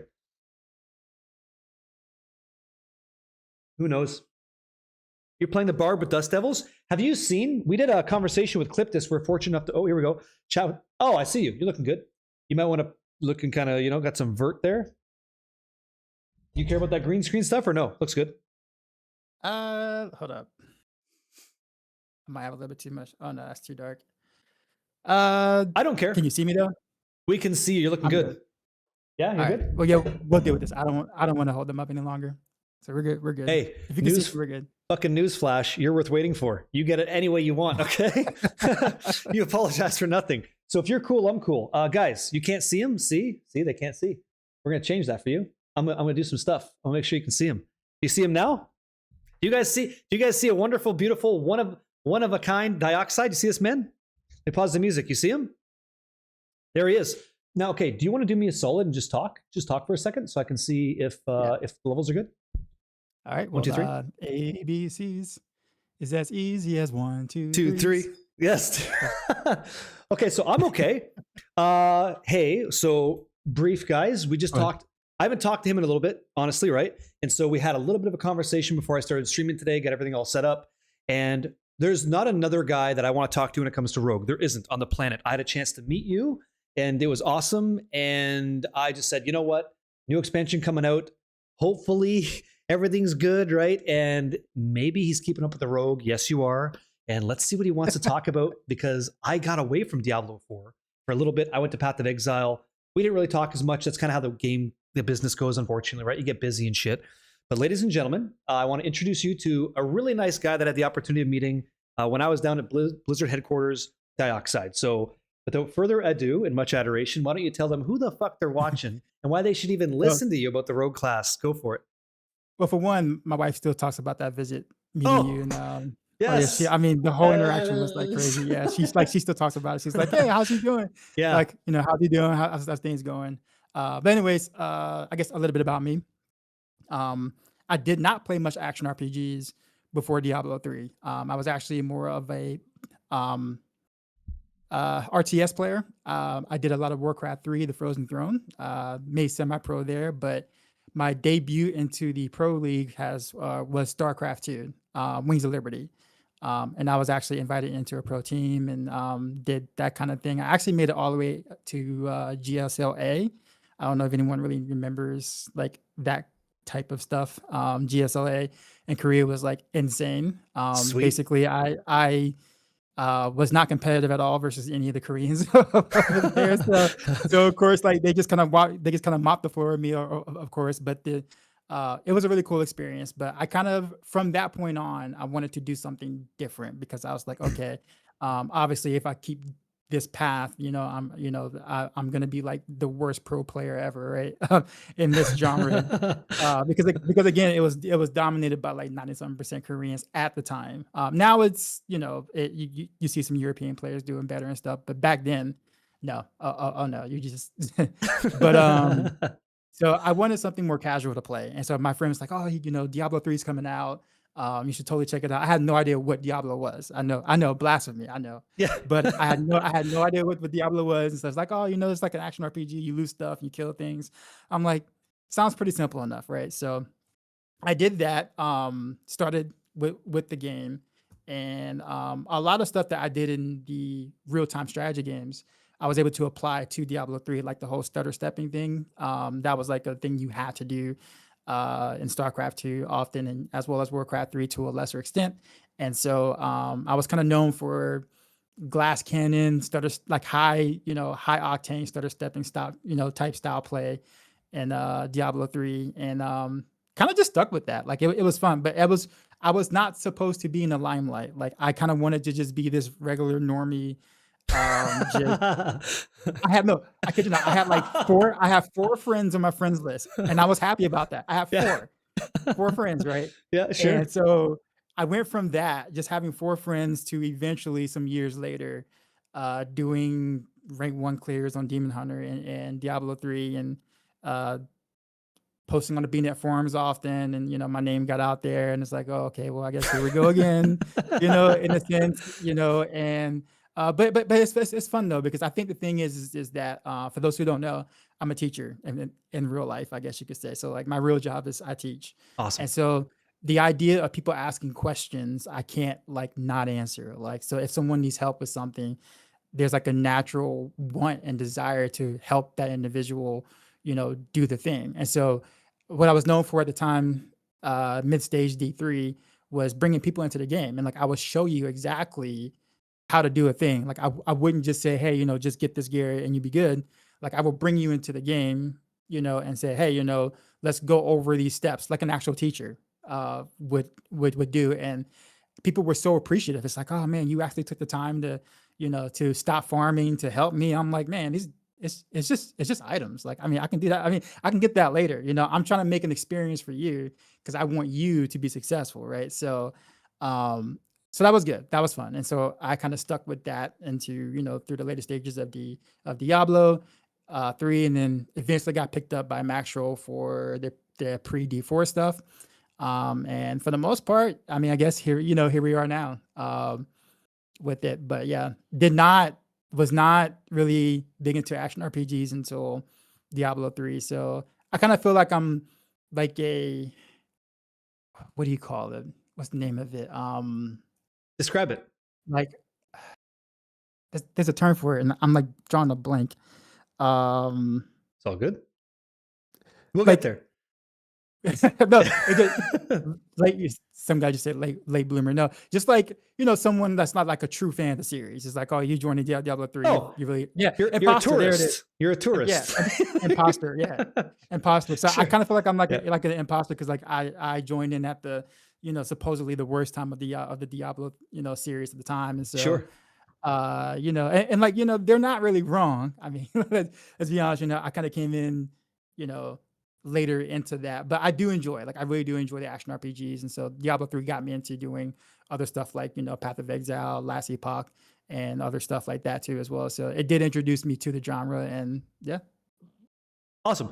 Okay, so thank you for doing that. Yeah, what the way you talk about teaching somebody, I do the same thing. It's just pixels. Like we get to do this, right? We get to do this for people, and when you teach someone, you empower them. They teach other people, and then we're all good. Like we're all the better for it because you take time to invest in people. And you knew that. Like the way you talk, you can feel the passion. It's a wonderful thing. And so had to talk to you about this. What was so weird though is that when I asked you how to do a rotation, you told me just go watch your videos. So maybe you've changed. I'm just kidding. Just kidding. So through this conversation, I might cut you off. You can cut me off. I don't care. We're just talking. Just two guys talking about this upcoming Diablo 4 Lord of Hatred expansion.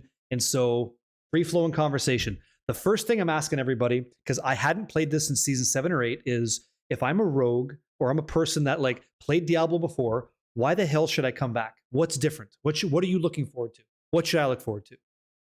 Okay, so just for some perspective, I personally have been very critical of the game in the recent, ever since the first expansion, all the way into, I guess, coming into, I think season 10 and season 11 were actually good seasons, but before and after that I've been pretty critical of the game itself. So with that being said, I even told people to skip season 12. I'm like if you played the Paladin already in season 11, like just wait for the expansion. Like I'm just being honest. Like don't come back to to Diablo for season 12. It's not worth it. If you already played the Paladin, not if the Paladin is like something you're really interested in, sure, give it a whack, play for about a couple of weeks, then going about your business. But I'm gonna be honest, I'm like, it's not gonna be worth your time, after hearing what the individual may want and stuff. So when it comes to the expansion, they've what it seems like they did,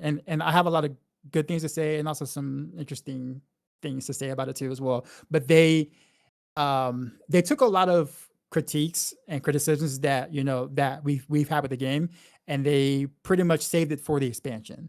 Like charms, the seals, the skill tree reworks, better crafting. There's a lot of things that we've been asking for a long time, and it's instead of kind of getting it trickled into seasonal content, it's like this massive package for an expansion, right? And so the amount of things that are coming into this expansion is massive. It's much bigger than the first expansion by far. Like the first expansion doesn't even hold a candle to what's changing and what we're getting coming into the upcoming expansion. So it's definitely worth your time. Like if you haven't, played in a while and you're thinking about it, like it is absolutely worth your time. The thing I don't like, and I'm not going to sit there and, drag the devs or anything because it's probably not their call. But again, like I said earlier, especially like the skill tree stuff, right? Like the skill tree rework and some stuff like that, is that some things have been so dry for so long or so problematic for so long that it kind of feels like the fix is to buy the solution, which is the expansion. Can you give me right? an example? Like, can you speak specifically to like what one of those things might be? Well, rogue. Rogue. No, let's Sure. talk about the rogue. So it's like Yeah, sure. things have been bugged for a while. Shadow Clone has been extremely dominant Yes. in the class. And if it wasn't Shadow Clone, it was some sort of ultimate variant of whatever you were playing. And so we were, we were basically relying on a bug or a couple of bugs just to be competitive with the other classes. And it was like that for the majority of this particular expansion. And so like we've been yelling, I won't say yelling, but like, giving constructive criticism to the devs and things about, hey, can we please get this fixed, or can we please make adjustments to these things? And it sounded like they're not listening. It's because the next season happens and it's still bugged. The season after that, it's still bugged, or they might tweak some numbers that literally didn't do anything at all. It's like, so you tweaked the number on a glyph that we didn't care about. And so it's like, that becomes frustrating for the player base, because it's like you want to see and do really cool things in your class, but you're stuck doing something that requires an insane build rotation that people just don't find fun.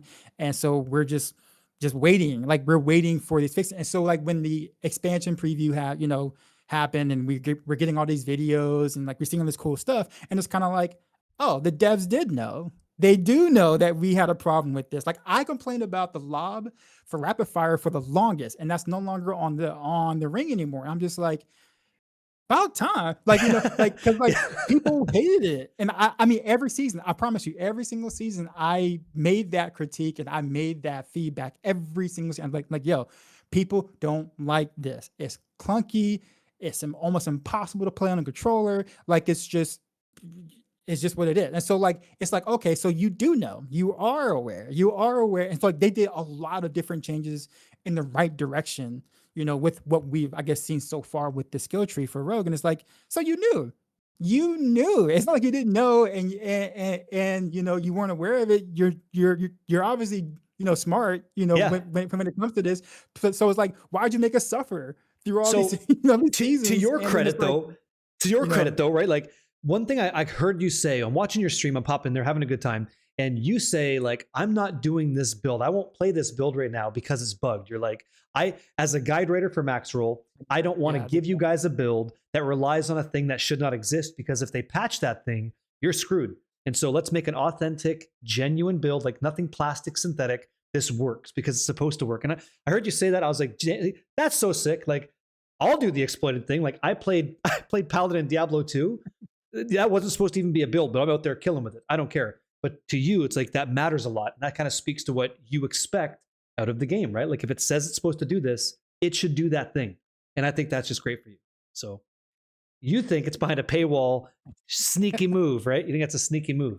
Okay. Well, I guess it's just like, I would just, I don't know. Like I would love to see changes that doesn't necessarily require an expansion's worth of time and coding to kind of be dripped down to us a bit. Like I understand the cube, I understand like the charms, like some of the bigger things, definitely expansion worthy content. But like some stuff where it's kind of like, give us a bone if you realize our class is dry, or Druids were going through the same thing. It's just like, hey, help us out here. Here's a rework of one skill or something. So therefore we can kind of like have something to do and like experiment with, and hopefully do something fun with. And so like to me it just feels like it's like y'all knew, and it's like, oh yeah, we're just gonna we're just gonna save it until you can throw some coin at us, and again, I know that's not the dev's intent. I'm sure there's some higher up decisions that makes the stuff to go with that. It just feels a little thing. And like I do kind of hope in the future that's not going to be the running gag going forward. It's like, okay, if something is broken in season 15, well, I have to wait until Diablo 5 and until I see these things are cool. You know what I'm saying? Like I totally hear it. That's where I come from. But outside of that, I do think all the stuff that we've seen so far in the expansion stuff is really, really good. So well, that's what we're going to talk about today, is what you think is really good and what you think is really shit. And so like just really quick from the developer side of view, point of view, I should say, whenever we're playing like another game, I'm going to use Grinding Gear Games as an example, just because I will. Their dev team, they do rapid deployed updates. If there's a problem, they're all over that. It's like they're not waiting. And so both companies are formidable in size, but different companies, different products, different people. Sure. So when I play that game, it's like, man, they're quick on it. And then like you said, this hasn't changed yet, or there's a typo in this skill and it's still there. It's like, so who's like, I understand where the question comes from. Like, who's doing that work, right? So let's get into the actual meat and potatoes a little bit of Lord of Hatred from that rogue perspective. So I told you kind of like before we got started, I do have a couple new uniques that were leaked for the rogue class. And with your knowledge of the rogue, I'm wondering, like, let's go over a couple items so we can get these out of the way. What do you think about some of these? So I'll show it on the stream so these guys can see it, and tell me if this like inspires some new build creativity that maybe you didn't have before, or what this makes you feel like. So first one is Etna's Lost Dagger. It's a unique dagger, and the unique power here is that it says dealing 2 different types of non-physical damage increase the potency of imbuement skills by some amount. And it's a range of 45 to 60% multiplicative, and non-physical damage 45 to 60 for 8 seconds. And then also basic skills are now imbuable. So when you see a dagger like that, and we get away from like imbuement charges to duration, what starts going off in Darkside's mind? Like, oh shit, yeah, like something just became sexy. What is that thing, if anything at all? Well, so the dagger is practically one of our key passives that we used to have. The alchemical admixture Yep. key passive that we had, and so they basically combined that with kind of like code clip, basically. Your basics Yep. are imbued, so like code imbuement. Oh, so your basic used to just be code imbued, and but now it can be imbued with any of the imbuements, which is actually really freaking cool. This is something that I would see being very useful for something like if anyone's wanting to do like a basic build for all you Heartseeker fans out there. This would be a really good item for that. And depending on just how good damage over time stuff is, being able to potentially mix some shadow imbuement and cold imbuement dots together. Not cold, sorry, could be poison imbuement dots together.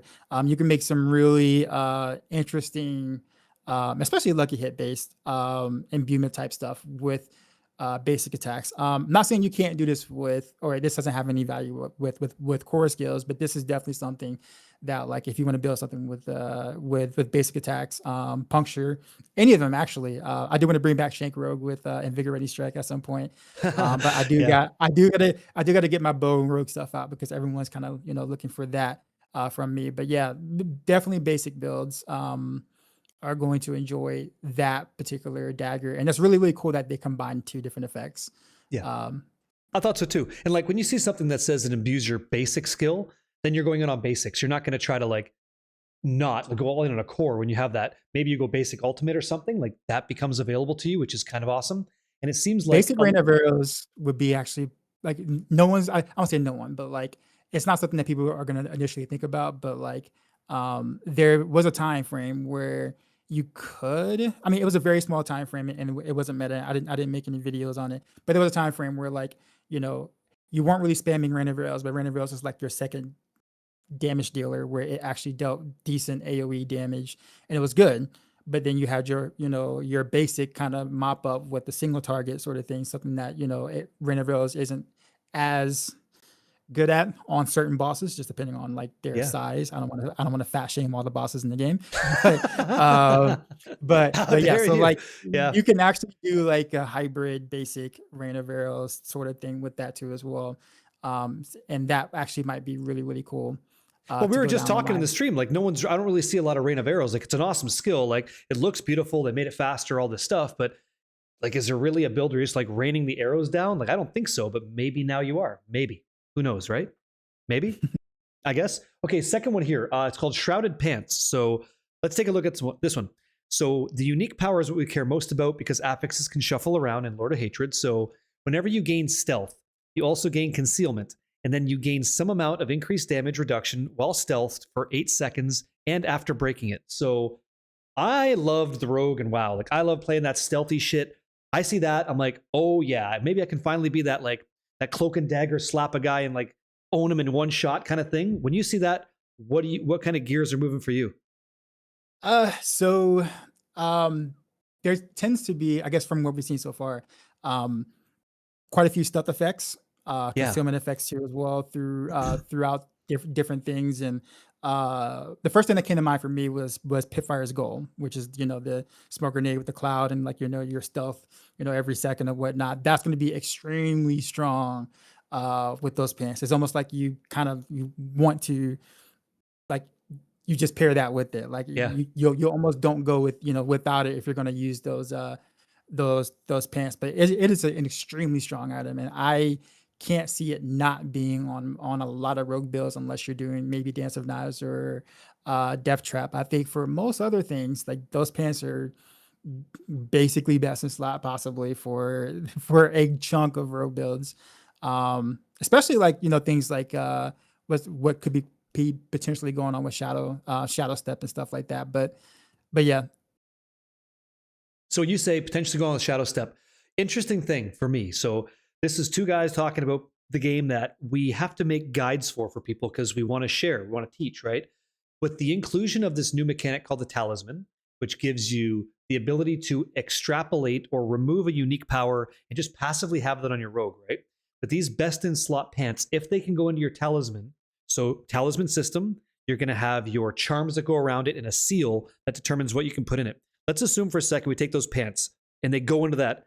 What pants do we use instead? Like, there's so much. Where I was going was there's so many freaking ways to make a build now. It's kind of really exciting, and it can also be daunting. Like, have you looked at that talisman system and gone like, okay, what the like? There's so many ways I can make this go. What's going in your mind with that? Like, what's going on there? What do you think?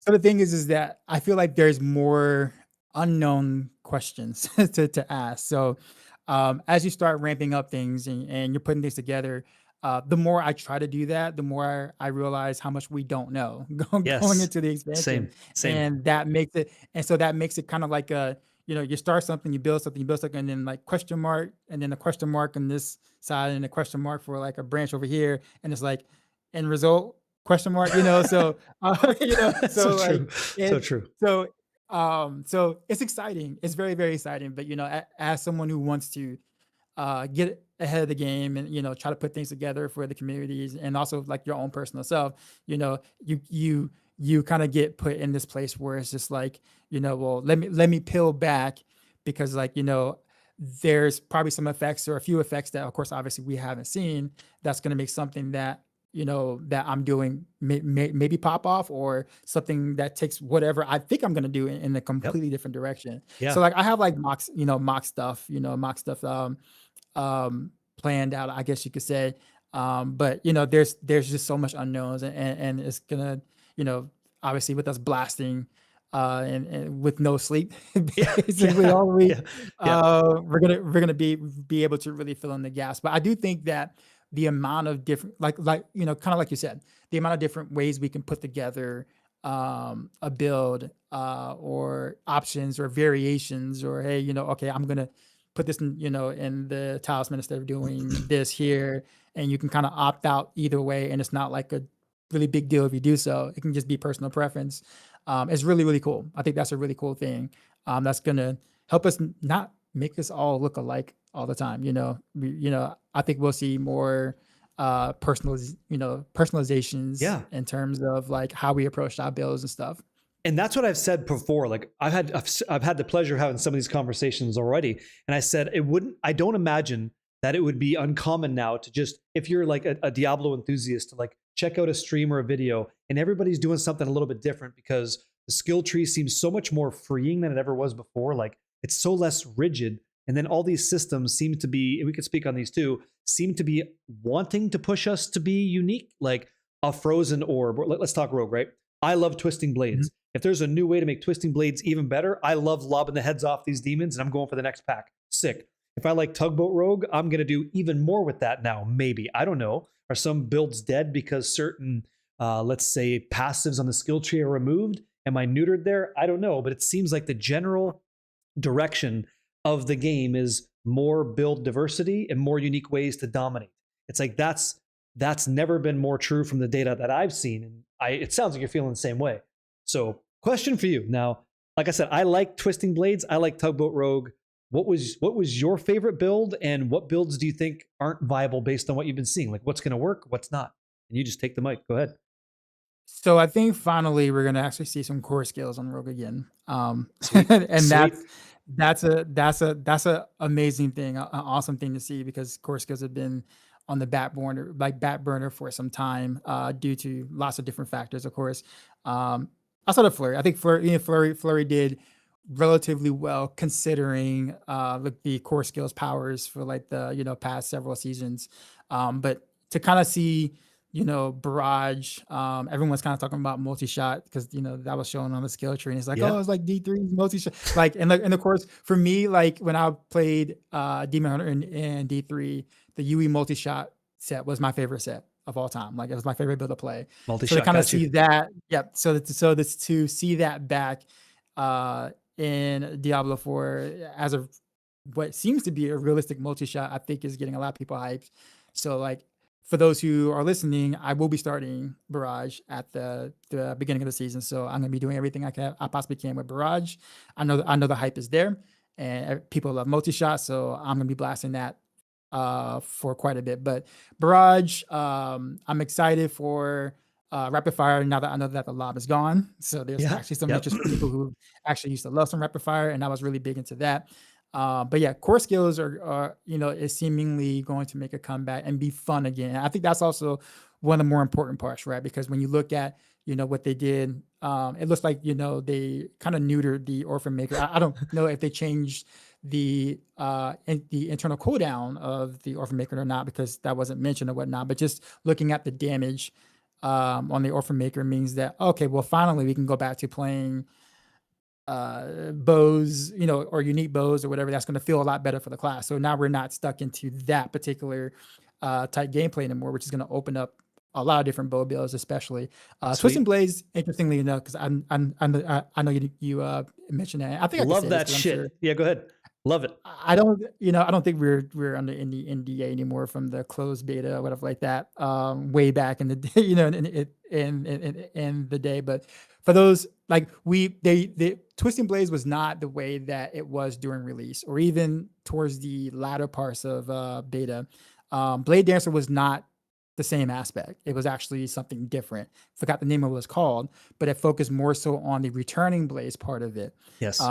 Back in closed beta at the time, and closed in-game beta, and so Woody loved it. Woody was a huge fan of it.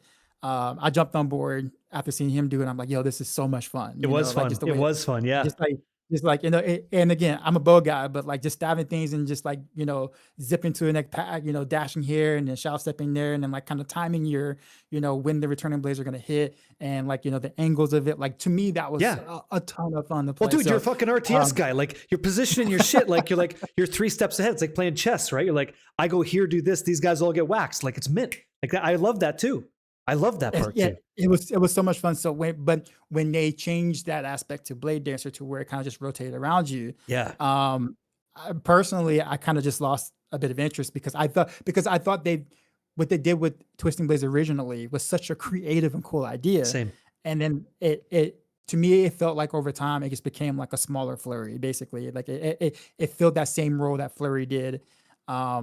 Eventually, because you're kind of just standing there just spamming Twisting Blades and just hoping things die, and you're just kind of like not worried about the return of blades anymore at all. And it's like, well, now the whole point of the skill being unique is kind of gone, and so what is looking like or shaping up to be is that you can do that again. You can play on the return blades part of things with Twisting Blades. Why is it looking like that? Why is it looking like that?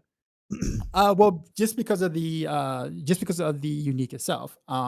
The new unique itself, and like the way that is buffing that, and the fact that Blade Dancer is going to be one of the things on the skill tree. It's like those aspects are now baked into the skill tree, so it's no longer a must have. Right? So nice. Right. So you can choose Blade Dancer if you want to, if you like that playstyle. But if you prefer, like let's say like Woody and I, the returning blades style, you can choose that too. And now that makes me excited to go back and jump back into Twisting Blades and say, hey, this is interesting again. Like to me, that's interesting to me. Yeah, and it is. And I think it's great that they were able to, give us different play styles or a returning play style without losing a play style that others might like to as well. Because people do like Blade Dancer, Yeah. So like, of course. And nothing's wrong with that. So like being able to keep that and also give the original creative type, moving around, dashing around style back is like super cool. So I think Twisting Blades fans in general are going to be really happy going forward into the expansion. So I'm watching the dev stream, right? And I see this Century skill, and I see these 3 shadows shooting bows, and I'm thinking of you right away. I was like, I'm talking to him about this, and if he says he wants to do this conversation thing, let's fucking go. But when you see that, were you stoked? Because I was like, I know a lot of people that would like to play that right now. I think a lot of people like the Mirage Archer fantasy, but it's all smoke. Like it's so slick. What did you think about that when you saw it? Were you going like, "Yep, that's me"? So it definitely looks like, like Sentry. Like think of like the turret from, Yeah, Diablo 3 in that sense. So like being able to plant your shadow clone to be able to do extra damage around the field is actually a really, really neat concept. And so uh I guess spoiler alert, I'm probably gonna have that in quite a few of my bills going forward, both bills going forward, especially for something like, let's say, Barrage, for example, because, with multi-shot, as with any multi-shot in any games, right? Single target is usually the harder part to overcome yeah, because there's such massive AoE for balance, right? So you got to think about, well, how can I help out, my damage when it's just a boss or when it's just a leads or whatnot, and things get a little tough. And so that turret situation, combined with some other things and even things we haven't seen yet, I think is going to help, I'm gonna say solve the single target thing, but won't make it such a slog that, oh, I picked a massive AoE, skill, and we got to Belial and it took X amount of time, but now the Sentry, since you're planning it and it's a cooldown and whatnot, then the ramping damage is going to help you overcome those single targets, scenarios. So I love that. I like that a ton. So I'm excited. I'm looking forward to that. yeah. It felt like a really fresh thing to see. I liked it. Now that's what I thought was impressive. Was there something in the showcase that you thought like made you go, "Whoa!" Like sit up straight. Like they're doing that other than fishing. Yeah. Was But that like, was that the best one for you, or was there something better? um, hmm, Oh, you don't want to, is this a spoiler thing? Am I okay? I don't want to tread on spoiler water. sorta, Oh, sorta, okay. sorta, Yeah. sorta. But I think I mean, for me, I don't know if I have like a favorite, but more so of just, I guess, excited about how much the game is going to change, because initially I wasn't. I'm Yeah. gonna be honest. Like Same. when they mentioned about the expansion coming and whatnot, and there was little information about it, I'm just like, okay, all right, I you know I hope it's okay. Yeah. I hope they do well, but I didn't have any hype about it, and I even to my chat, I'm just like, obviously I'll play it, I'll do what I got to do, kind of thing. But like, to me, I'm just like, unless there's a massive rework in the skill trees, personally, I'm like, I I don't really care that much, And so like when I started seeing, them showcasing different skills and like, and choosing a different thing and showcasing what that does, I'm like, oh, okay, okay, Yeah, that's how I okay, felt. Yeah. yeah. So like, so that brought the excitement back to me again, because for me, it's really about. I know a lot of people would say the action RPG is really about the loot, right? But of course, me being the imposter of the genre, Yeah, um, sure. I am all about the action. I'm all about the gameplay, the killing, the build makings, those kind of things. So, when I see changes to stuff like that, to how you play and what you do with your controls and stuff like that are interesting, that really catches my attention. So to me, that was like the biggest thing. So if anyone's gonna stutter Yeah. step a fishing rod to get better fish, you're the guy I talk to first. You're gonna have that tech for me. I'll be DMing you. I want to know. I want to know what you're doing. I do this. This is actually no bullshit. This is real. So anybody I talk to who does this with me, thank you. I'm gonna open a challenge for you, a formal challenge. Would you like to do a stupid fishing thing? Me versus you. Best fish wins. Like a one and done, just to sit down and fucking fish because it seems silly, but we should just try it. Do you want to go? I'm Give me down. some. I'm Okay, down. okay. So we got another one. Okay, so this is becoming a bit of a tournament. Okay, love it. So I'm watching the whole thing, and just like you, okay, let's like here we go, right? So I was playing Diablo 4. I get to season 7, 8. I say this like every time, but I'm on that Spiritborn, right? We know it's kind of crazy. I beat Pit 150 in a minute and a half. I get Paragon 300 a season. I help community members with all kinds of like difficult stuff. That's what I loved about the game. And there was no other challenge for me. I do not represent most people, but I know what I want, and I want that pinnacle fight. I loved it when Lilith was a pain in the ass. I loved it when she had Me one-shot too. mechanics, and I'm like, I Yes. had to figure it out, right? And on a barbarian with like 3 dashes, shit got spicy. I'm like, it's a me problem. I can solve this. I can fix this, right? I do damage. Like, what's up? And you love it too. Okay. So I'm hoping Mhm. that guy above you, Mephisto, that guy has a similar thing where he's like, he will take you down to the fucking value town. Like, I want that challenge. Now, something I'm fearful of is that even with the war plans, which I hope we talk about, the war plans in the game will make my end game grind more interesting because they're designed to do that. But from what I understand, they're not giving me unique rewards. Like I'm not getting a war plan specific unique from nightmare dungeons. Like I go build it that way. And for most people, it makes sense that that wouldn't be the case. But I'm being greedy here. Like I would like to see that pinnacle content in the game again because I will get to the end game. I don't want it to be a weekend game. I want it to be more fulfilling. What do you feel about what I just said? Like, are you there too or what? So I agree. I do think that, Okay. um, I do think that, so I strongly do feel that being able to fix foundational parts of the game should definitely be priority. I'm definitely not saying that like, the reward system shouldn't be better because I do agree with that too as well. Um, I do feel like there's so many foundational issues with the game, Yeah. that, has been present for some time, that being able to tackle them and do what appears to be a fantastic job of, going back and being like, what really was weak links in the game in terms of just exciting things to just do, right? And they are, seemingly looking to do, doing a good job of addressing those things. And I feel like once that's addressed, then we can kind of go back to like, how do we reward properly on a system that actually, that works now, like that actually functions the way that it should to keep people interested in doing what they do. I do love, I would like to see more of like Lilith based pinnacle bosses too as well. Like I've been really sad to see what Lilith has become over time, over time. I've heard, yeah. She's basically just a spark that you kind of, go out there, once or maybe twice if, once your build is, good. But like I do miss failing and watching other people fail like a jillion times because it's like you watch good like you watch good players too, and like you think to yourself like, man, am I really that bad after like failing after the over 100 times, right? And it's Yeah. like you and then you pull up like a like a Woody stream and it's like, oh, he's failed 300 times. Okay, I don't feel as bad now, Yeah, I totally know. I so have, like dude, I get so it. I it fucking was died. fun. Yeah, I died 600 times. I had it on the stream. I just fucked up that many times. I'm like, I suck, but I'm getting better. And like, I get it. Go ahead.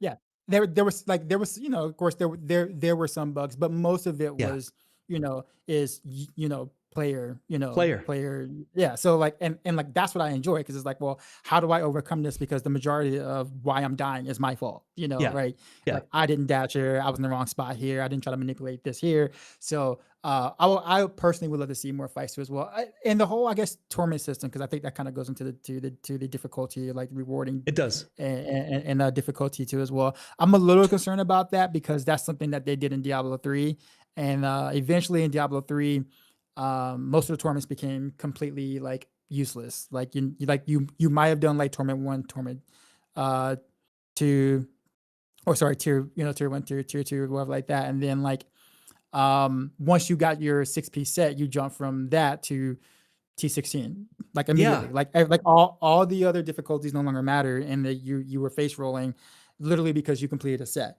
Now, granted, the power that we're getting is more drip fed versus what it was in Diablo 3 for now, because it was more complicated when they first introduced it. But of course, over time with seasons, things get buffed, and so I'm just kind of worried that like instead of like properly balancing the torments that we have now, that them just adding additional ones, is that going to really give us more challenge per se? Like, Well, let's talk like about this because and I get in shit for cutting people off, but like we're talking about it, right? oh, no, So you're good. No, so you're like good, you're good. I liked the capstone dungeon in the progression of my character. It was me against some big opponent, and that's like that pinnacle thing, right? Just kind of like refined. So it's like I have to achieve this to go do this, get my butt kicked, I come back.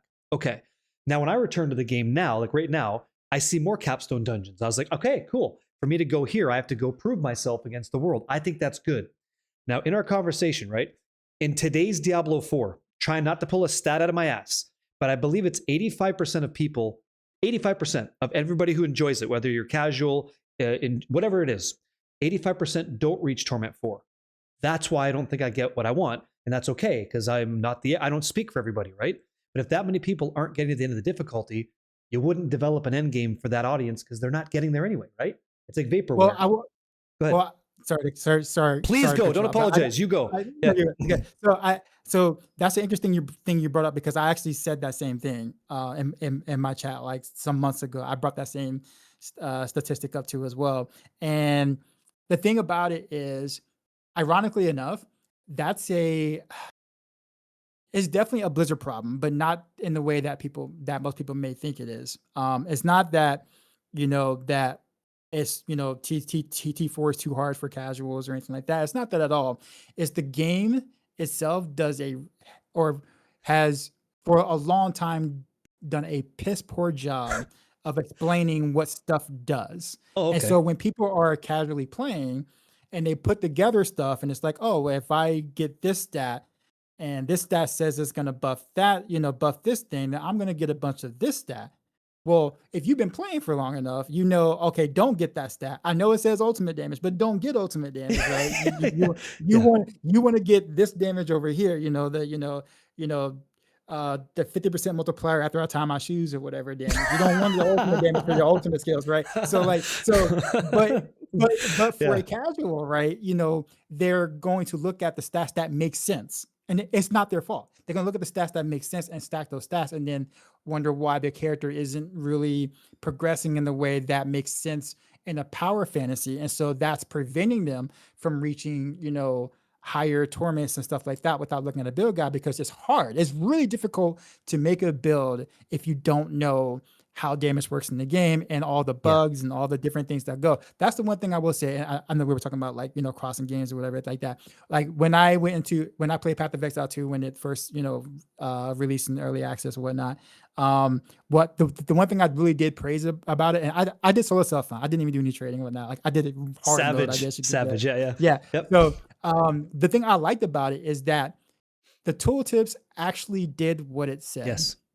Yeah. And so it was easy. So even as somebody who didn't play the previous Path of Exile much at all, I played like 200 hours, but that means like 200 hours in Path of Exile is like nothing, right? So so I was kind of going in blind, but I was able to create something that I liked that was, it wasn't meta obviously, but it was effective because stuff made sense. I can look at it and be like, oh, this does this. Oh, cool. And it actually does the thing that it said it's going to do. And so that's the thing. And here's my thing. So my thing. What you just said could be true, right? But I feel like the 85% of people that don't reach Torment 4, I don't know why that is, right? It's kind of speculation, conjecture. If I literally asked everybody who didn't get to Torment 4 to fill out a document saying, why didn't you do it? They wouldn't do it because no one does that. And if then I offer you like a cosmetic for filling out the reason that you don't like the most difficult thing, maybe then I get some people, but we never actually know why, right? Like no matter what me and you do and Blizzard does, the person probably just moves on with their day and they move along. It could be a build change. It could be a lack of time. We could go off till we're blue in the face, right? You might be correct about that. It could be because the language isn't there. And I do think Path of Exile 2 does a great job. They do tell you stuff. You can mouse over some shit. You can understand some more of the world you're playing. And you said, piss poor job. Probably true. And do you see any of that getting fixed in Lord of Hatred? Like, do you see any of that showing up? Yes. Where? So I think the way that it looks like they're doing like the multipliers, you start seeing like a shadow multiplier, you see like cold multiplier, you see like physical multiplier, like that. Like when you see that, it actually does something to your skill. So it's not like a useless thing where it's like, oh, I'm playing a cold build and it says it says cold multiplier. Okay, I actually do want that, versus like most of the time beforehand it's like, oh no, don't take that. It's like, but it's plus percent cold damage or like that. No, it's bad. That is terrible. But I'm playing a cold build, but it way better options.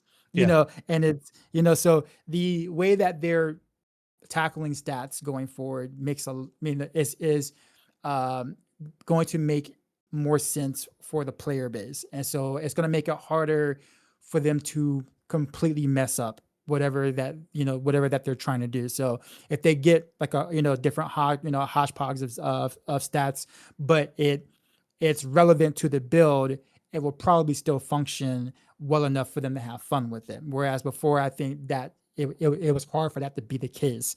So I think they are doing a pretty good job of addressing that, which is why it seems like we really do have almost a, I would say complete revamp, but a big revamp of how the stats kind of work in the game. So I'm excited to see that just in general, and also just again makes it easier for people to kind of put together something themselves.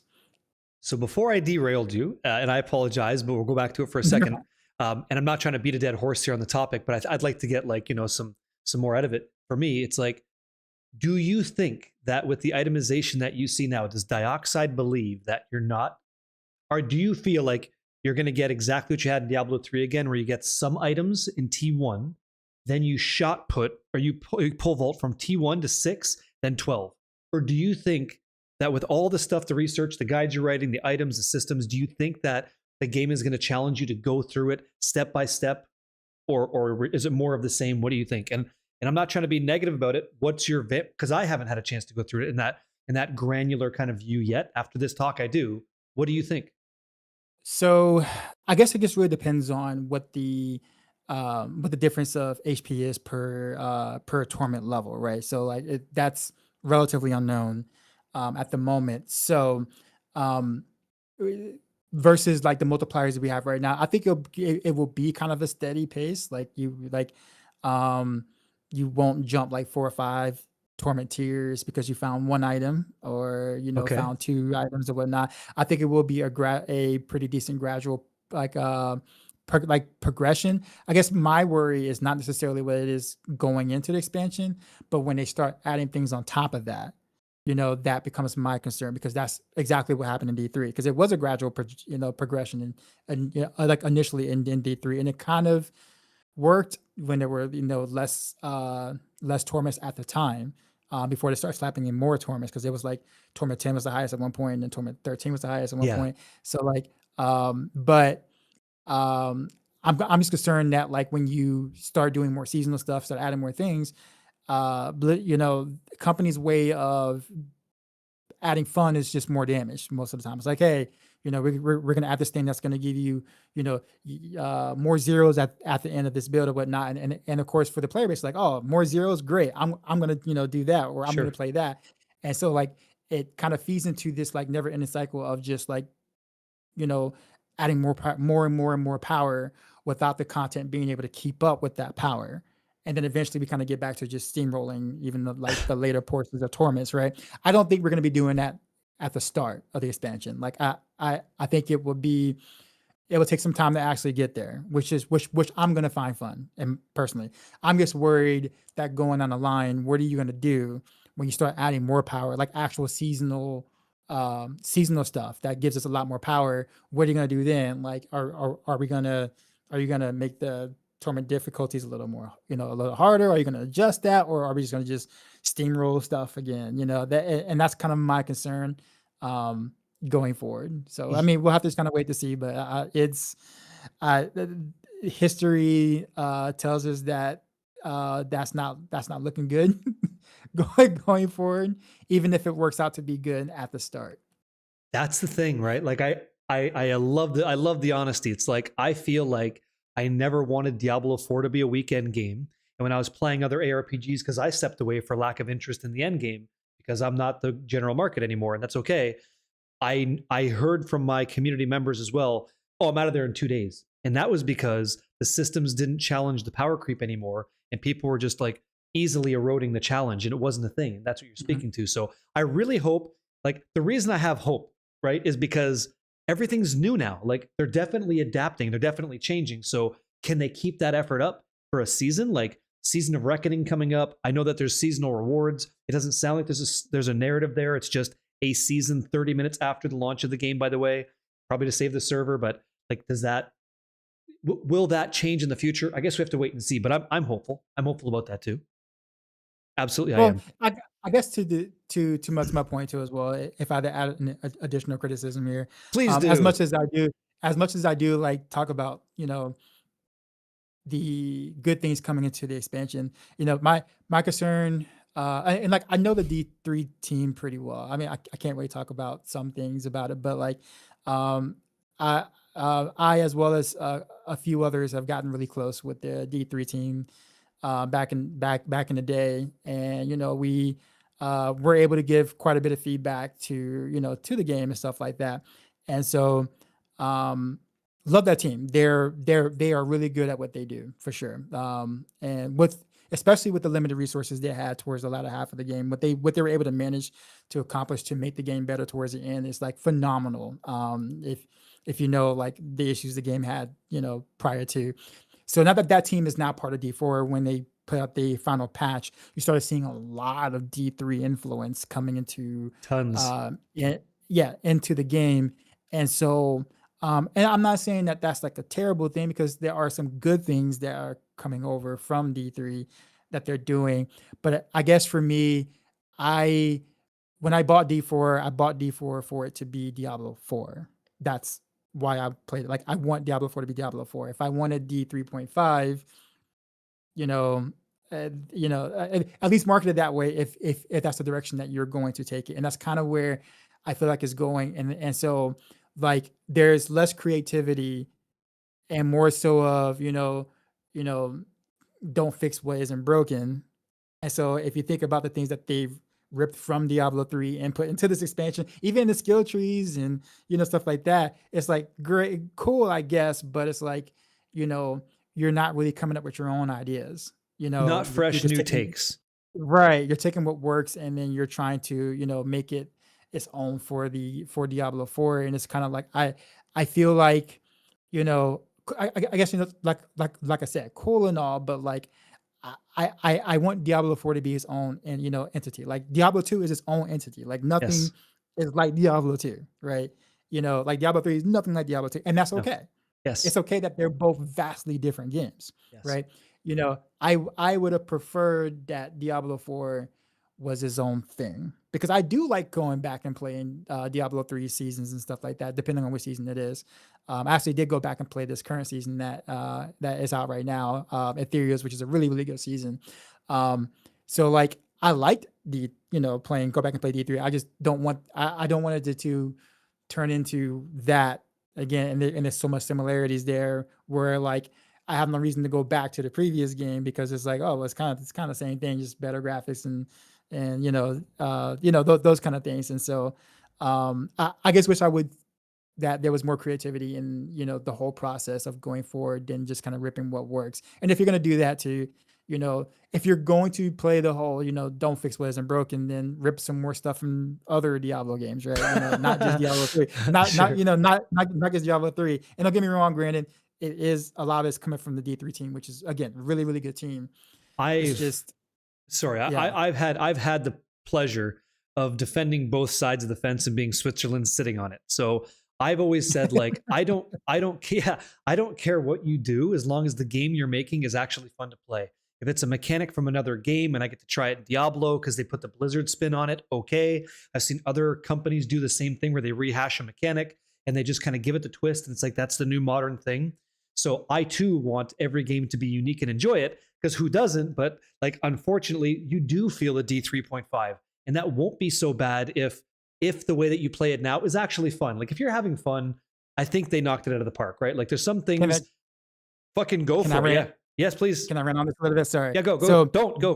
one of the things that I feel like they've did not, I'll be nice in my language, did not do a good job of, was when they tried to import Diablo 3 style of competitive play into Diablo 4 with, the pit and also like greater rifts, or sorry, the tower. Um, and so like that was one of the things that I felt like they shouldn't have done. Like, I mean, we spent so many years in Diablo 3 doing that type of style of leaderboard pushing playing, that like it'd be nice to have something fresh and different to do as a competitive mode and not just rehash what we used to do but worse. And so like I think what I feel like they don't really truly understand about what made Greater Rift pushing good over the years. It was really bad at the start. It was, people forget that Greater Rift push was really bad when it was introduced, and probably only might remember what it is right now, which is actually in a decent state.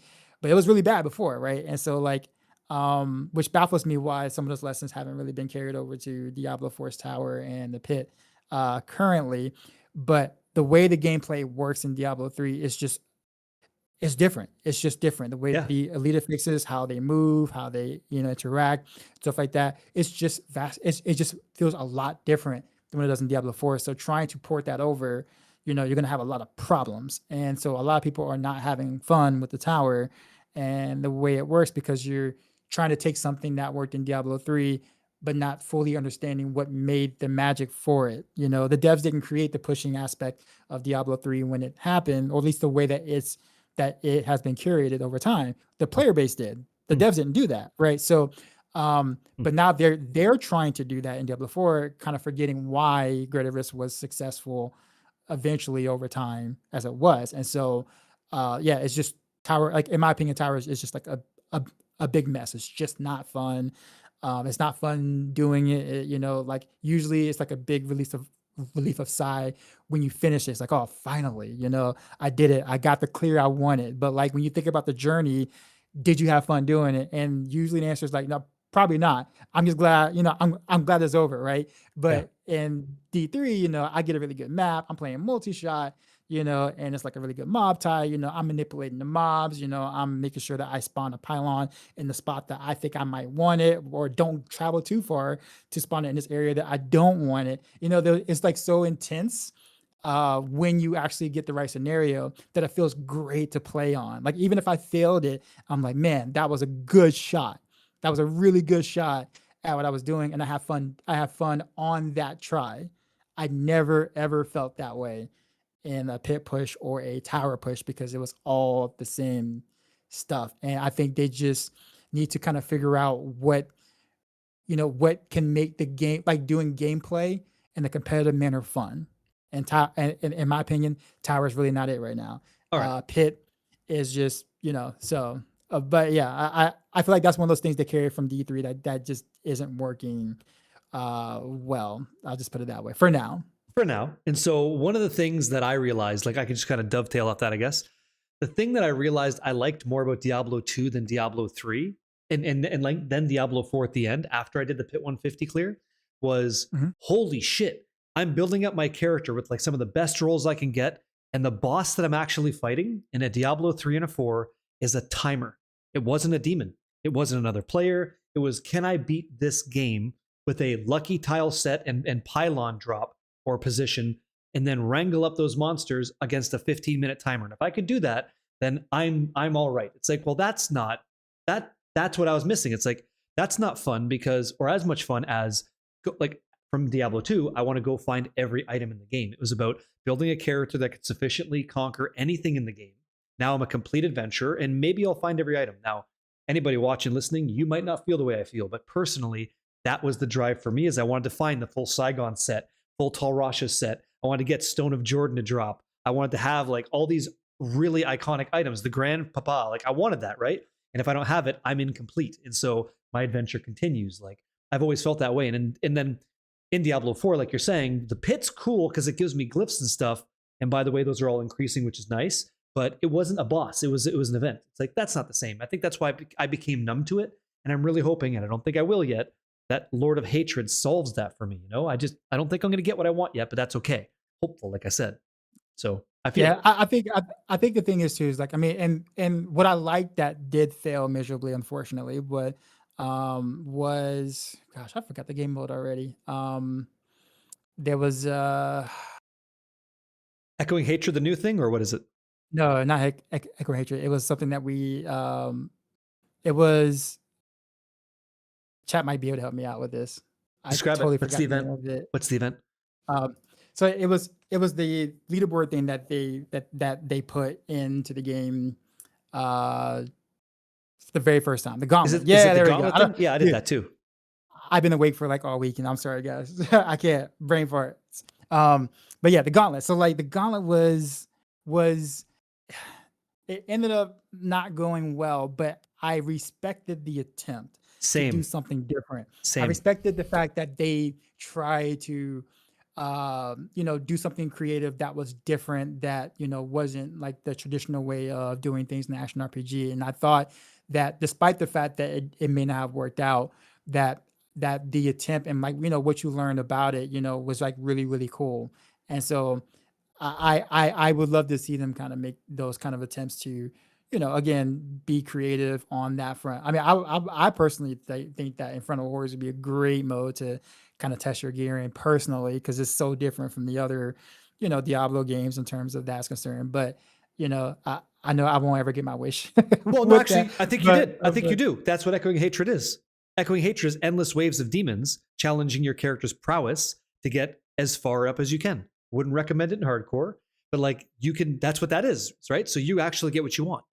That's what you want, well, right? Echoing Night it's technically Echoing Nightmare from Diablo 3, and That's what I yeah, hear. Yeah, I guess yeah, I guess you could you can say that. We'll see how that really works out. It's hard to say without actually playing, how much of a challenge that really is going to be. But I yeah. mean, I guess you could say that is pretty exciting. That's me, man. Um, So like after doing these conversations with all you guys, I went back and watched some more of my previous videos and conversations and stuff.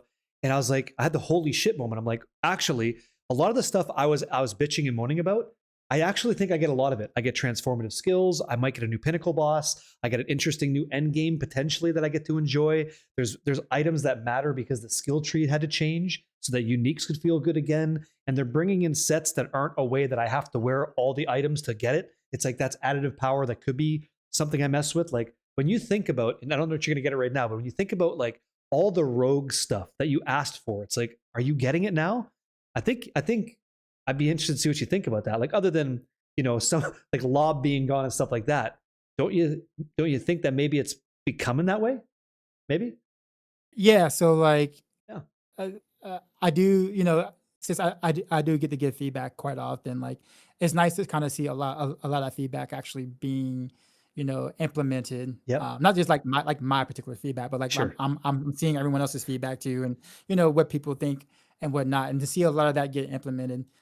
Despite the fact that grenades seem to be still being forced down our throats, no matter what. Yeah. I know Always grenades. I know Adam Jackson is gone. Rip Adam Jackson. He was like one of my favorites, but he was a huge fan of grenades, and apparently, I guess he still lives in spirit there. Yeah. Tell him, It's hey, awesome. hey, add grenades to everything, every skill, Everything. Yeah. make a variation, grenades. So like, but I mean, outside of that, I do think that it's going to be a considerably different experience from Oh a yeah. gameplay standpoint, from how we farm, how we loot filter itself. Like there's yeah, they're doing a lot of um they're implementing a lot of different things that the community has asked for. And so I'm excited to see how it all pans out. I'm of course, like I said, I'm excited for it now. I wasn't before, but I definitely Yeah. am now. Now that more stuff got revealed, and yeah, I'm yeah. The excitement is back. I feel like a little kid again going forward, going into this. So here's a So question for like the rogue expert in you. So I'm a returning rogue. I'm playing Vessel of Hatred, right? You know as well as I do, we have that Herodric cube, right? And so is there any kind of, and this is just like inside baseball, I guess, is there any kind of white or magic or rare item? I think it has to be white that I should be keeping a base item that could become unique that I should watch out for when I'm playing through the game. As an example, like if I'm a barbarian, maybe I try a two-handed sword because it could be grandfather. I don't even know. But like, is there anything like that for the rogue that you'd be like, hey boys, watch for this because it could be awesome for you? Have you discovered anything like that? you mean kind of like one of those jackpot items, like Yeah, like jackpot so. uniques or something like Yeah, that? yeah, because like, or something that's going to empower the overall rogue experience, regardless. Maybe, or maybe even one specifically for melee or like ranged, right? Because the cube allows you to So take a white item and make it thing. So you got. two things. Here we go. Potential Cal the Nameless. That has some interesting synergies, that has the ability to be extremely strong in quite a few rogue setups. And Azarath. Azarath is another. Um, for those who don't know, if you haven't played season one, Azarath kind of has the Barber effect from season one. And so, um, with some things you can do on the road, you can kind of like, you know, stack a lot of, you know, opportunities, I'll say, in the exploding window to really add lots of big damage there. So those are two big jackpot items that if you find, you're gonna want to experiment with for sure. So it's kind of like a softball question, but what I'm curious about. I know when I was like playing Rogue back in the day, it was Dark Shrouds, or like I'd try to get a bunch of Dark Shrouds, regenerate Dark Shroud, and I could be like pretty tanky. Do you see like that still being the case, or do you think it seems like with what we're seeing now, stealth concealment is like the better way to go, or do you think both are viable? I think both are viable. Okay. Yeah, so both are viable. I still think Dark Shroud it's gonna be one of those things where you're gonna always want. I don't say always want, but you're going to want regardless. And uh, what else? What else? What else can I say about it? Given the fact that there is more stealth related things, I can't imagine not you not being able to take advantage of that for survival. I think they do want us to kind of get away from the whole stack, you know, Dark Shroud and barrier, and then kind of just like tank everything and like not worry about anything as long as your barrier doesn't drop right, even Yep. with the Dark Shroud bug. But we won't talk about that because hopefully that'll be gone Yep. in the Hopefully. expansion. Um, but um, but yeah, I feel like they want us to be I feel like they want us to move, and there's stuff in the tree and things like that that does give us reasons to move, to be active on the rogue. So for sure, I think it's going to be pretty interesting. Um, So I'm going to apologize. I just realized we're over an hour. I'm having a good time. And so I want to, if we're okay to continue, if that's all right with you, you've been giving up a lot of time. yeah, Yeah. yeah, no, Okay. no, you're fine. I'm Okay. good. Fantastic. So I'll let you know. Like, I'm going to ask you a couple more rogue questions. If you have questions for me, feel free to ask them after that. And then anybody watching live, if you have any questions for Dioxide or myself, just at Dioxide. I assume you're in the chat. Or at Barricade, and we can check it out and answer the question live. That's one of the benefits. So I'm going through the rogue stuff myself. I think I'm going to go Twisting Blades. It sounds awesome, and it's on the skill tree, and I don't got to find an aspect to get it. Hot sauce, love that a lot. I like the Shadow Step, pull the blades through. I'm looking forward to that. You're talking about doing multi-shot with Sentry stuff. Not too many spoilers there. There are some really powerful mythic things coming out, but I know that, like you were saying, right? You connect the dots for the rogue, and everything leads to a question mark because we're going in dark. I love that I just get to enjoy the game and I don't have all the data. While I'm saying that, before I talk to you today, I was going through all the Warlock skill tree trying to figure it out because you kind of have to from our position. But Yeah. how much better is it going to be going in as a blind rogue in Skovos again? Like that moment that you don't get to relive again. Isn't that so nice? No. So yes and no. I want to. Oh, So as a I know. So as a player, like just someone who is playing the game, that's super exciting. That's actually why, like when I started PoE 2, I didn't watch a lot of content. I wanted to go in fresh, and I was streaming out to my eyes. I said I don't know anything. I'm going in. I'm reading every text. I'm yeah. reading every line because I don't know anything, and it was a blast. Like and don't get me wrong. I mean, obviously, I struggled, initially because I just didn't know things, but that was fine. Like I was able to Yeah. figure it out, and that was fun to be able to kind of like learn and like realize, okay, this is bad. Let me let me change up this for here. Those kind of things, and like that was a blast to be able to do that. So to kind of get some of that feeling back again as a player it's super cool because you don't really get the opportunity to do that, especially as like a build guide writer, so Yeah. someone who has to prep ahead of time, right? But the other side of me, which is the content creating side of me, right? That's it's kind of a nightmare scenario because people are naturally they're going to think that you have it all planned out already. It's like, everybody has like their favorite creators or their favorite build guy writers. And so, we get DMs and say, hey, so how's Heartseeker going to be? It's gonna Yeah. be really fun. You have any like players and ideas? And I'm just Yeah. like, I don't know. Like I it could be good, maybe not. Like I don't like I want to give them a definite answer, but like I'd be lying if I say I knew Yeah. that is going to do such and such Yeah. and Yeah. in the expansion, right? So Yep. so I think from a content creator standpoint, people are looking to you, and you obviously as the creator to it yourself, they're looking at us to be able to get those things out like ASAP, and like they want to follow them, they want to do those things too as well. So like the natural pressure of wanting to make sure your community has the best and updated stuff, and the pressure of you putting more and more and more hours just to make sure that that happens, kind of sort of counterbalances the, oh, I'm a player kind of like jumping into something fresh, right? Because my eyes has to be more so on, okay, I think this could work for this setup for what I'm trying to do for this build on Maxwell. And if it's not, hand it to Matthias if he's doing his stuff on, whatever, or if Matthias can't use it, hand it to Ava, whatever. So it's like, I, I it's like a push and pull, right? Right. Totally get it. It's like a push and pull. So like, I think it'd be really, really exciting, but it's also a lot of anxiety. And, I just want to make sure I don't let, my community down, and, get those things up ASAP for you guys. But it's going to be, I'm gonna let y'all know if Barricade hasn't already on this side.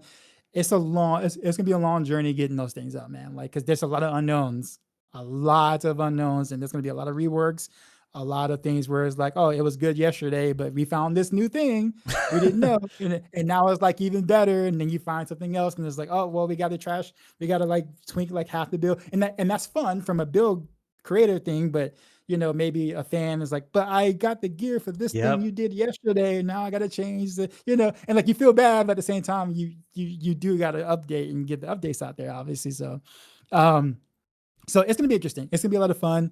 A lot of anxiety at the same time, but I am overall like looking forward to it. I think it'll be worth. It'll definitely be worth. Yeah, I feel guilty too as a person. Like, I want to get out there and answer questions. We both said we have like that teaching kind of like principle baseline. It's a tenet that we kind of carry with us and apply forward. And when we can't do it, I'm like inept. It's like, damn, I want to answer your question, but I can't yet. And so when we're not doing our thing, we're like looking around trying to find all that stuff, or just spoiling the game. It's like, So I think this time I'm going to go in as a player, enjoy it, the 8 to 10 hour campaign. And then I go, okay, loud music, get in the lab, figure out what I see data wise, and make something that's okay, so that I don't get screwed, because I want to help people out, like I just do. Yeah, you do. You do a fantastic job with that in your community, man. Like you really do. Well, thank you. Yeah. It's like I lurk a lot. I just don't say much in anyone else's stream. Like it's funny because I talk a lot on my stream, but everyone else's is like I'm like a professional lurker. Like I'm really good at being stealth and people not knowing I've actually been around for a bit. Yeah. But there was this one guy I think I was following for like, I think it was like Smash Ultimate. I used to play a lot of Smash Ultimate back in the day. Was a PGR player for a little bit, and this guy named Jazo, really good Ken player. I followed him for like I've been following him for like 4 or 5 years, and like I think 2 months ago was the first time I ever like said anything in the stream. And so I said something, and he was like, oh, how's it going, dog? So, so and so, glad you're here, such and such. And I had to let him know. I was like, yeah, no, I've been around for 4 years. And he's like, what? And he's like, yeah, I've been around for about 4 years. And so like he checked the follower time or like that. And he's like, wow, what? I'm like, dude, I love your content. I usually just have you on my second monitor, kind of just chilling, watching you play, man. Your gameplay is great. And it's just like, it's cool. Like it's well, to that, like I've told you, right? I tell everybody, I'm like, hey, if you're in the chat, come say hello. Sometimes you guys don't, but it's because all these different reasons. But for you guys, like I met you and the missus, like I want to make sure you guys are good. I knew there's like back issues and stuff, I believe, right? So I was like, okay, like is he good? Like I haven't talked to him. Hopefully all is well. Like want you to be doing okay in life, and then also like how is gaming going? How are you? So I get that people don't, but I've always been that like my door's wide open, come say hello kind of thing. And you guys just pro lurk. It's like, okay, all good.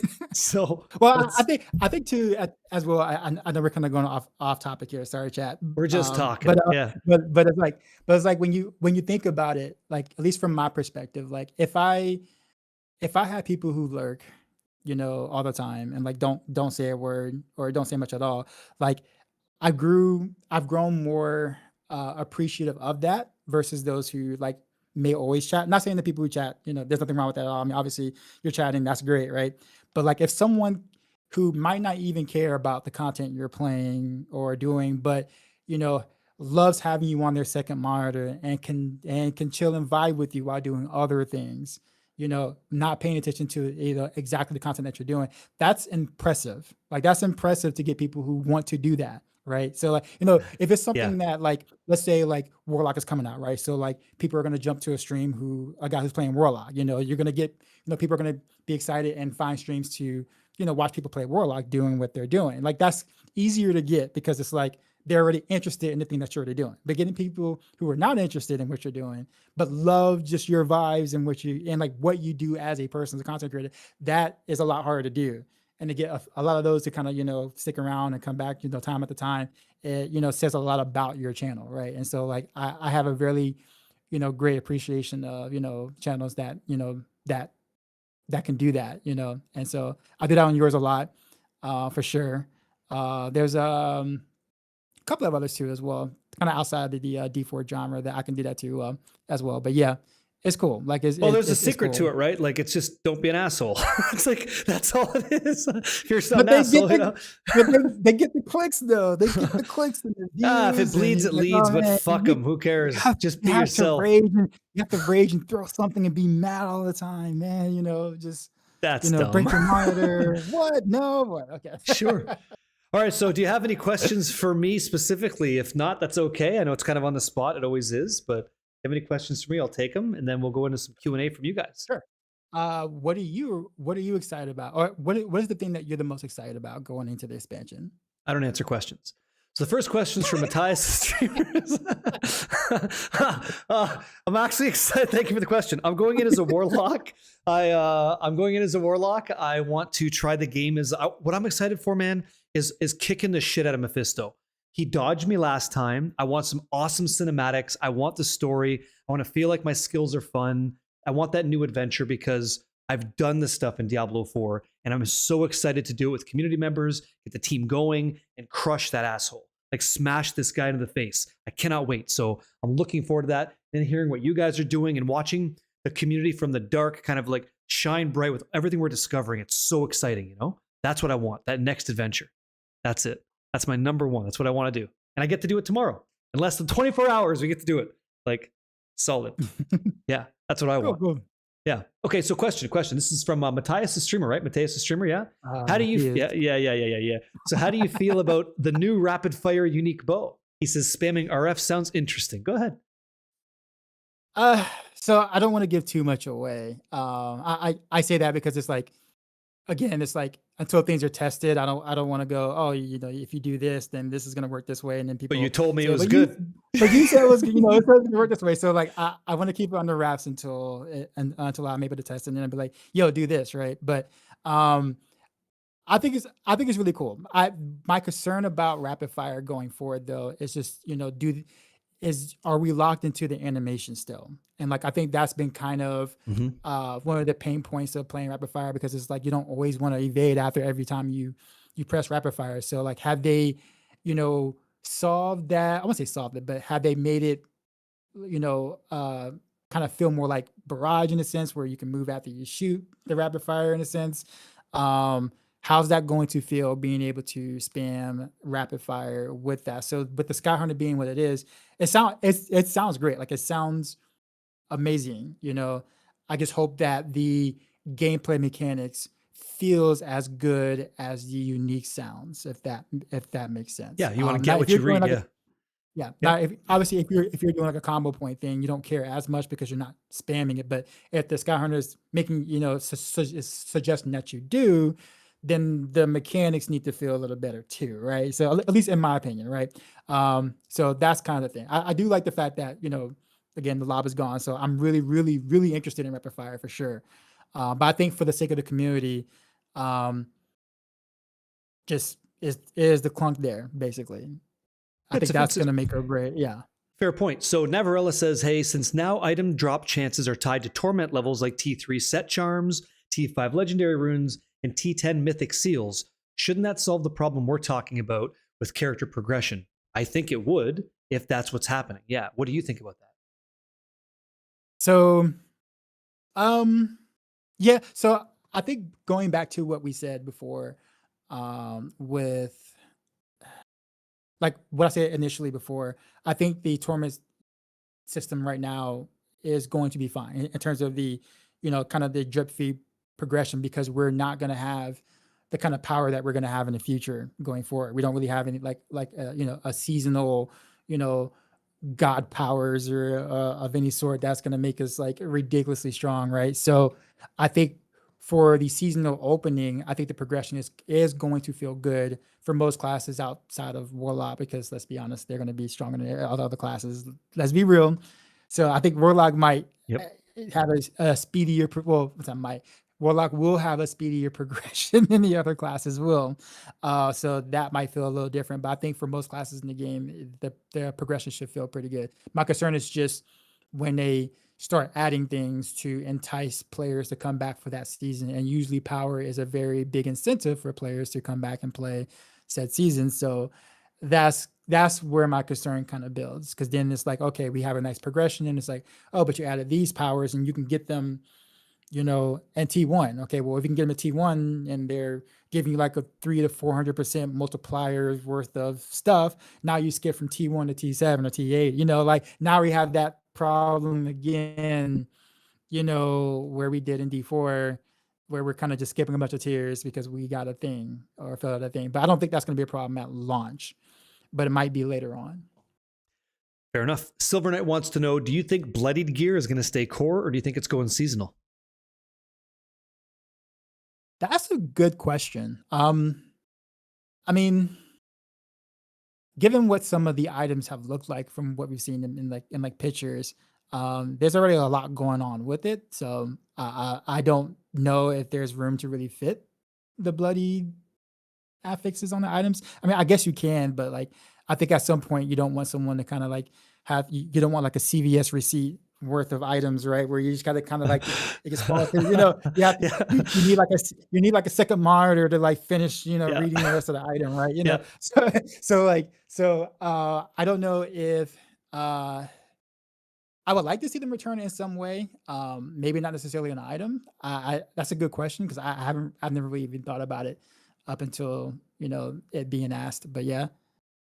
Yeah, like my thing is, I think Grinding Gear Games doesn't mind adding in all of its core mechanics to keep the game fresh and play any way you want. And Diablo 4's take to keep it more casual accessible is we remove that season fun to make it easier for you, and then we give you something else we think you'll like. So if they could ever hit the middle ground, or like a 60-40 in the fact that we can add some more, but it's actually fun to do, I think that's the right way to go. So I don't know either, but I guess we'll wait and see. Did Reign of Arrows, this is from Vision, did Reign of Arrows fall out for you? Or is it going to be viable in Lord of Hatred? He says, I guess we'll see with all the unknowns, but do you have like a compass on that you can share?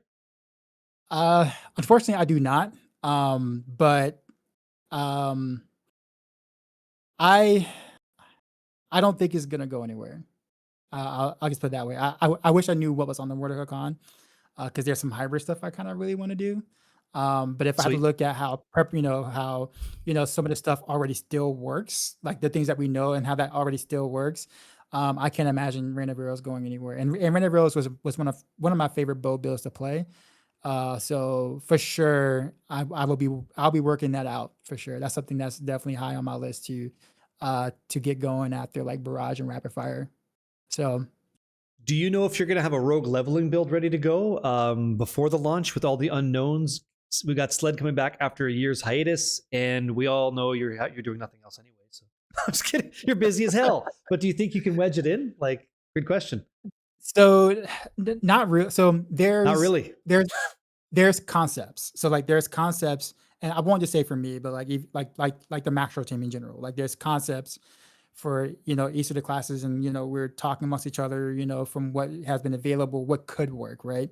And so ideally we are trying to prep enough to where when we are leveling, that we just kind of mostly have to fill in the blanks for most stuff, if that makes sense. So like, but because there's not enough things that we can, call as definitives, I don't want to put that out there and be and like give you like 60% of a guide, if that makes sense, and be like, well, this is missing because we don't know, that's missing because I don't know, that's missing because who knows, and what the drop rate is going to be for legendaries if we ever see one leveling up, and like there's a lot of unknowns. There's too many unknowns to put out a this is going to work for sure type guide, unfortunately. However, if you are interested in bow rogue stuff, you can watch me live because I will be streaming those things. So you can watch me as I piece it together on live if that's something that you're interested in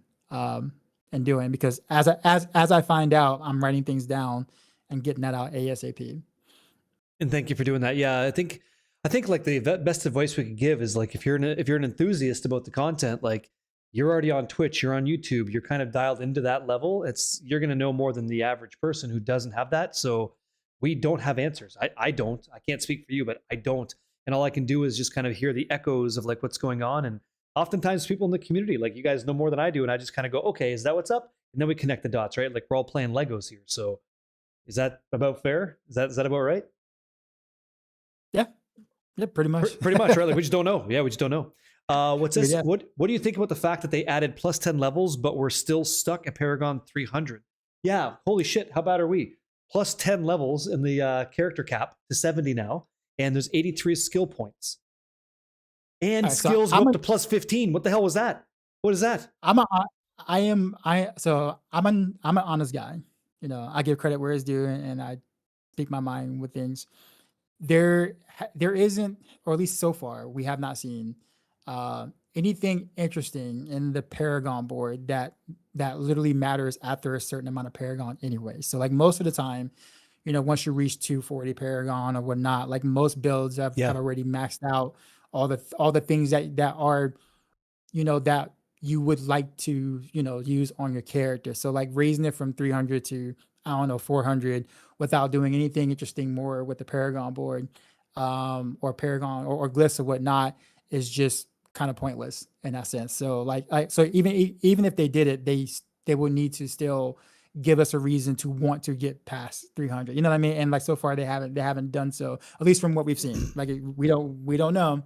But like the Paragon board is like the thing that's been outdated the longest in the game. And I wish they would do things that with the Paragon board that changes the way that we play and not just an additional stat stick that we kind of chase towards, you know, I guess the end game, or, you know, or I guess as we're leveling towards the end game or whatnot, instead of just, oh, well, this glyph gives me something I already have. It's just more of it. Okay. Oh, and that glyph does the same thing, but different color, you know, or hey, you know, now that glyph does, you know, gives me this, but it's just a multiplier I have on, you know, this skill tree. And so it's like, I wish they would, I guess, eventually update that system. But right now, anything Paragon related without an overhaul just kind of seems pointless in my opinion. Yeah, it would be such a shock to the system if you actually needed it and every point mattered. And sometimes the decision trees weren't both strength or dexterity, right? Excuse me. And you're like, okay, it really matters now how I go. And if we get to that level of scrutiny, while I know that might be, here we go, that might be a little bit tough for some people, I think it's better for the game. And I've always been pitching stuff to, like, you see the messages that we get to have, and sometimes my stuff is out there. Like I'm out there in left field, but I said like Paragon board glyphs. This glyph on this board, this glyph on this board gives you that set bonus. They went a different way, but I'm always trying to make it relevant to the character's story, but we're not doing that. So we'll see. Had to get in there a little bit. No, you're good. I think that's basically all the questions. We don't have to worry about what's the end game fishing. It doesn't matter. But that was it. I wanted to talk to you about rogue stuff, and I hope that anybody who's looking forward to rogue stuff got a question answered, or we spoke to it, or else we failed. You know. But I had a great time just talking to you. And thanks for taking the time, man. It's more than an hour, so yeah, thank you for that. Thanks for the invite, and sorry about the technical difficulties earlier. I had it. I swear I had it, man. I didn't touch the setup. I left the computer alone. I was good anyway. I'm like, I'm not going back. I knew we were going to get there. It was never, anytime. It was never a question. But one last thing for me. So you didn't play a lot of D2 shit, and you said you're an imposter. Like you're an imposter among us, right? Do you care about the cow level at all? You don't give a damn, like unless it gives you a really cool, unique rogue thing. Do you care about cows? To be fair, I care about it for others, if that makes sense. I like seeing others excited about it, right? So where are you at with the cow level being released with Lord of Hatred? And are we going to the Moo farm? What do you think? It's impossible for me to feel excited about the cow level Exactly. because I wasn't there, and I'm sad I really wasn't around to witness D2 and literally his glory days at the time. hearing it. But yeah, I just I wish I could say you know, excited about it, but I don't know how to be. You know, you know what I mean? Like I don't know how to be excited, but I want to be. But I'm happy for everyone else. Yeah. You know, for it. But there is one thing I want to say quick. I know this is a lot long interview so far, but I think the chat will find this fun, You and you can might find it funny too. you can do whatever you Uh, want. You go ahead. You're the so guest. I didn't play D2, but Blizzard gave me an alpha key for D2 for D2R. And so I thought it would be fun to stream, you know, D2R for the very, you know, and play Diablo for the very like D2 for the very first time. So I booted it up and you know, like I was, you know, obviously I was lost. Like I had no idea what to do with anything. You know, I picked the I said, okay, I'm gonna go Amazon. I'm gonna go bow. I'm gonna do a Boazon, and people just like, really, you're gonna start with a bow? You're gonna start with the Boazon, like seriously? And like Yeah. to me, I don't know what that means. I'm like, I just want a bow and arrow. I don't know what I'm doing, right? So I get into town and I go do something and I die. And so I die. I get back to town and I look at my character and I'm like, wait, where's all my stuff? Yeah. Yeah. And people are Yep. just like, "Oh, you have to go get it." I'm like, "Get what?" Like, my get what? Like, my character has a gear. What are we talking about? He's like, "No, you have to go get it." And I'm like, "What is that?" Like, "Off your body." I'm like, "My body's right here in town. What are you talking what are you talking about?" Yeah. Right? Yeah. Like, "No, your dead body." I'm like, "Seriously?" It's like, "Yeah." So, Yeah. but the bad part is that I died around like 7 zombies or whatever like that. And so it was hard to get back to get my body. So I died like 20 more That's times right. That's how it goes. trying to get back to the original body. Yep. It was like the roughest thing, right? And then Yeah. I think at some point I ended up in the corner somehow, somehow in a cave or whatever, because I didn't realize that you needed arrows, right? You know, that you can't shoot, you know, bow and arrow without arrows, Without right? So arrows. Yeah. you know, again, I'm coming from D3. I'm thinking I have infinite arrows, right? So I get caught in the corner and I couldn't move, and like you know, I'm getting whacked by this monster, and so I'm like freaking out. I'm pushing all the buttons on my keyboard. I'm just pushing everything. I'm like, oh my god, I'm gonna die, right? Yeah. And Yeah. so I love somehow it. I pushed something that allowed me to unequip the bow, and I started punching the monster out of the corner, right? And like my chat just goes nuts. I mean, Yeah. they're just it's like this is not how you play ball. It was like, but it was such a fun like it was such a fun experience being bad, like just not understanding, not Yeah. knowing, and like getting what it felt like to play something like that for the very first time, and you know, going through stamina and things like that, just Yeah. understanding what made it great at the Mm. time frame. And so like you know, again, I didn't play it long, but it was a great time. And like, you know, of course chat was just like picking on me and stuff like that, but it was fun. Like I enjoyed getting roasted the entire time as I was playing. It was a great time. That was my D2 experience, and it was great. I didn't I'm get that far, but I'm but it happy was to hear that. great. Yeah. And that's it. Like in the game that I grew up playing, it wasn't given to you. And I'm not trying to be jaded or whatever. It's just like I remember playing Diablo 2 and I'd run out of arrows and you can't shoot a bow without arrows. That just makes a lot of sense. Like when I grew up, I was Mhm. playing Dungeons and Dragons with my friends, my brother, and we would come up with these campaigns and like Diablo, when I found Diablo, it was rooted in Dungeons and Dragons. It was just a real-time version of that. And it stuck to the gothic horror kind of genre. And so I knew like I need a fucking arrow to shoot a bow. And like you didn't because you came from D3, which is cool. And so that was amazing. And I totally understood that. And then when you go to a D3 or a D4 and you just get it, you're like, okay, kind of shortcut it, but is it better quality of life? And you know what I mean? Like that's what the modern game has to change to kind of the company has to figure that out what feels right. And so it's awesome to hear that. And I'll tell you some gross stuff. When I played Diablo 2, like if you played it, what we used to do is when you die, you now know you have to go back to get your body. I would drop items on top of your body. So you'd pick them up and now that's your new body. And then when I kill you in PvP, the game can't store 2 copies of your body's gear. So it's called a corpse explosion of gear. And so your old good stuff, like all the like imagine your best mythic roll, whatever, that all explodes on the ground and I'm just sitting there picking it up.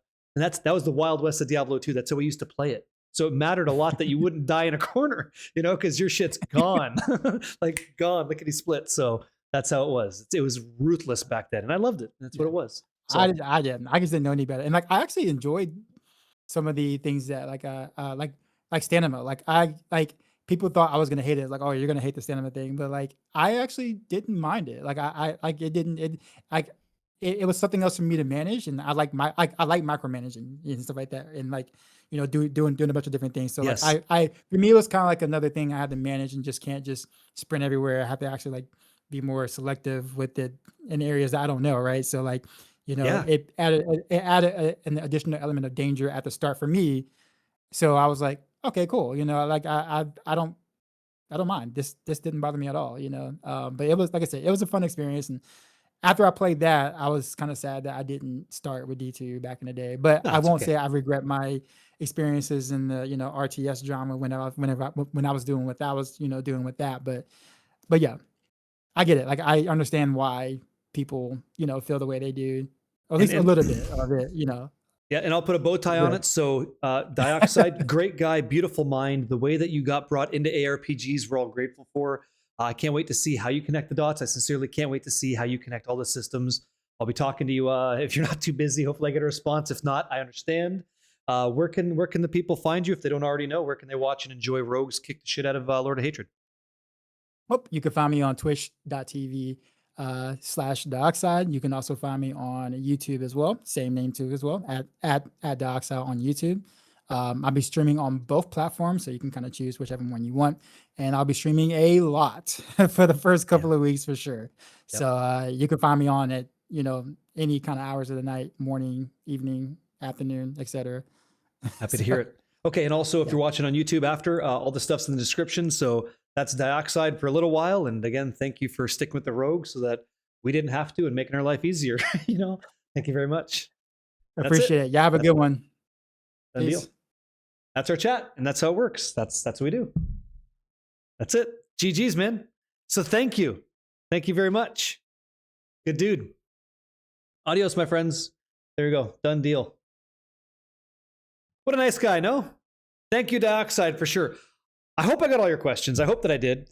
That's crazy. Odin's Rage, dude. GG's, right? Yeah. So that's it. That was everybody I had on my list. That's every class done. Button in it, finished. Then it's all we have to do now. Yeah, dude, thank you so much. Hey, all we have to do now is play. Download and play if you're going to do it. Great interview. Hey, I'm getting better. I'm learning some shit. Oh, you know what's so crazy about it, man? You don't have a schedule. You just talk. Just talk. I have never done Wadijo, sir. That is out of line. Yeah. You're hyped to play D4. I didn't think I would be. Do I have a place to rewatch the interview? Yes. So on YouTube, everything is in a list for you guys. I think I call it the Diablo 4 content collaboration series. And it's about everything, like every class, hour-long conversations, unedited, just open and clean for you guys. That's what it is. Yeah, let me get over here real quick. Yeah. Done deal. Okay, now I can see my screen and stuff. Empty screen. We're doing good things. Here we go. Diablo Quattro. Here we go. I'm ready. Yeah. Guys, thank you so much. I appreciate your questions. It's fun to answer that stuff, and it's nice that you guys have them, so I know how to ask them. You guys aren't screwed. Yeah, I think so. Yeah. Awesome. How many of you guys are playing Rogue now? Yeah. No, Janus, I understand. Yeah, that was a great interview. Thanks a lot. Thanks a bunch. Tell your friends.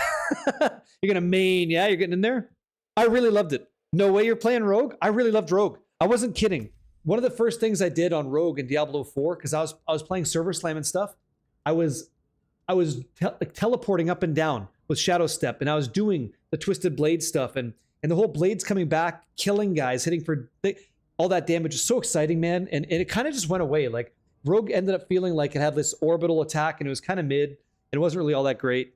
And now it's just like back, I guess, which is kind of awesome. Yeah.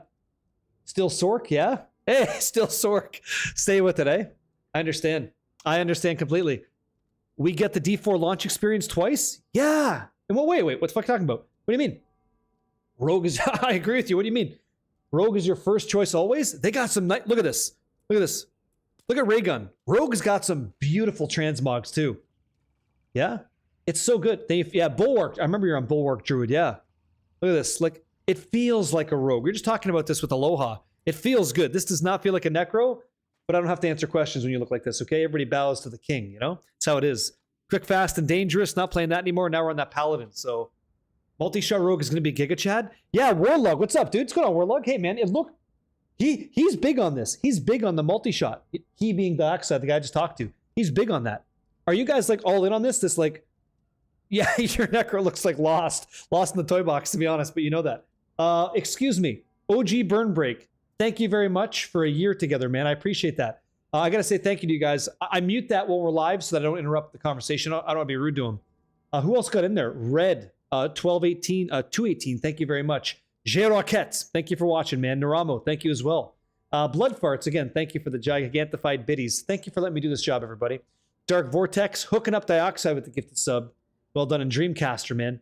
Can't wait for you can't wait to D4 it up with you and everybody else. I can't wait, man. It's gonna be a lot of fun. Really, really fun. Yeah. You're all over that multi-shot, Rogue, 100%, yeah? You're starting before multi-shot before Warlock, not me.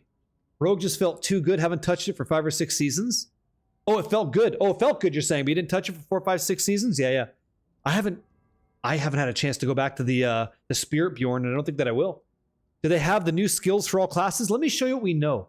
Let's cut the shit about this. Let's get down into brass tacks for a second and see what matters. So I do have to put that video up on YouTube for people that are excited and stuff, so they can get a piece of what you guys just got. But I want to fire off this really quick. Where's the website?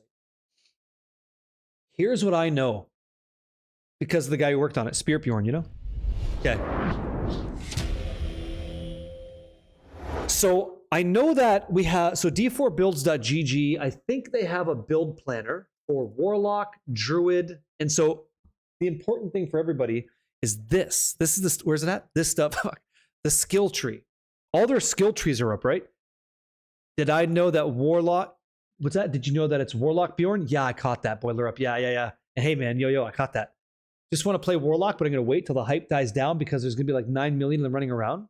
Never let someone else's enjoyment diminish yours. Get your ass inside Sanctuary and Scovos and let them feel the power of your character the way only you can. If you're putting the inputs in wrong, if your foot goes in sideways, you got to wedge it out for 3 minutes. You figure that out and you make that happen for sure. Don't wait. Get in there. Have fun. Be a part of it. You know, if you want to or not. Yeah? He got you pumped, eh? J Roquette? Yeah, he got you, eh? Yep. Probably Windows. That's not wrong. So they have everything, I guess. And I don't know that Max Roll does. Am I incorrect here? Let me see. They might have it too. So if I go to D4 and I go check out the build planner, do they have this? Let me see. Paladank is doing stuff. Let me see. Druid, they got stuff too? No. So no. Max Roll's not ready to go yet. But it looks like D4 builds is. So really quick, let's find a class. Ask for a class. I'll check it out and see if we've got it. I think it's all here. The Barbarian, yeah, he's doing his thing. Yeah, Barb's good to go. Necromancer, Necrotang, yeah. Hello, Necro's there, Zeus. Necro's ready. So it looks like it's ready to go all the way down. Yep, that's good. What about the Rouge? Scion? You might want to watch your mouth. That's how you don't come back. That's how I put 2 locks in the basement for your realism. From the Oz, eh? Patrick, what up? D4 Builds just has his stuff just from Jesse's. I don't know what that means. Was that a German individual doing some stuff? I think that's what I heard today, right? All those black dots are nothing? Oh, is that right? Oh, then I'm useless. Oh, so this is lying. I'm lying to you. I'm lying to you now. So if I go... That was kind of cool. So this is nothing. We don't have it. There's nothing. All we do have is the Warlock because people went and... Okay, here's why you have Warlock. People were invited to the Blizzard campus and people moused over the skill tree. That's why Lock is completely fulfilled. Correct? It's a partial... Barb, okay. Do you know when, Boiler Up or anybody else, does anybody know at Max Roll when the community at large gets access to the skill trees? Is it a thing, like, are we guessing that we're all going to, like, I'm affiliated with this, like, do I mouse over my shit, submit it to somebody? How does that work? How do I get that to people ASAP? How do I do that? Yeah?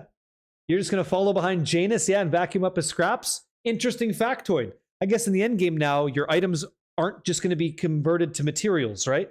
Like, because you can craft with them now? Yeah, usually you would do a data mine and just pull instantly and then we just kind of kick over, right? Right. Well, we'll see. You do start a new character, yeah. Will Dioxide do another Rain of Arrows build? Hey, King Titan, I can see your question on YouTube. Hopefully you can hear me now. he said that he's enthusiastic about it, basically. And some of the new unique stuff that we saw speaks to maybe that being viable. So we'll see, you know? Yeah. Oh shit. Shit. I don't feel good taking your points. I got a little bit of suck left. So I'll cheers you. It's like, it's swill. Cheers, you know? I'm not taking your points on that one, but thank you for keeping me hydrated, you know? Thank you. Is it Voss? GG, what's up? So the question is, the tree shows 3 areas for each skill. Do we only get... Yeah. Let's talk about it. Hey, come here. Let's talk about it. I can show you this on Maxroll. I think they do a better job vividly explaining this. So Diablo 4, again, whoever has the best stuff, that's what I'm going to show you. So D4 Planner, let's check out the Warlock. Watch this, okay? This is your new skill tree. It's a fair question. Not everybody knows. Time for a refill? No. No, I got to make sure that I'm good to go for tonight. I got to make sure I'm good to go for tomorrow as well. So here's how it works. The new skill tree system for every class. It's not just Warlock. We just know everything about the Warlock, so I can show you. So when you have a skill like this, the basic skill, let's say Doom, you click on Doom, you get to choose one from these 2 clusters, one from these 2 clusters, and one from these 3 clusters if you have the expansion. Okay?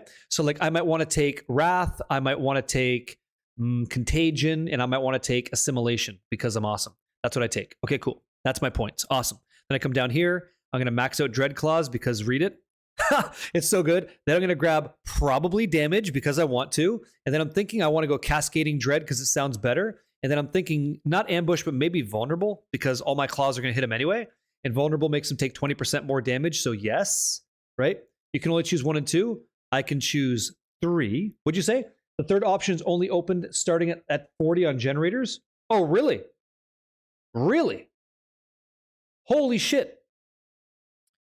Today I learned. Okay, great. So then we just keep going downtown, right? I don't even know what these things do. We never finish this. Yep. They're all 1-point wonders. You can't stack. You can't dump more points in. It's a 1 pick. That's it. Warlock skills look real good, but damn, I'm still torn between that and a Necro with Minion Horde. Well, I can make your life a living hell. If you want me to spin a wheel right now, I'll spin that wheel. Don't think I won't because I will. I've done more for less. I'll tell you right now. If you want your future determined, we'll do that. And you're going to have a relief of anxiety as I make sure that you know from total randomness, that's what you're doing. It's up to you though, yeah? You're playing Necro first? Ross. Wow, no kidding. You enjoyed the interview. Thanks, yeah? Time for one last gym session. I did it today, man. I did it today. Yep. Weirdly enough, you think you dislike that? Well, that's okay. You're usually a very opinionated guy. I'm not going to beat the shit out of you. I'm not even going to start this. You're allowed to not like it. But I bet you when you choose it, you're going to be like, oh, that's nice. Yeah? You were debating whether I should ask to do just that? Well, let's stop the debate. There we go. 477. I wish this many people watch me play Diablo. Well, hey, all you have to do, Wolf, is do what I do. Right? Just do exactly what I do. Stream for 12 years. Fail streaming for 7. Get extremely fucking lucky out of nowhere. Completely out of your control. Be entirely grateful for anybody that wants to hang out after streaming for 2 weeks and meeting nobody. And just try to put a positive vibe out there, right? Be someone people want to interact with, okay? That's what you have to do. And as our first message ever talking to each other, I wish you well. And I hope that you exceed that number. And it's not so much about the number, it's what you do for people and what you do with people with the time you have. Done deal. Hey man, what are you going to start tomorrow? I'm doing this. I'm going to go Doom into Dread Claws. I like that purpley smoky look for the Warlock. I think it's really cool. And I just want to see what build that becomes. That's what we do. Thank you for that, by the way. Wolf, thank you so much. Yeah, guys. And I think that was a YouTube one as well. Thank you. Thank you. You want me to spin it? Okay, here we go. I got you. Let's do it. This is for him. This is Death Star, okay? So you said Necro, or you wanted to do Warlock, right? Okay, here we go. Let's do it. You're going Lesser Demon Lock? That looked good too, though. Hey, 3 small dogs, what up? That looked really, really good. Okay. Yeah, no, that makes sense. I understand. Okay. Necro, because everybody's going to be Warlock, but Bearded Kiwi, you might find something. This is what you don't understand. This is what people aren't getting at, I think, actually.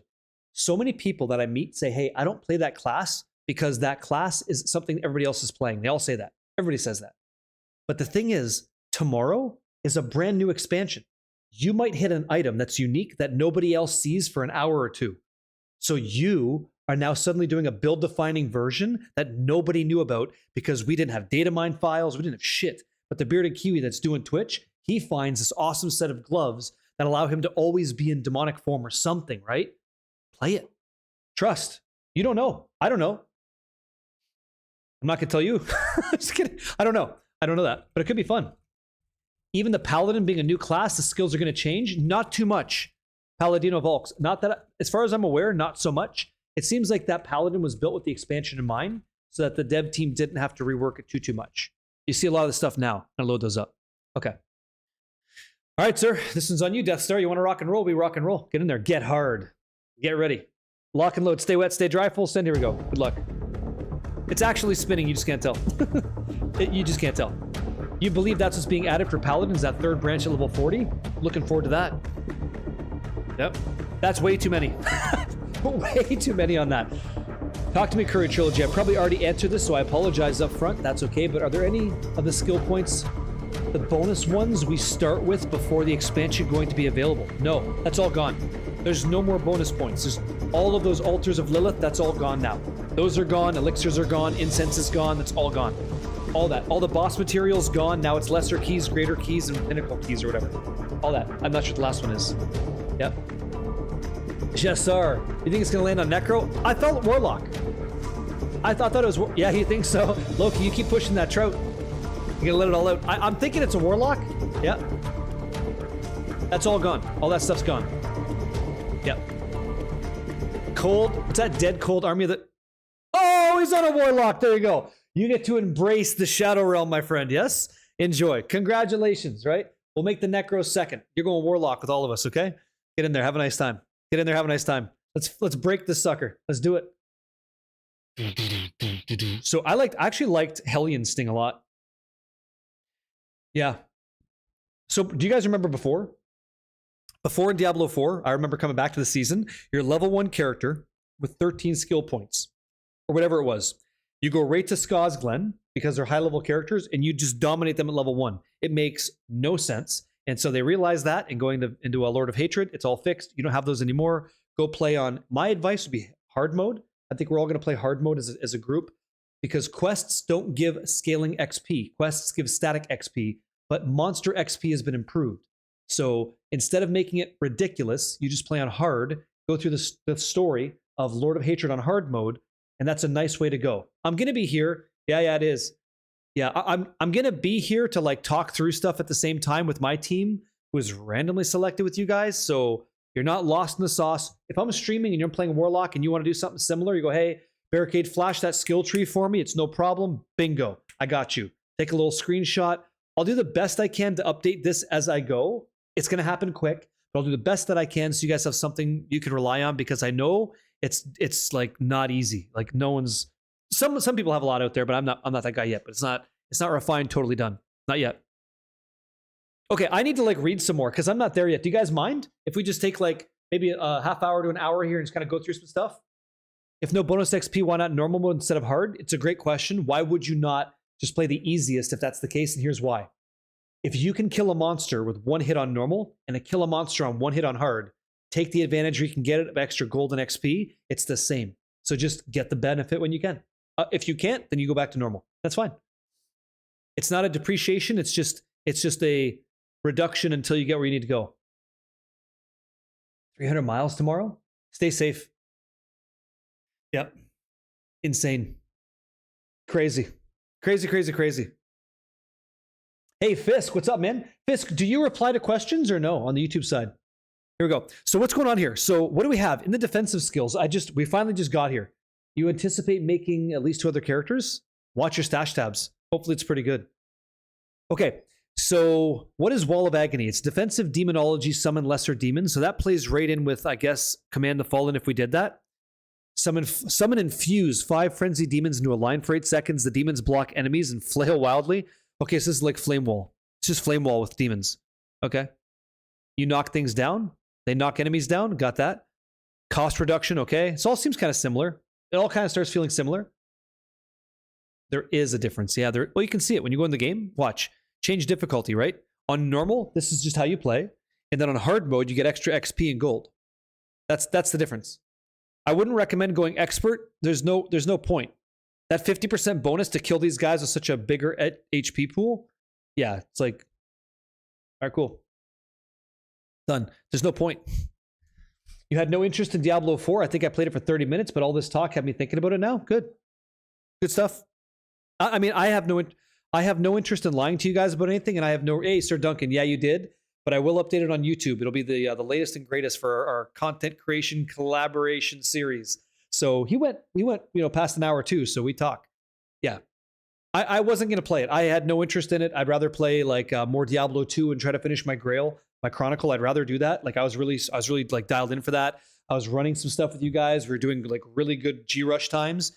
But then I started listening and I was like, dude, it's kind of fucking soft. Like it's kind of hot. Like it seems kind of nice. And even a guy like Dioxide felt the exact same way as me. A brutally honest interview. We kind of felt the same way. We're like, hey, you know what? Kind of looks like it could be good. Everybody's saying that. Like we don't really know. And going in completely dark, kind of exciting again. So is it worth the $40? Yeah, I think it is. But not everybody has $40. So we gave away 11 copies as a community, right? I've done everything I could do so far, and I'm happy to say it's fun. You started with the Duriel season, and then Diablo 4 caught you, yeah? Passives are gone. Hey, what's up? Boys, Mr. CEO, right? Boys. Hey, did you see Quinn's D3 videos back in the day? They were GG. Sorry to interrupt your topic. I'm streaming live. You can talk. It's okay. I didn't see his D3 videos. No, not Quinn69. No. I knew him from Path of Exile stuff. But I'm always, if I have time to check it out because I'm not making these adjustments and stuff and getting a build ready for you guys. Hey, what's up, Zibiers? I could check it out. So it's pretty obvious to me. But here's the thing. It's pretty obvious to me how I'm supposed to choose my skills and go based off color, but that ain't it. Because some of this stuff turns into, like, these are all abyssal skills, right? Basic occult abyss. This is core demonic abyss, demonology abyss. Are any of these abyss, does any of this turn into abyss skills? Because if it does, then we have to look at them all. Like tortured wretch. Okay? Any of this become an abyss? No. Okay, here we go. Domination.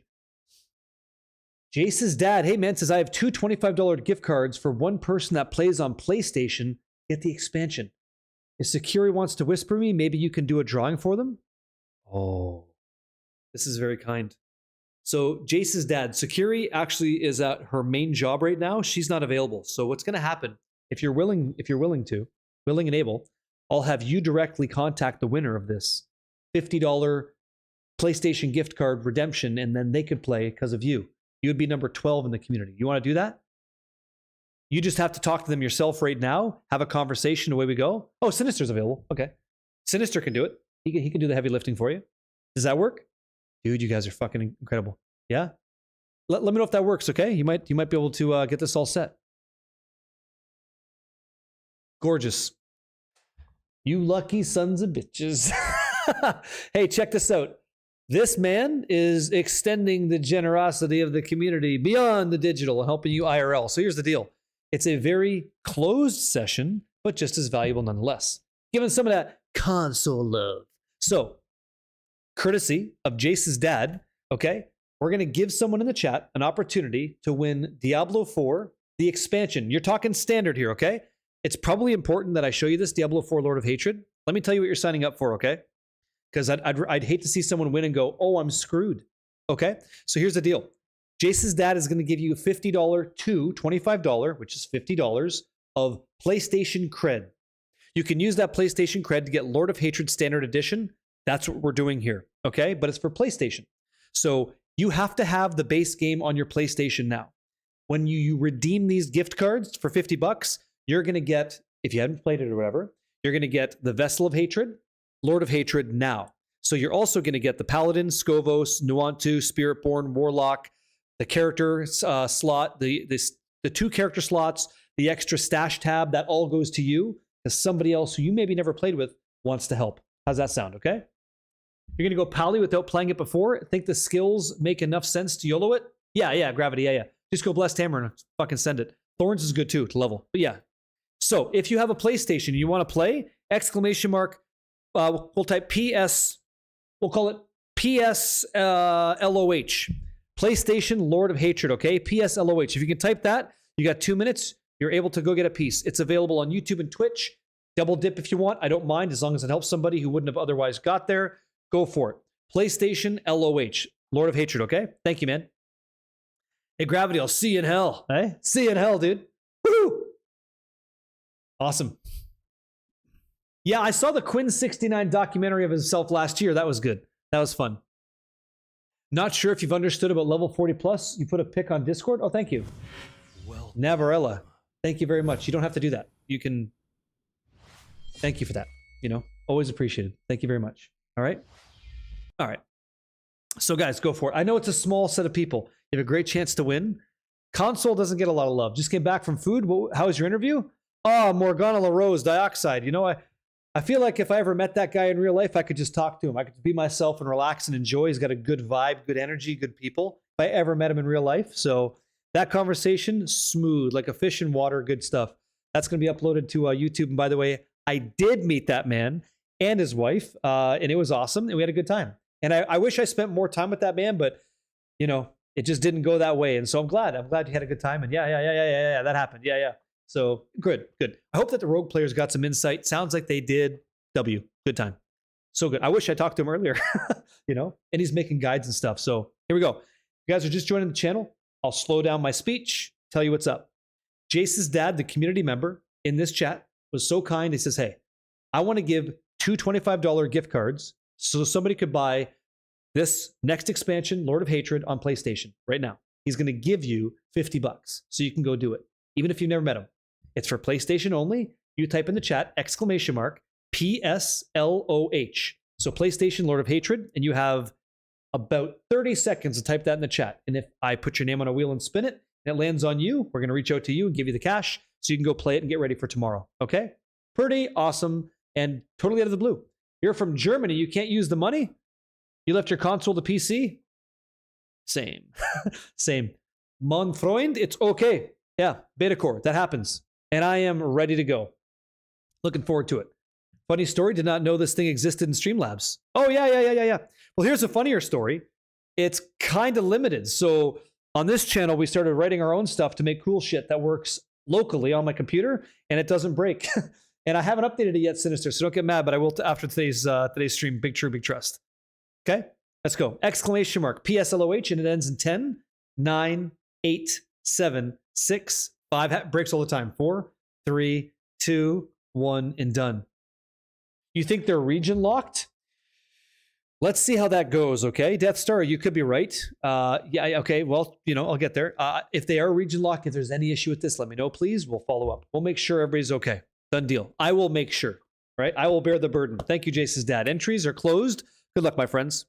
Hey, Jace's dad, if you want to do me a solid, why don't you, here, let's load the names up. Oh, this is good. Why don't you do me a solid and you tell me to send it? You tell me to full send and click on it, I'll do it. We'll see who wins. Make sure it's all good. If it's not, talk to me. I'll make it right. I will make it right for you. I have the technology. I'll do my best. Can't do it for everybody, but I can do it this time. You ready? Probably Lila. Yo. What's going on? Happy Sunday. Right, I wouldn't be saying that usually. Wouldn't be saying that. Hey, it's been nice. It's been nice streaming you guys all week. It's been kind of nice, you know? Good times. Is he there? GC paging Jace's dad. This is the captain speaking. If you could just tell me to fucking go. Send it. We will. Thank you so much. Good luck, everybody. That guy's hooking you up huge. GG's and well done. Happy Sunday. After today's stream with you guys, it's going to be a brief stream. Trust that. I got the video with Dioxide going out on YouTube. You can check that out if you missed it. I have to get a Warlock build guide starter thing going.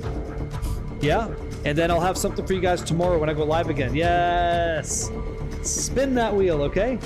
I want to say thank you to all you guys for being here. Spooker is trying to yuck my yum. It's not going to work.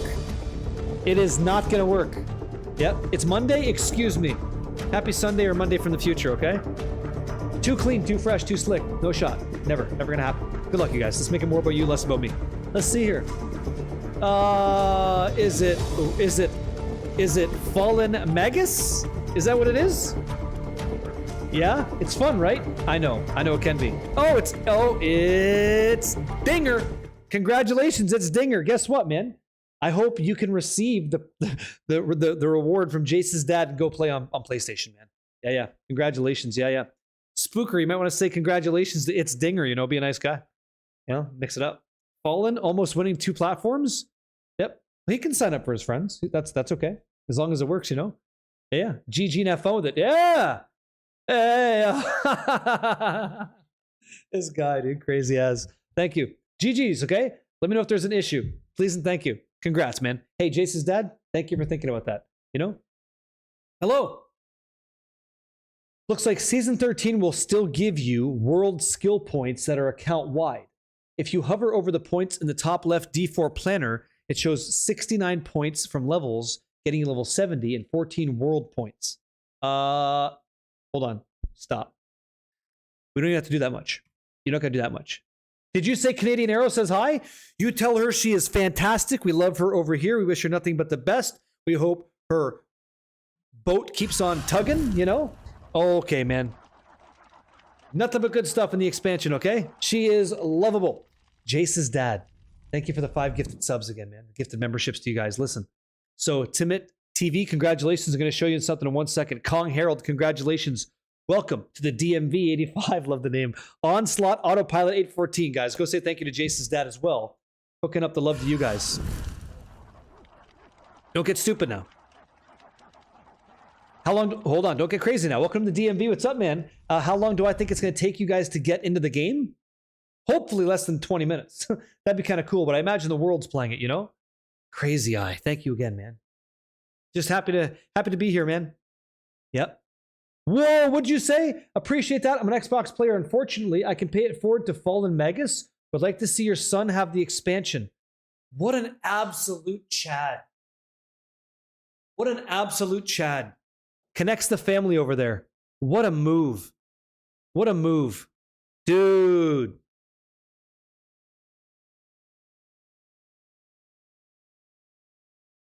How do I get you on Xbox? What do I have to do for you to get you on Xbox, man? How do I make that right?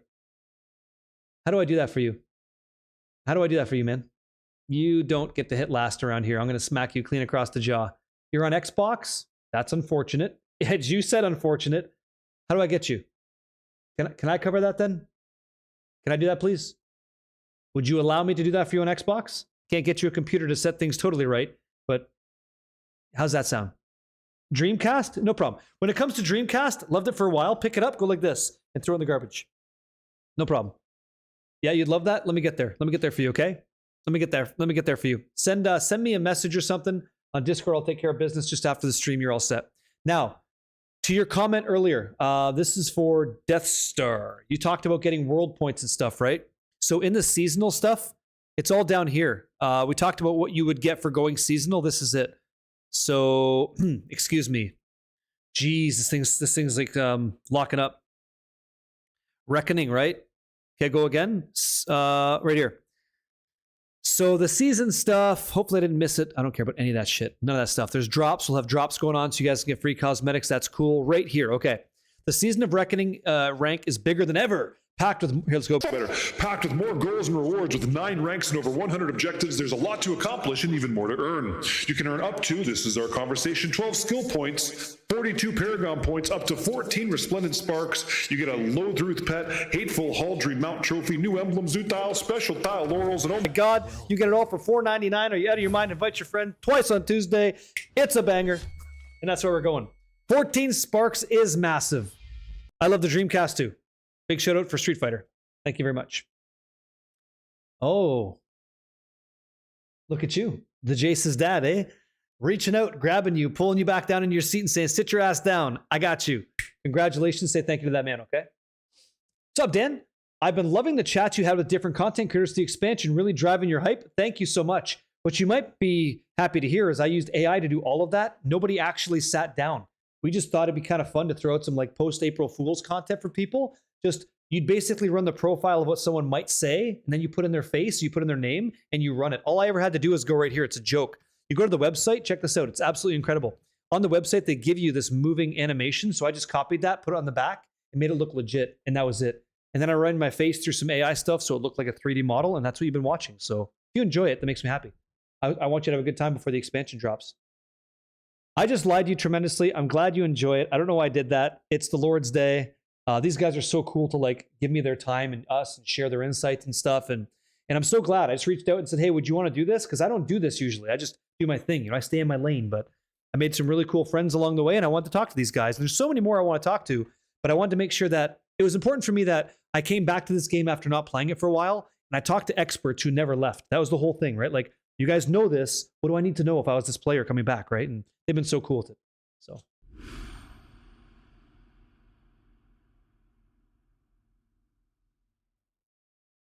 Yes, I think we're saying the same thing. Yeah, we are.